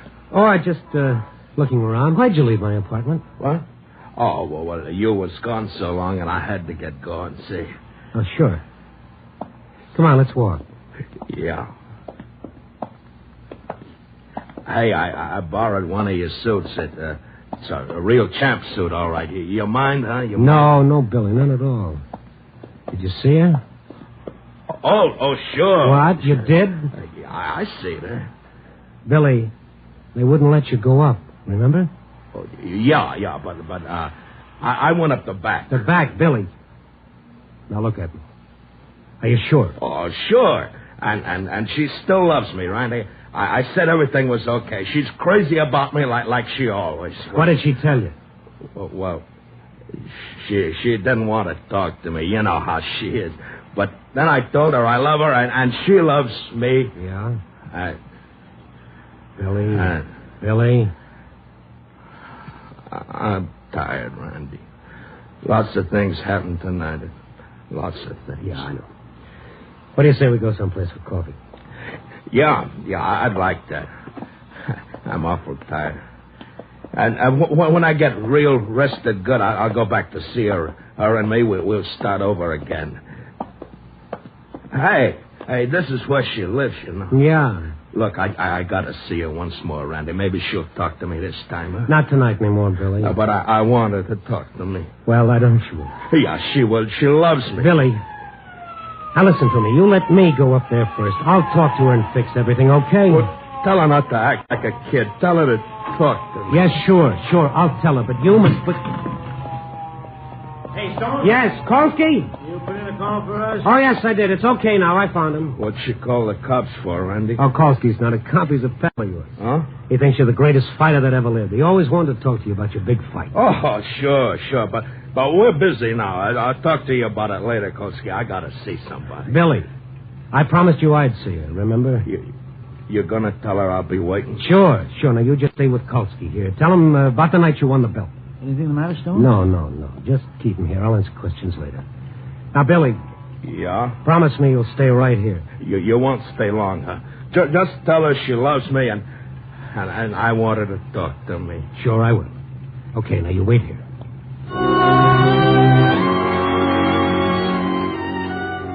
I didn't think it would do any good to see her again, but I wanted to give Billy a good memory to take along. I saw her all right, but she didn't talk to me either. I went back downstairs and out to the street. I hadn't been gone more than 5 minutes, but they were the longest 5 minutes of my life. Brother, I was beat. Hey, Rhonda, you see her, huh? You see her? Yeah, I saw her, Billy. What did she say? You tell me what she said, huh? Well, I told her. Hey, Stone, how long does this go on? This is a prowl car, not a bus. Yeah, we're coming along with you. What's the idea? Get in the back, Billy. Yeah. I'm kind of tired. I'd kind of like to ride to your place, Randy. Sure. Take us to the precinct, Carlson. Listen, Andy. Did you see his girl? Yes, I saw her, but she didn't talk to me either. I guess she laughed once too often.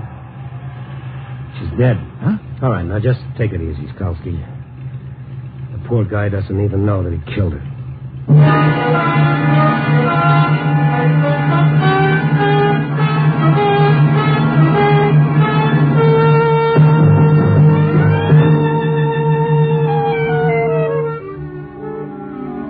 4 a.m. and the lights are going out all over the city. Even those neon signs on Madison Street. I've got to write my piece and put it in the slot, but what can I say? The story of a one-sided love? Well, if that's what love does to you, I'll stick to pinochle. It's a funny thing about love, isn't it? Let someone get up and talk about hate, and he's hailed as a new leader. Let him speak of love, and he's ridiculed, he's spat upon, and even nailed to a cross. Love is the greatest thing, the oldest yet the latest thing. Yeah. Copy, boy.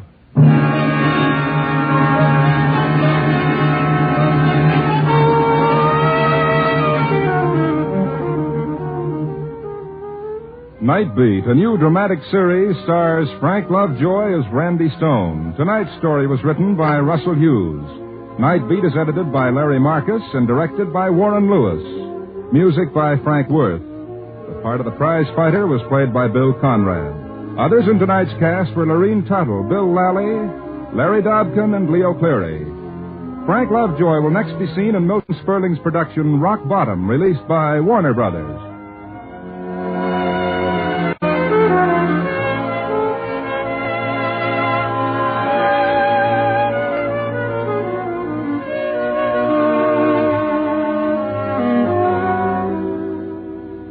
Listen next week at this same time and every week as Randy Stone searches through the city for the strange stories waiting for him in the darkness. The stories that come out of the shadows to find their way into Night Beat.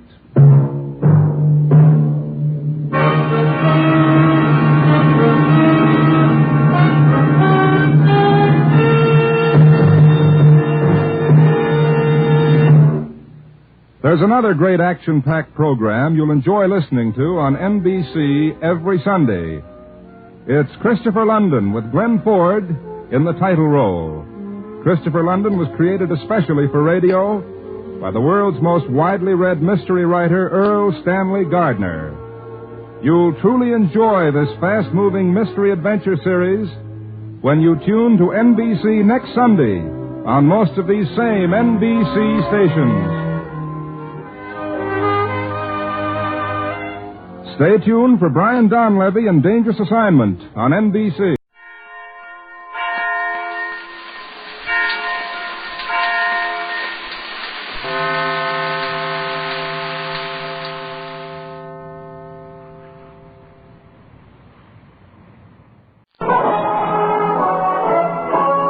At the first sign of a cold, take Rexall antihistamine. Bottle of 15 tablets, only 39 cents at Rexall drugstores everywhere.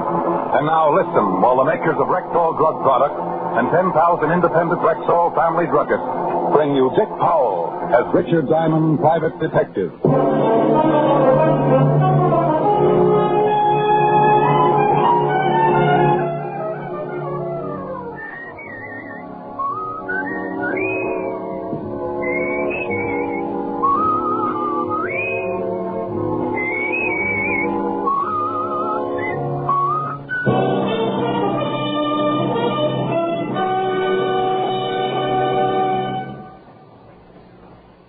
Good health to all from Rexall. Now your Rexall family druggist brings you a transcribed half hour with Richard Diamond, private detective, starring Dick Powell.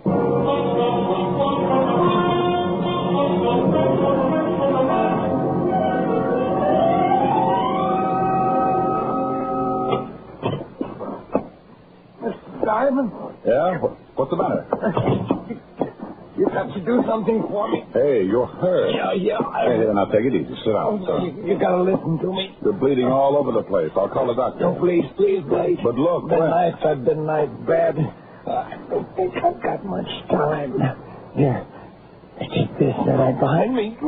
I'm going to call the doctor. No, listen. Key or West.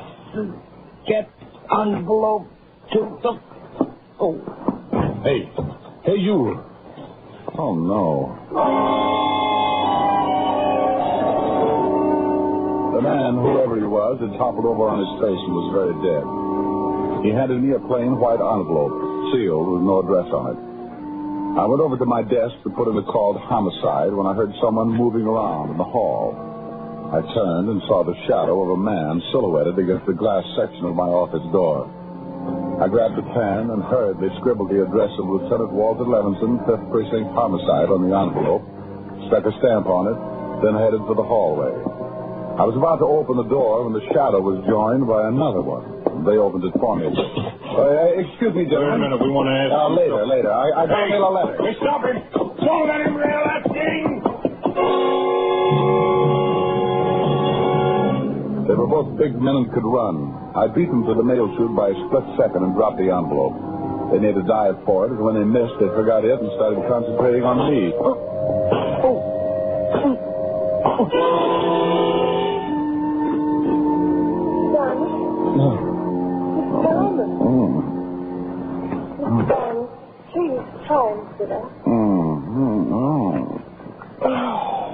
What happened to you? Oh, where are your wings, honey? You look as though someone had beaten you up. No, don't be silly. It's the latest thing. Hey, I'm back in my office. I found you lying here. You want me to call a doctor? No, call homicide. Is someone dead? Certainly. That guy right over... What guy? Oh, dandy. Well, honey, there was a guy. In fact, he was lying just about where I'm lying, and he was dead. Look, you can see the blood. I thought that was your blood. Well, I was trying to convince you. Maybe you'd like to tell me why you came up to see me. Well, my name's Nancy Lang. I want to hire you. To do what? I'm giving a big party tonight, some very wealthy guests. I just want someone around to keep an eye on things. Well, I'd like to help you, but I've got a bit of a problem with a missing body. Oh, that's too bad. I was prepared to pay you $500 for the evening. $500? Oh, well, so a body gets lost. Who wants to hunt a corpse when he can attend a perfectly good party?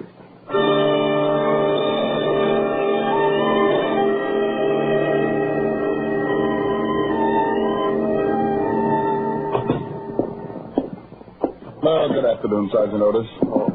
How are you, Simon? Still breathing. Why don't you try it sometime? Oh, go jumping away. Only if you lend me one of your shoes to paddle around in. Hello, Walt. Hi, Rick. Oh, no. What happened to you? Oh, two charming gorillas used me for a fast game of squash. Who were they? Never saw them before. But I got a hunch they killed the guy. Let's have a look at your mug file. I gave Walt the story and told him about the mysterious envelope he would be getting in the mail. But after 2 hours of checking the rogues gallery, we came up with nothing. So I went home, shaved and changed, and went out to my client's house, where she met me in a well-appointed library. Her appointments were, Mr. Diamond, right on time. You look much better. Well, I tried to wear something that wouldn't clash with my bruises. I'd like you to meet Senor Giardo. Giardo? An old friend, a very wealthy politician from South America. This is Mr. Diamond, Mr. Giardo. How do you do, sir? How are you, Mr. Giardo? Mr. Diamond is a private detective. He's here to guard the wealth. Oh, very interesting. Kind of an official watchdog, Mr. Giardo. Well, there will certainly be enough to guard. Miss Lang's guest list is made up of some very wealthy and prominent personalities. In fact, I am very flattered to be among them. I've seen you before. Oh, very possibly. Have you ever been to South America? A couple of times, but that's not it. And my home is in Bogota. No. Well, it doesn't matter. I'll think of it. If you'll excuse us, Mr. Giardo, I want to show Mr. Diamond around the house and grounds. Certainly. A pleasure meeting you, Mr. Diamond.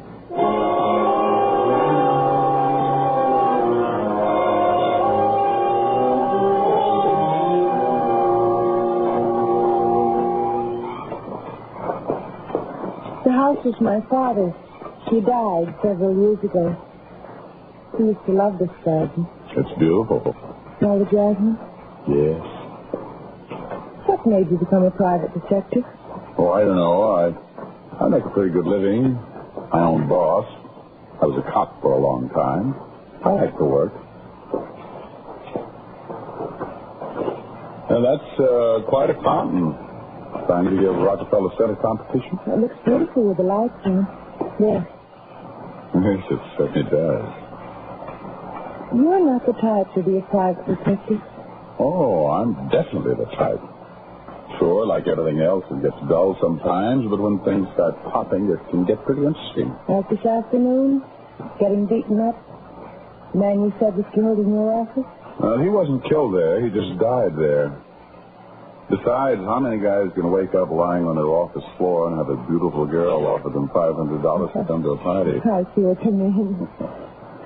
Don't you think you'd better get back? Your guests are probably all right. Yes, I'll switch off the fountain lights. Don't you leave them on. Your guests would love it. My father used to sit and watch it for hours.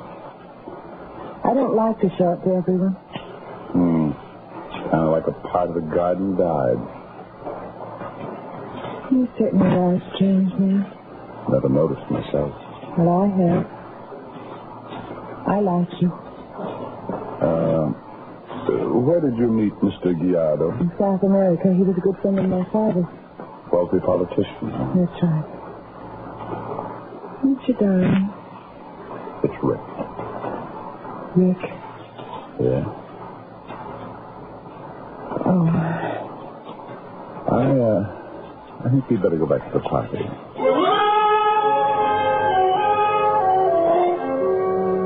I'm a fairly normal guy. Nancy was a very exciting girl.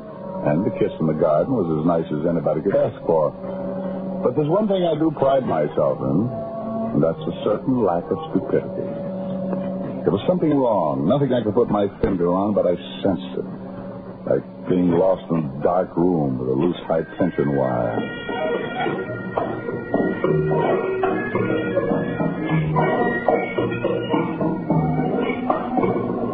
I circulated around and nothing out of the ordinary happened. By 3 o'clock, the party broke up and Senor Giardo and Nancy were the only ones left. A most enjoyable party, Miss Lang. Oh, thanks. It was nice of you to come, Senor Gallo. Well, I must say good night. Have you remembered where you have seen me before, Mr. Diamond? Well, not yet, Mr. Giardo. Oh, that's too bad. Thank you again for a charming evening, Miss Lang. Good night, Mr. Diamond. Good night. Good night. I'm exhausted. A little beat myself. You want some coffee? Love it.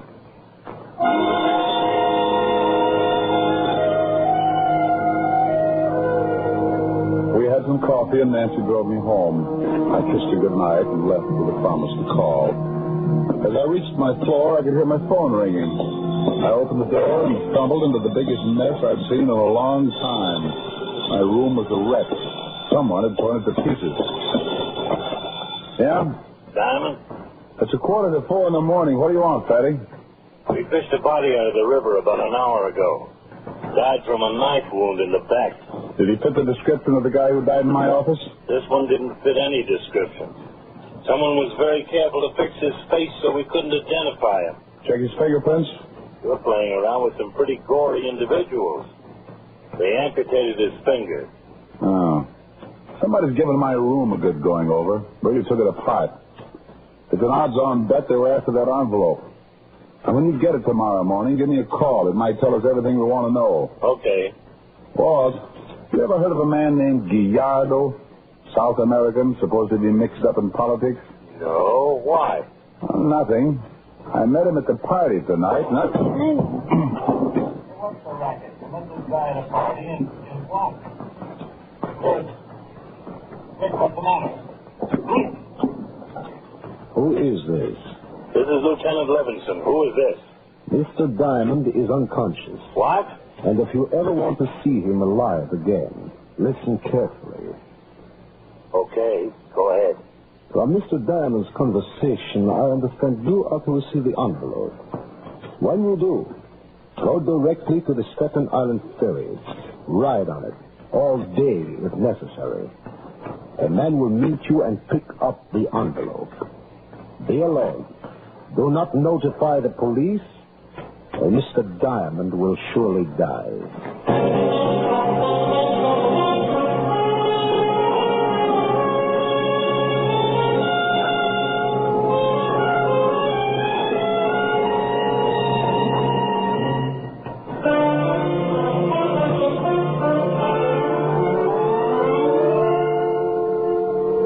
Someone had sapped me and sapped me good. I had a dull, throbbing headache, and when I began to find my way back to consciousness, I felt my coat pulled off and my right shirt sleeve rolled up. There was a sharp pain in my upper arm, and several seconds later, my headache disappeared in a surge of heat that spread out over my back and shoulders. I tried to fight it, but it was like being on a sinking ship, trying to crawl back up the slanting deck. The ship dragged me down, and I swallowed up in the black water.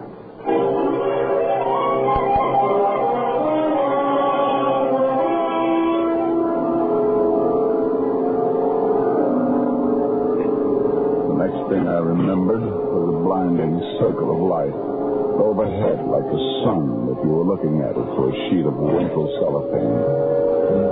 I shut my eyes and I could hear voices, far off, hollow, not making much sense. The light hurt my eyes, but I couldn't seem to shut it out. So I tried to relax and wait. Give the drug time to wear off.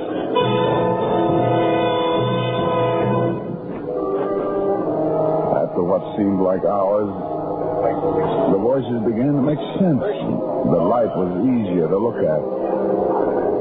It was just a plain ceiling lamp. As the feeling in my fingers began to return, I realized I was lying on a bed. There's a restaurant on the corner. I won't be more than 10 minutes. The other man had promised to be back in 10 minutes, so I had to do something in a hurry. I kept tightening my muscles, trying to get the circulation back. I had to make a try. I wasn't sure of my strength, but I had to try. I rolled off the bed. Hey, come on out of it, huh? Trying to break your neck? He leaned down to pick me up, and I hit him just below the Adam's apple with the side of my open hand. The man choked and turned blue. He grabbed for his shoulder holster, and I kicked out with both feet. He doubled over and fell on his face. The effort had put him out of commission, but I was exhausted. I grabbed his gun, staggered for the door. But getting out of that room was like wading through an acre of glue. I made the hall somehow and started down the steps. I met the other man coming up. His arms were filled with beer and sandwiches. I shot him right through his dinner.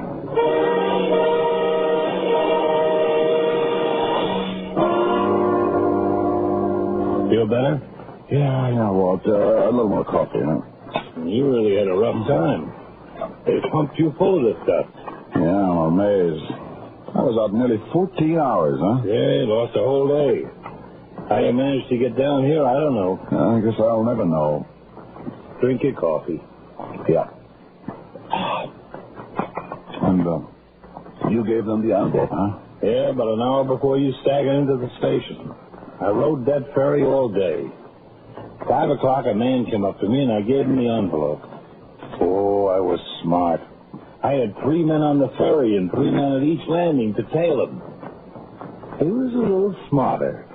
He took the envelope, stuck it in the waterproof case, and jumped overboard. Fast speedboat picked him up.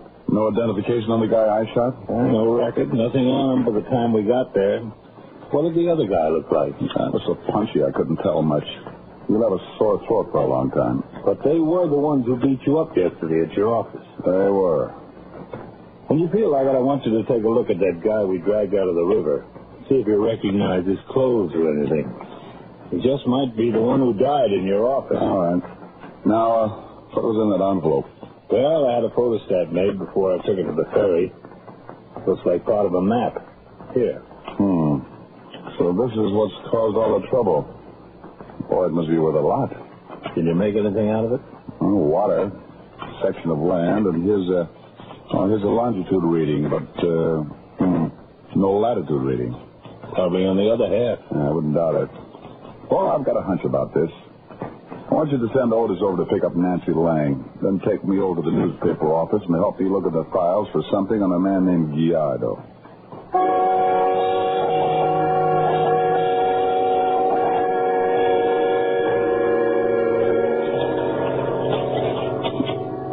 You know what you're looking for? Yeah, this guy Guiardo. Senor Guiardo. I know I've read about him. I've seen his picture.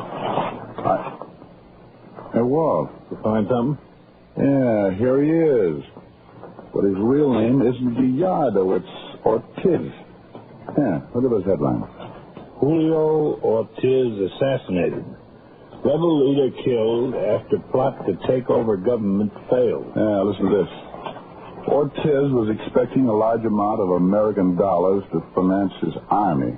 Although the rumor is not confirmed, it was reported that Ortiz shipped $1 million in gold bullion to someone in the United States. The plane was supposed to have crashed, and it is interesting to note that the recent plane crash in which 2 American pilots escaped, John Bishop and Bernard Combs, were found floating off Key West. Key West? Holy smoke, that was the guy in my office tried to tell me. He said Key West before he died. Well, don't you see? Ortiz is still alive. Maybe those two pilots double-crossed him and hid the gold. That's what that map is all about. I'll lay 8 to 5 that man you've got down in the morgue is one of those pilots. John Bishop or Bernard Combs. I'll have the FBI send us the files on both those guys. If one of them is John Bishop or Bernard Combs, we won't need fingerprints nor a face. But check their dental records, birthmarks. Let's get back and see if Otis has got the lovely Nancy Lang.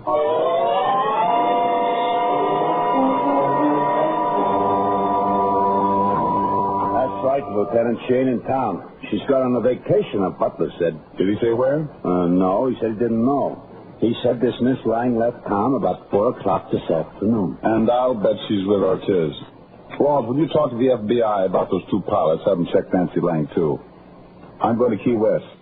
Send any information to the chief of police there.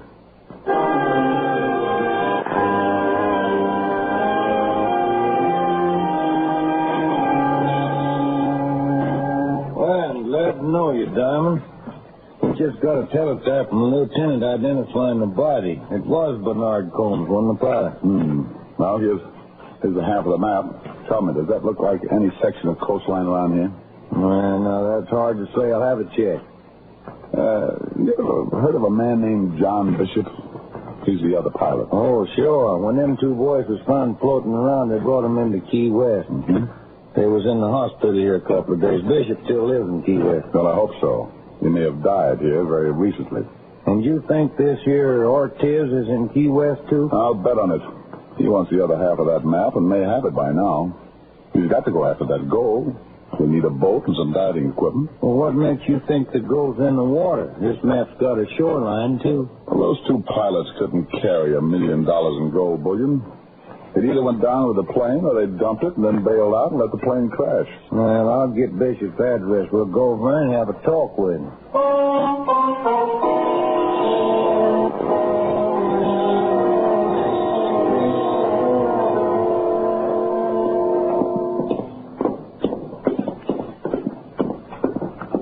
He's on the next floor. I hope you're right. Well, that's where he's been living.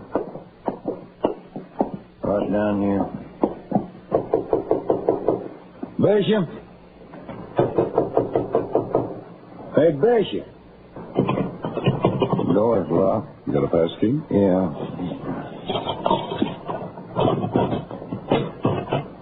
Bishop, Lord have mercy. Yeah. Is that Bishop? Yeah, that's him. Boy, he sure is dead.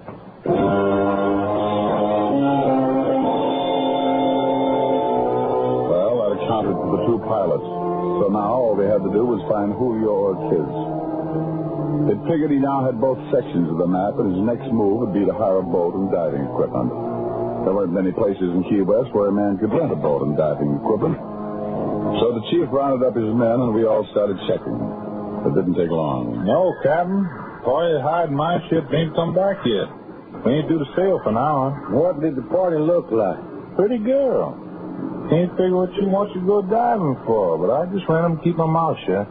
Probably Nancy Lang. Ortiz is staying undercover until the last minute. Well, I'll spread my boys around. We'll keep out of sight. And when they show up, Skipper, you don't say nothing about us. Sure. I just ran him to keep my mouth shut.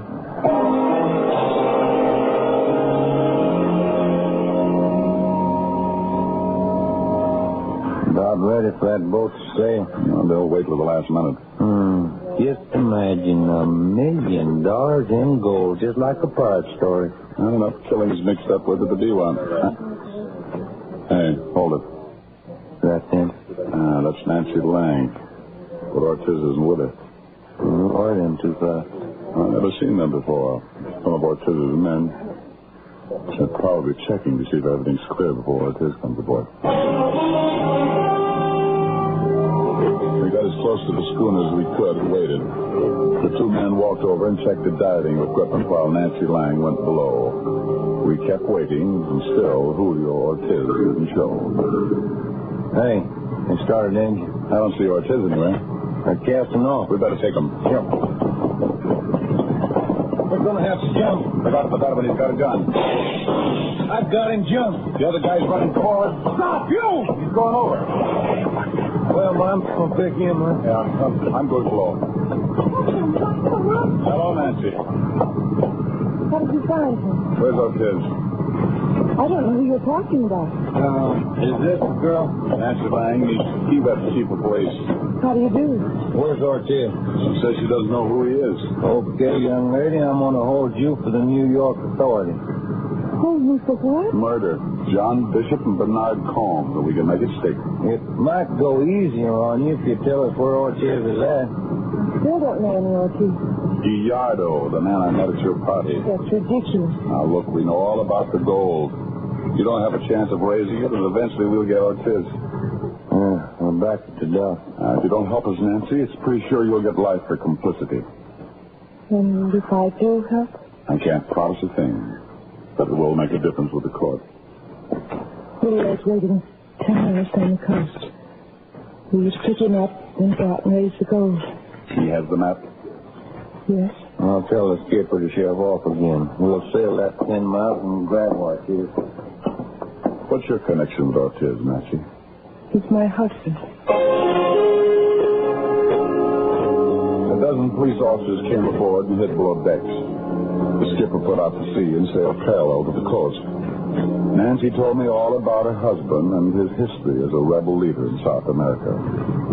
I was stranded in South America with a show that folded. I married Ortiz. After the gold was lost, he faked assassination and came to the United States. He located the two pilots.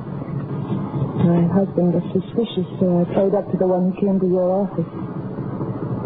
I got him drunk one night, and he told me about the gold and his half of the map. We've gone to 10 miles. I'm glad it's over with. I see a man standing on the beach. Mr. Diamond. Yes? I was supposed to lure you into that garden. Figured. But I said at the fountain. I really... Oh, forget it. Yeah. No sense in making it any tougher.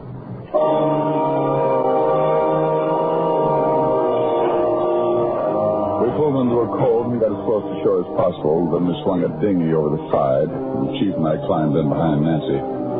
We kept our hats down over our faces and hoped Ortiz wouldn't notice until it was too late. We both rowed and kept our backs to him. Nancy sat in the stern facing us. Rick. Well, we headed right. I don't want to turn around. We're headed all right. Rick, my husband has always been good to me. I'm glad he was good to somebody. He sure made a mess out of a couple of guys I can think of. But he was good to me. Hey, we're nearly there. Hello, Dolly. Hello. Julio? Yes? The police are with me. Why, you stupid little... He's running for it. Save the girl. Let him go. My men will pick him up. I've got a score to settle. Ortiz, stop. Okay. Well, that makes the assassination permanent.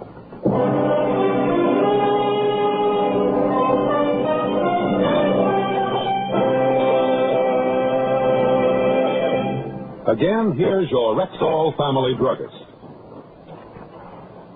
Good health to all from Rexall.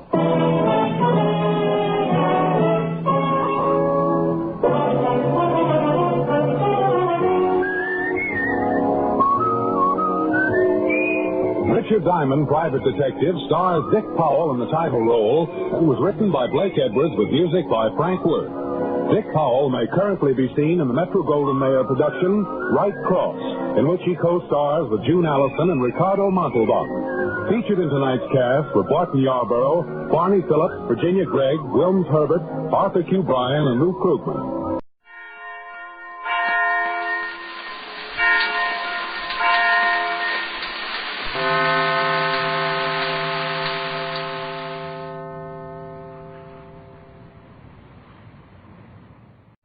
The Adventures of Sam Spade, Detective.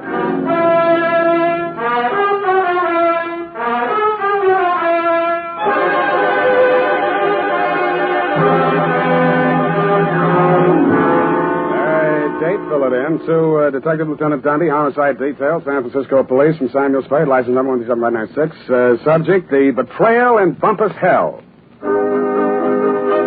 Red Gillis was a raw-boned poke from the border country. He was a stranger to Bumpass Hell, but he was no stranger to trouble. He jogged his Pinto down the narrow main street, not liking what he saw, and reined up in front of the sheriff's office. He dismounted and slapped the trail dust off his Levi's. Then he hitched up his gun belt and ambled inside. He looked at the heavy-shouldered, blue-jowled man behind the desk, and he didn't like what he saw. Neither did the sheriff, Rance Blaggett. State your business. I can do it better than that. State your business and get out, he snarled. Red smiled thinly and drawled, I'm looking for my brother. And what be your name outside of Red? Here, I can do that better than that. And what be your name outside of Red? Red Gillis's hand slid toward one of his six-shooters as silently as the sun coming up over the butte. Gillis, he sneered. Red Gillis from the Tonto Rim. That's pretty good. The sheriff's muscles tightened like steel springs and pulled him erect. Ain't no Tonto Rimmer welcome hereabouts in Bumpass Hell, he cursed. That was real good. And then the slap of 4 hands on leather was followed by the simultaneous roar of 4 6-guns. Hey, wait a minute. The sheriff... I know they're in there. Well, who is it? The sheriff is just... Mr. Spade. Miss Kelly next door. Right in the most exciting part. Mr. Spade, now see here. I won't take no for an answer. It wouldn't be neighborly. What is it, Mrs. Kelsey? Never you mind. Come along. What are you up to here, anyway? Who, me? Oh, nothing. I'm just relaxing with an apple and a good book, that's all. I don't see no apple, and the only reading matter I see is some western trash. Trash? Now, come on. There's trouble on the 3rd floor. Well, there's trouble in Bumpass Hell. Don't just swear at me. I'm not... I know my duty, and I know your duty. Now, come on. Oh, it's okay. Let go my ear. And that, Dundee, so help me, is how it started. Effie had just read a book called How to Relax, and it said there that Western stories were relaxing, and that's how I happened to be at home at 10 p.m., writing herd on a copy of Sheriff and Outlaw, rip-roaring adventures of the Old West. But Bumpass Hell hath no fury like my neighbor, Mrs. Kelsey. I left Red Gillis and the sheriff face to face and vice versa, eyes flashing and guns ablaze, and followed her meekly up to the 3rd floor.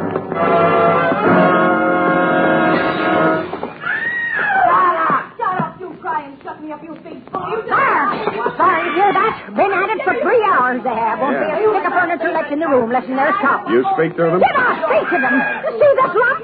No, here, under my transformation. Oh, well, why didn't you call a cop? Well, it wouldn't be neighborly. It's me that did. You see this lump? Yeah, you showed it to me. Put your wig back on. I'll see what I can do. And tell them about my lump. It's evident. Yeah, put it back. Hey, open up. I would not go back with you if you was the last man alive. Hey, open up. Have it your own way. If I catch you without your swear again, I'll tear your head off. Oh, you hide, you boy, you rotter, you cheap grifter, you. Well, you slam out of here before I'm forced to seek the assistance of a couple of flashy. Do not try anything fancy behind my back, you big slob. From now on, you and me is strictly on the cool beady. Well, you unprintable rat. Hey, let go of me. Don't throw it. Hey, wait a minute. Don't I remember you from someplace? No, I'm only being neighborly. Why did you beat up on kind, nice Mrs. Kelsey? That is a gross falsehood. I did not lay a hand on the old wag. It was that odious stinker, Joe Donegan, who was just left. And you can tell him, as for me, that I'm extremely unimpressed with his cheap threats to rub me out, and that I intend to continue on seeing Mr. Hobson or any other Johns which I care to. That's pretty good singing. Oh. Well, you better tell him that yourself. I don't imagine I'll be seeing him. You won't? Hey, wait a minute. Who are you, anyway? Just another tenant. I live downstairs. Oh, well, now I recall whom you are.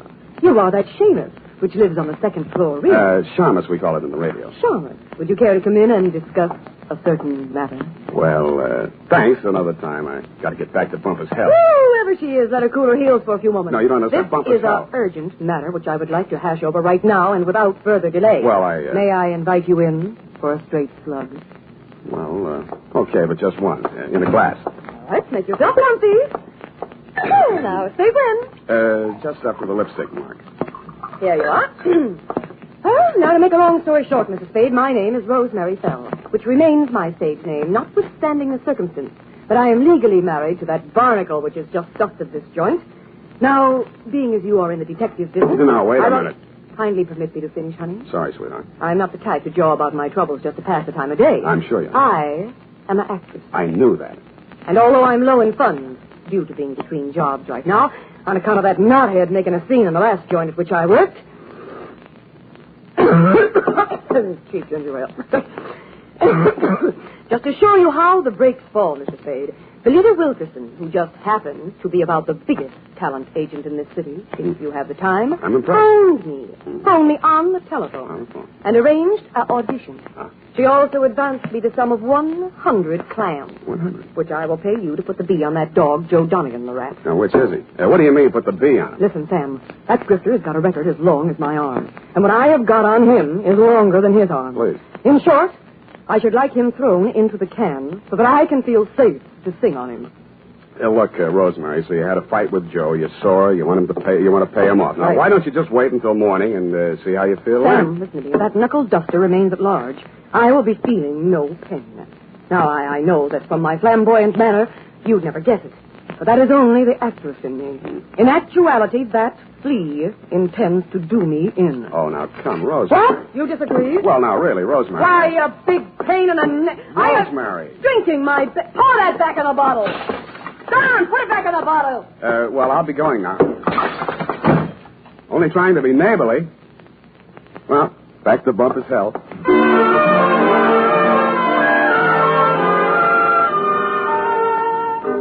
Rance Blaggett, the smoking coat still gripped in his hairy fists, suddenly pitched forward like a fallen Joshua tree at Red Gillis's feet. Red leaned over with a thin smile playing at the corners of his mouth, not liking what he saw, and lifted the badge off of Blaggett's cowhide vest and pinned it on his own. Bumpass hell had a new sheriff. Hey. Then I heard it. It sounded like a man sneaking up a fire escape. I went over to the window, raised it, and looked up. I didn't like what I saw. An overcoated figure reached the third-floor landing and stood silhouetted against the lighted window of Rosemary's apartment. He was about the height and weight of that rat, Joe Donegan. By the time I'd rolled out the window onto the fire escape, his right hand had come out of his coat pocket. Donegan! Donegan, watch it!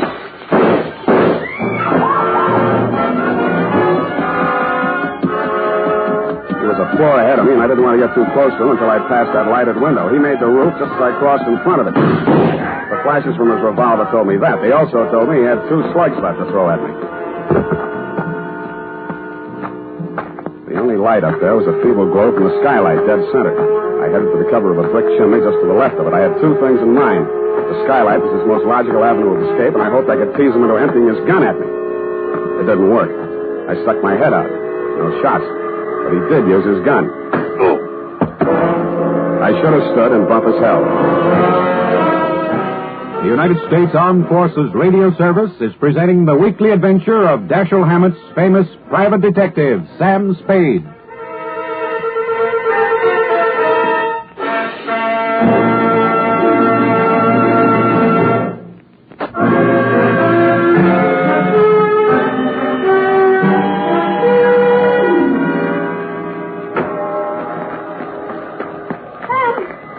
What did that rat do to you, the dog? Sam, speak to me.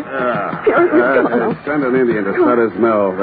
Tell the governor the sheriff of Bumpass hell is turning in his bag. Listen, honey, you've got to pull yourself together now. Come on. These delirious Trumans will get us no place now. Come on, Sam. Yeah, I guess you're right. Come on, Now, do not rush things, honey. That was quite a clip he gave you. Yeah, where were you? I was combing my hair out of the window. Yeah, and he was on the fire escape, not 4 feet away. Not a very good shot, is he? No, he isn't. Oh, Sam, look at your poor little head. Here, now, let me kiss it and make it well. Wild root. Yeah, so, it gets me ahead socially and on the job. Well, now, what next, Sam? Rosemary, I am going to the top now. My dander is up. Let's have a moment of silence while I put through a call to Lieutenant Thomas Dundee of Homicide. It took your boys less than an hour to locate Joe Donegan and haul him in, Lieutenant. Rosemary's charges were not enough to hold him on attempted murder, and all I could identify was the back of his neck. But you were good enough to bag him anyway, so Rosemary and I could relax.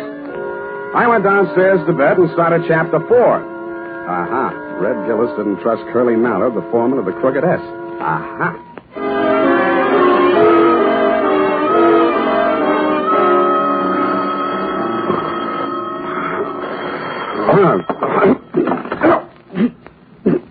Unique Garage, Harry speaking. Sam, this is Dundee. Yeah, Dundee. What time is it? 8:30. In the morning? Yeah. Huh? Oh, yeah, it's daylight. Say, about that, what was his name? Donegan? Anyway, that fellow that we booked last night on your say-so. Well, what about him? That was a bad beef, Sam. How come? You better tell me. Man was alibied, Sam. When did that happen? Well, a fellow named, got it written down. Yeah, Hobson. Warner Hobson says Donegan was with him at the time. Who else says so? Hobson's words are good enough for the commissioner. Ran for assembly once. Did you know he also ran for Donegan's wife? You don't say. Well, that's a real puzzler, Sam. The human mind is unpredictable, Dundee. Huh? Oh, yeah. Well, I hope you figure it out, Sam.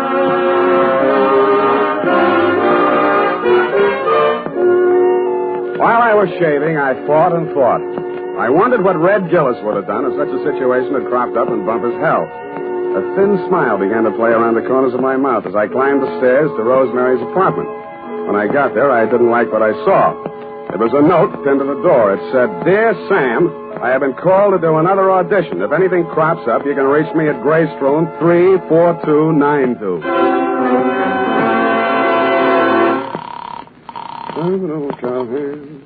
The Belita Wilkerson Talent Agency? I want to speak to Rosemary Fell. Hello? Yes, I'm still on the line. Who's calling, please? Sam Spade. I'm sorry, Mr. Spade. Miss Fell can't come to the phone. Who's in charge there? This is Miss Wilkerson speaking. Yeah, well, why can't she come to the phone? She's in the middle of her audition. Well. Is there any message? Yeah. Tell her Donegan's out and it's Hobson's choice.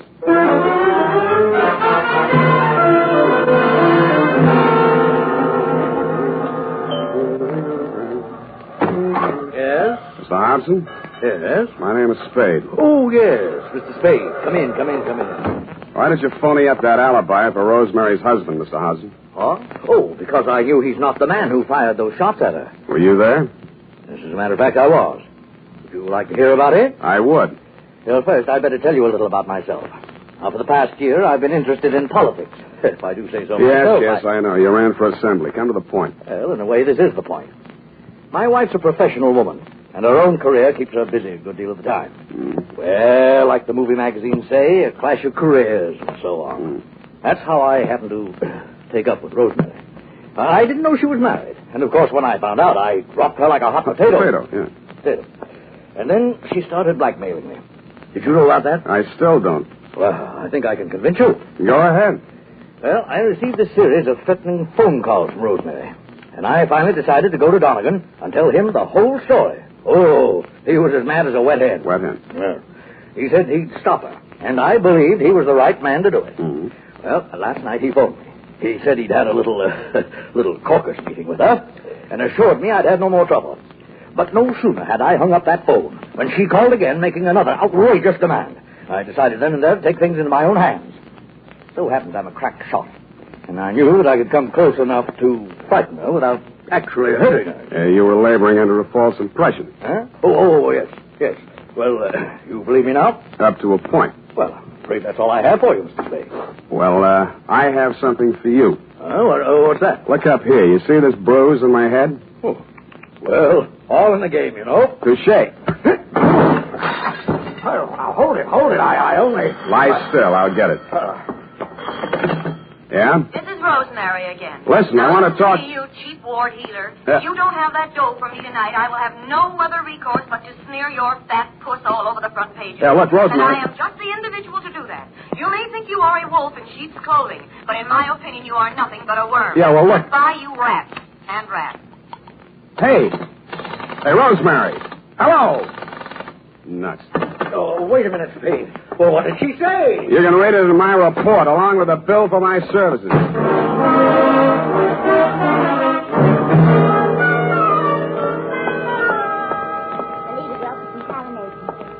No, I'm so sorry she isn't in. You do that, sugar. Hello there.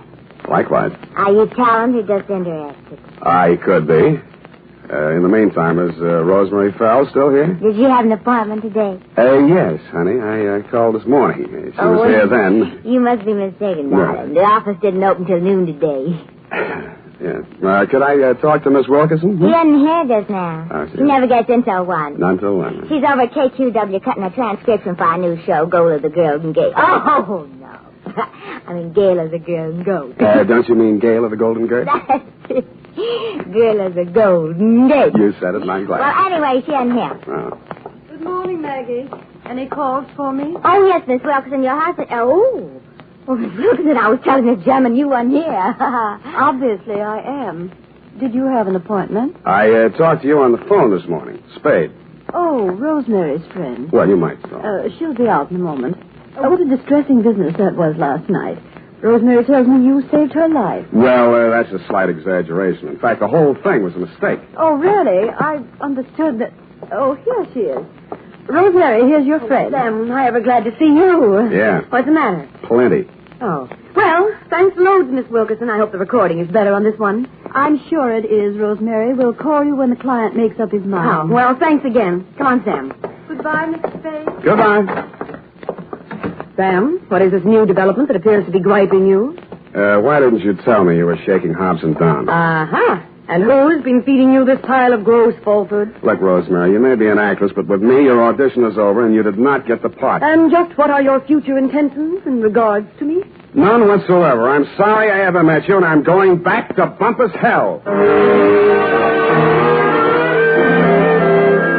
I went back to the office, swiveled my chair into a comfortable position, opened the February number of Sheriff and Outlaw to page 112, Betrayal in Bumpass Hell, Chapter 5, Stampede. It was disappointing. There was a lot of stuff about bawling cattle and dust clouds and Flo and Curly standing on top of a butte, not liking what they saw, when somebody yelled, Stampede. Red Gillis was riding ahead of the cattle, and his horse stepped into a chuck hole, and he sprained his ankle. Red of the horse, it didn't say which. But Red was lying prostrate in the path of the avalanche of tossing horns, not liking what he saw. Hold it a minute. Let's see. Continue on page 113. Learn to be a private... hello? Spade, this is Hobson. Come out here right away. Something terrible has happened. Such as? Rosemary is here, and I think she's dead.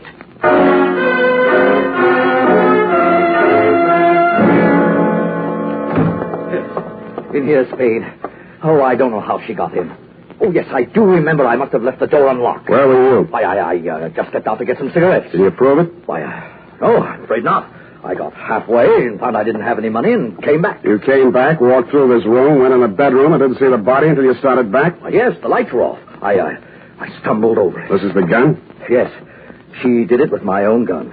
Oh, I never dreamed her love for me would drive her to self-destruction. Of course, now it's clear what really lay behind her poor, clumsy effort to blackmail me. It was a desperate move to get me back. Oh, I'll never forgive myself for driving that poor girl to this. Don't worry about that, Hobson. This isn't suicide. Murder? Oh, great heavens. What will Belita say? Belita? Yes, my wife. Belita Wilkerson? Professional name, you know. I was explaining to you before that... Oh, that's my wife now. What in the world do I tell her? Never mind, I'll get it. Hello? This is Rosemary for the last time. Who? I'm just calling to tell you that you have stalled around too long. I have talked to your wife and told her the whole sordid pitch. Why she wants you back, I will never know. But I sold you cheap, and you weren't worth a cent more. I am a girl who does not like to do things halfway, but you were just too late. Goodbye, you fathead. Yeah, Rosemary, I guess we were all too late.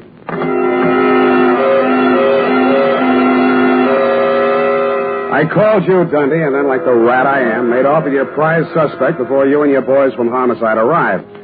We arrived at the Belita Wilkerson Talent Agency just as the boss was shutting up shop for the day. She had the recordings under her arm. All right, Belita, I'll take those. Oh, Warner. Mr. Spade. Unlock the door, Belita. We're going back in. Warner, why are you... You'd better do as he says, Belita. Well, all right, but... Give me those keys. Inside, both of you. Where do you play these records? The recording studio is just through there, but you can spare yourself the trouble. I admit I tricked Rosemary into recording those blackmail speeches and then played them back over the phone to Warner. If trying to hold on to my husband is a crime, then I'm a criminal. Oh, now, Belita, my dear. Come on, stop that. We gotta get busy. I phoned the Hobson house, and you were still there, Dundee. You said it was an open and shut case against Hobson, and to deliver him at once or kiss my license goodbye. But when I told you my diabolically ingenious scheme You said yes, you'd be glad to, because it was a sure way of getting rid of me once and for all. It took us nearly 2 hours to get things ready in Belita's recording studio. We took the parts of Rosemary's so-called audition records that we thought would fit the occasion and dubbed them onto a single side. We played it back once, then I phoned you at headquarters. Homicide. Lieutenant Dundee. Spade, Dundee. Everything's ready here. Did you pick up Donegan? Oh, yeah. He's here. Donegan? Hold on. Okay, Belita. Start the record when I give you the nod. Yes, Mr. Spade. I didn't say it, Donegan. It's for you. Thanks. Yeah, who's this? This is Rosemary. Huh? I forgive you for everything, but there are some things I cannot forget. You Rosemary, lied. it sounds like We have meant a lot to each other, but after what you have done to me, it is time you take through the nose. Rosemary, I didn't mean it. When I followed you to his house and you went right in like you lived there, I What just you went have done nuts. to me, it is time you take through the nose, you rat. I am a girl who does not like to do things halfway. Listen, honey, you're But not you going were to just throw the too book late. at me, are you? I am just I'm glad to the hear your individual, voice. I thought you were We have dead. meant a lot to Okay, each kill other. it. Rosemary, are you listening? Rosemary. Hey, no, she's still on the line. I want to talk to her. Take him, Fullhouse. Wait a minute. Take him. Sam, Yeah, Dundee. congratulations. That was a brilliant piece of work. Hey, Sam, you still on the line? Yeah, I'll be all right, Dundee. I just fainted temporarily. Say it again, will you, pal? Yeah, as I was saying, congratulations on a brilliant piece of work. Well. But I have never in all my years on the force heard of such a wild, insane, illegal, unethical, and downright cruel method of extorting your confession. Thank you, Dundee. I feel better already.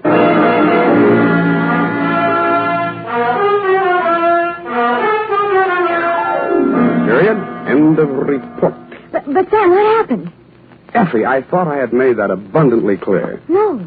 In order to discredit her husband's paramour, Belita gave her a come-on about an audition and had her play the part of a blackmailer reading lines from a script which she, Belita, had prepared, and thereupon proceeded to play said records over the telephone, well knowing that her husband would erroneously believe Rosemary to be a blackmailer in fact, and would drop her like a hot spud. No, Sam, no, I don't mean Don't that. interrupt. Oh. It was my inspiration, I, Sam Spade, to use Belita's fiendish device for a higher purpose. No, Sam, no, Yes. that is what No, Sam, I meant the Western story. Betrayal and Bumpass Creek.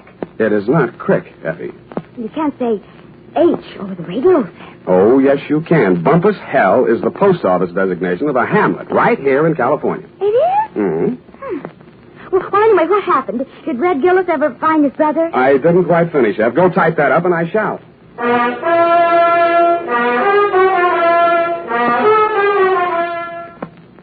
Well, here it is, Sam.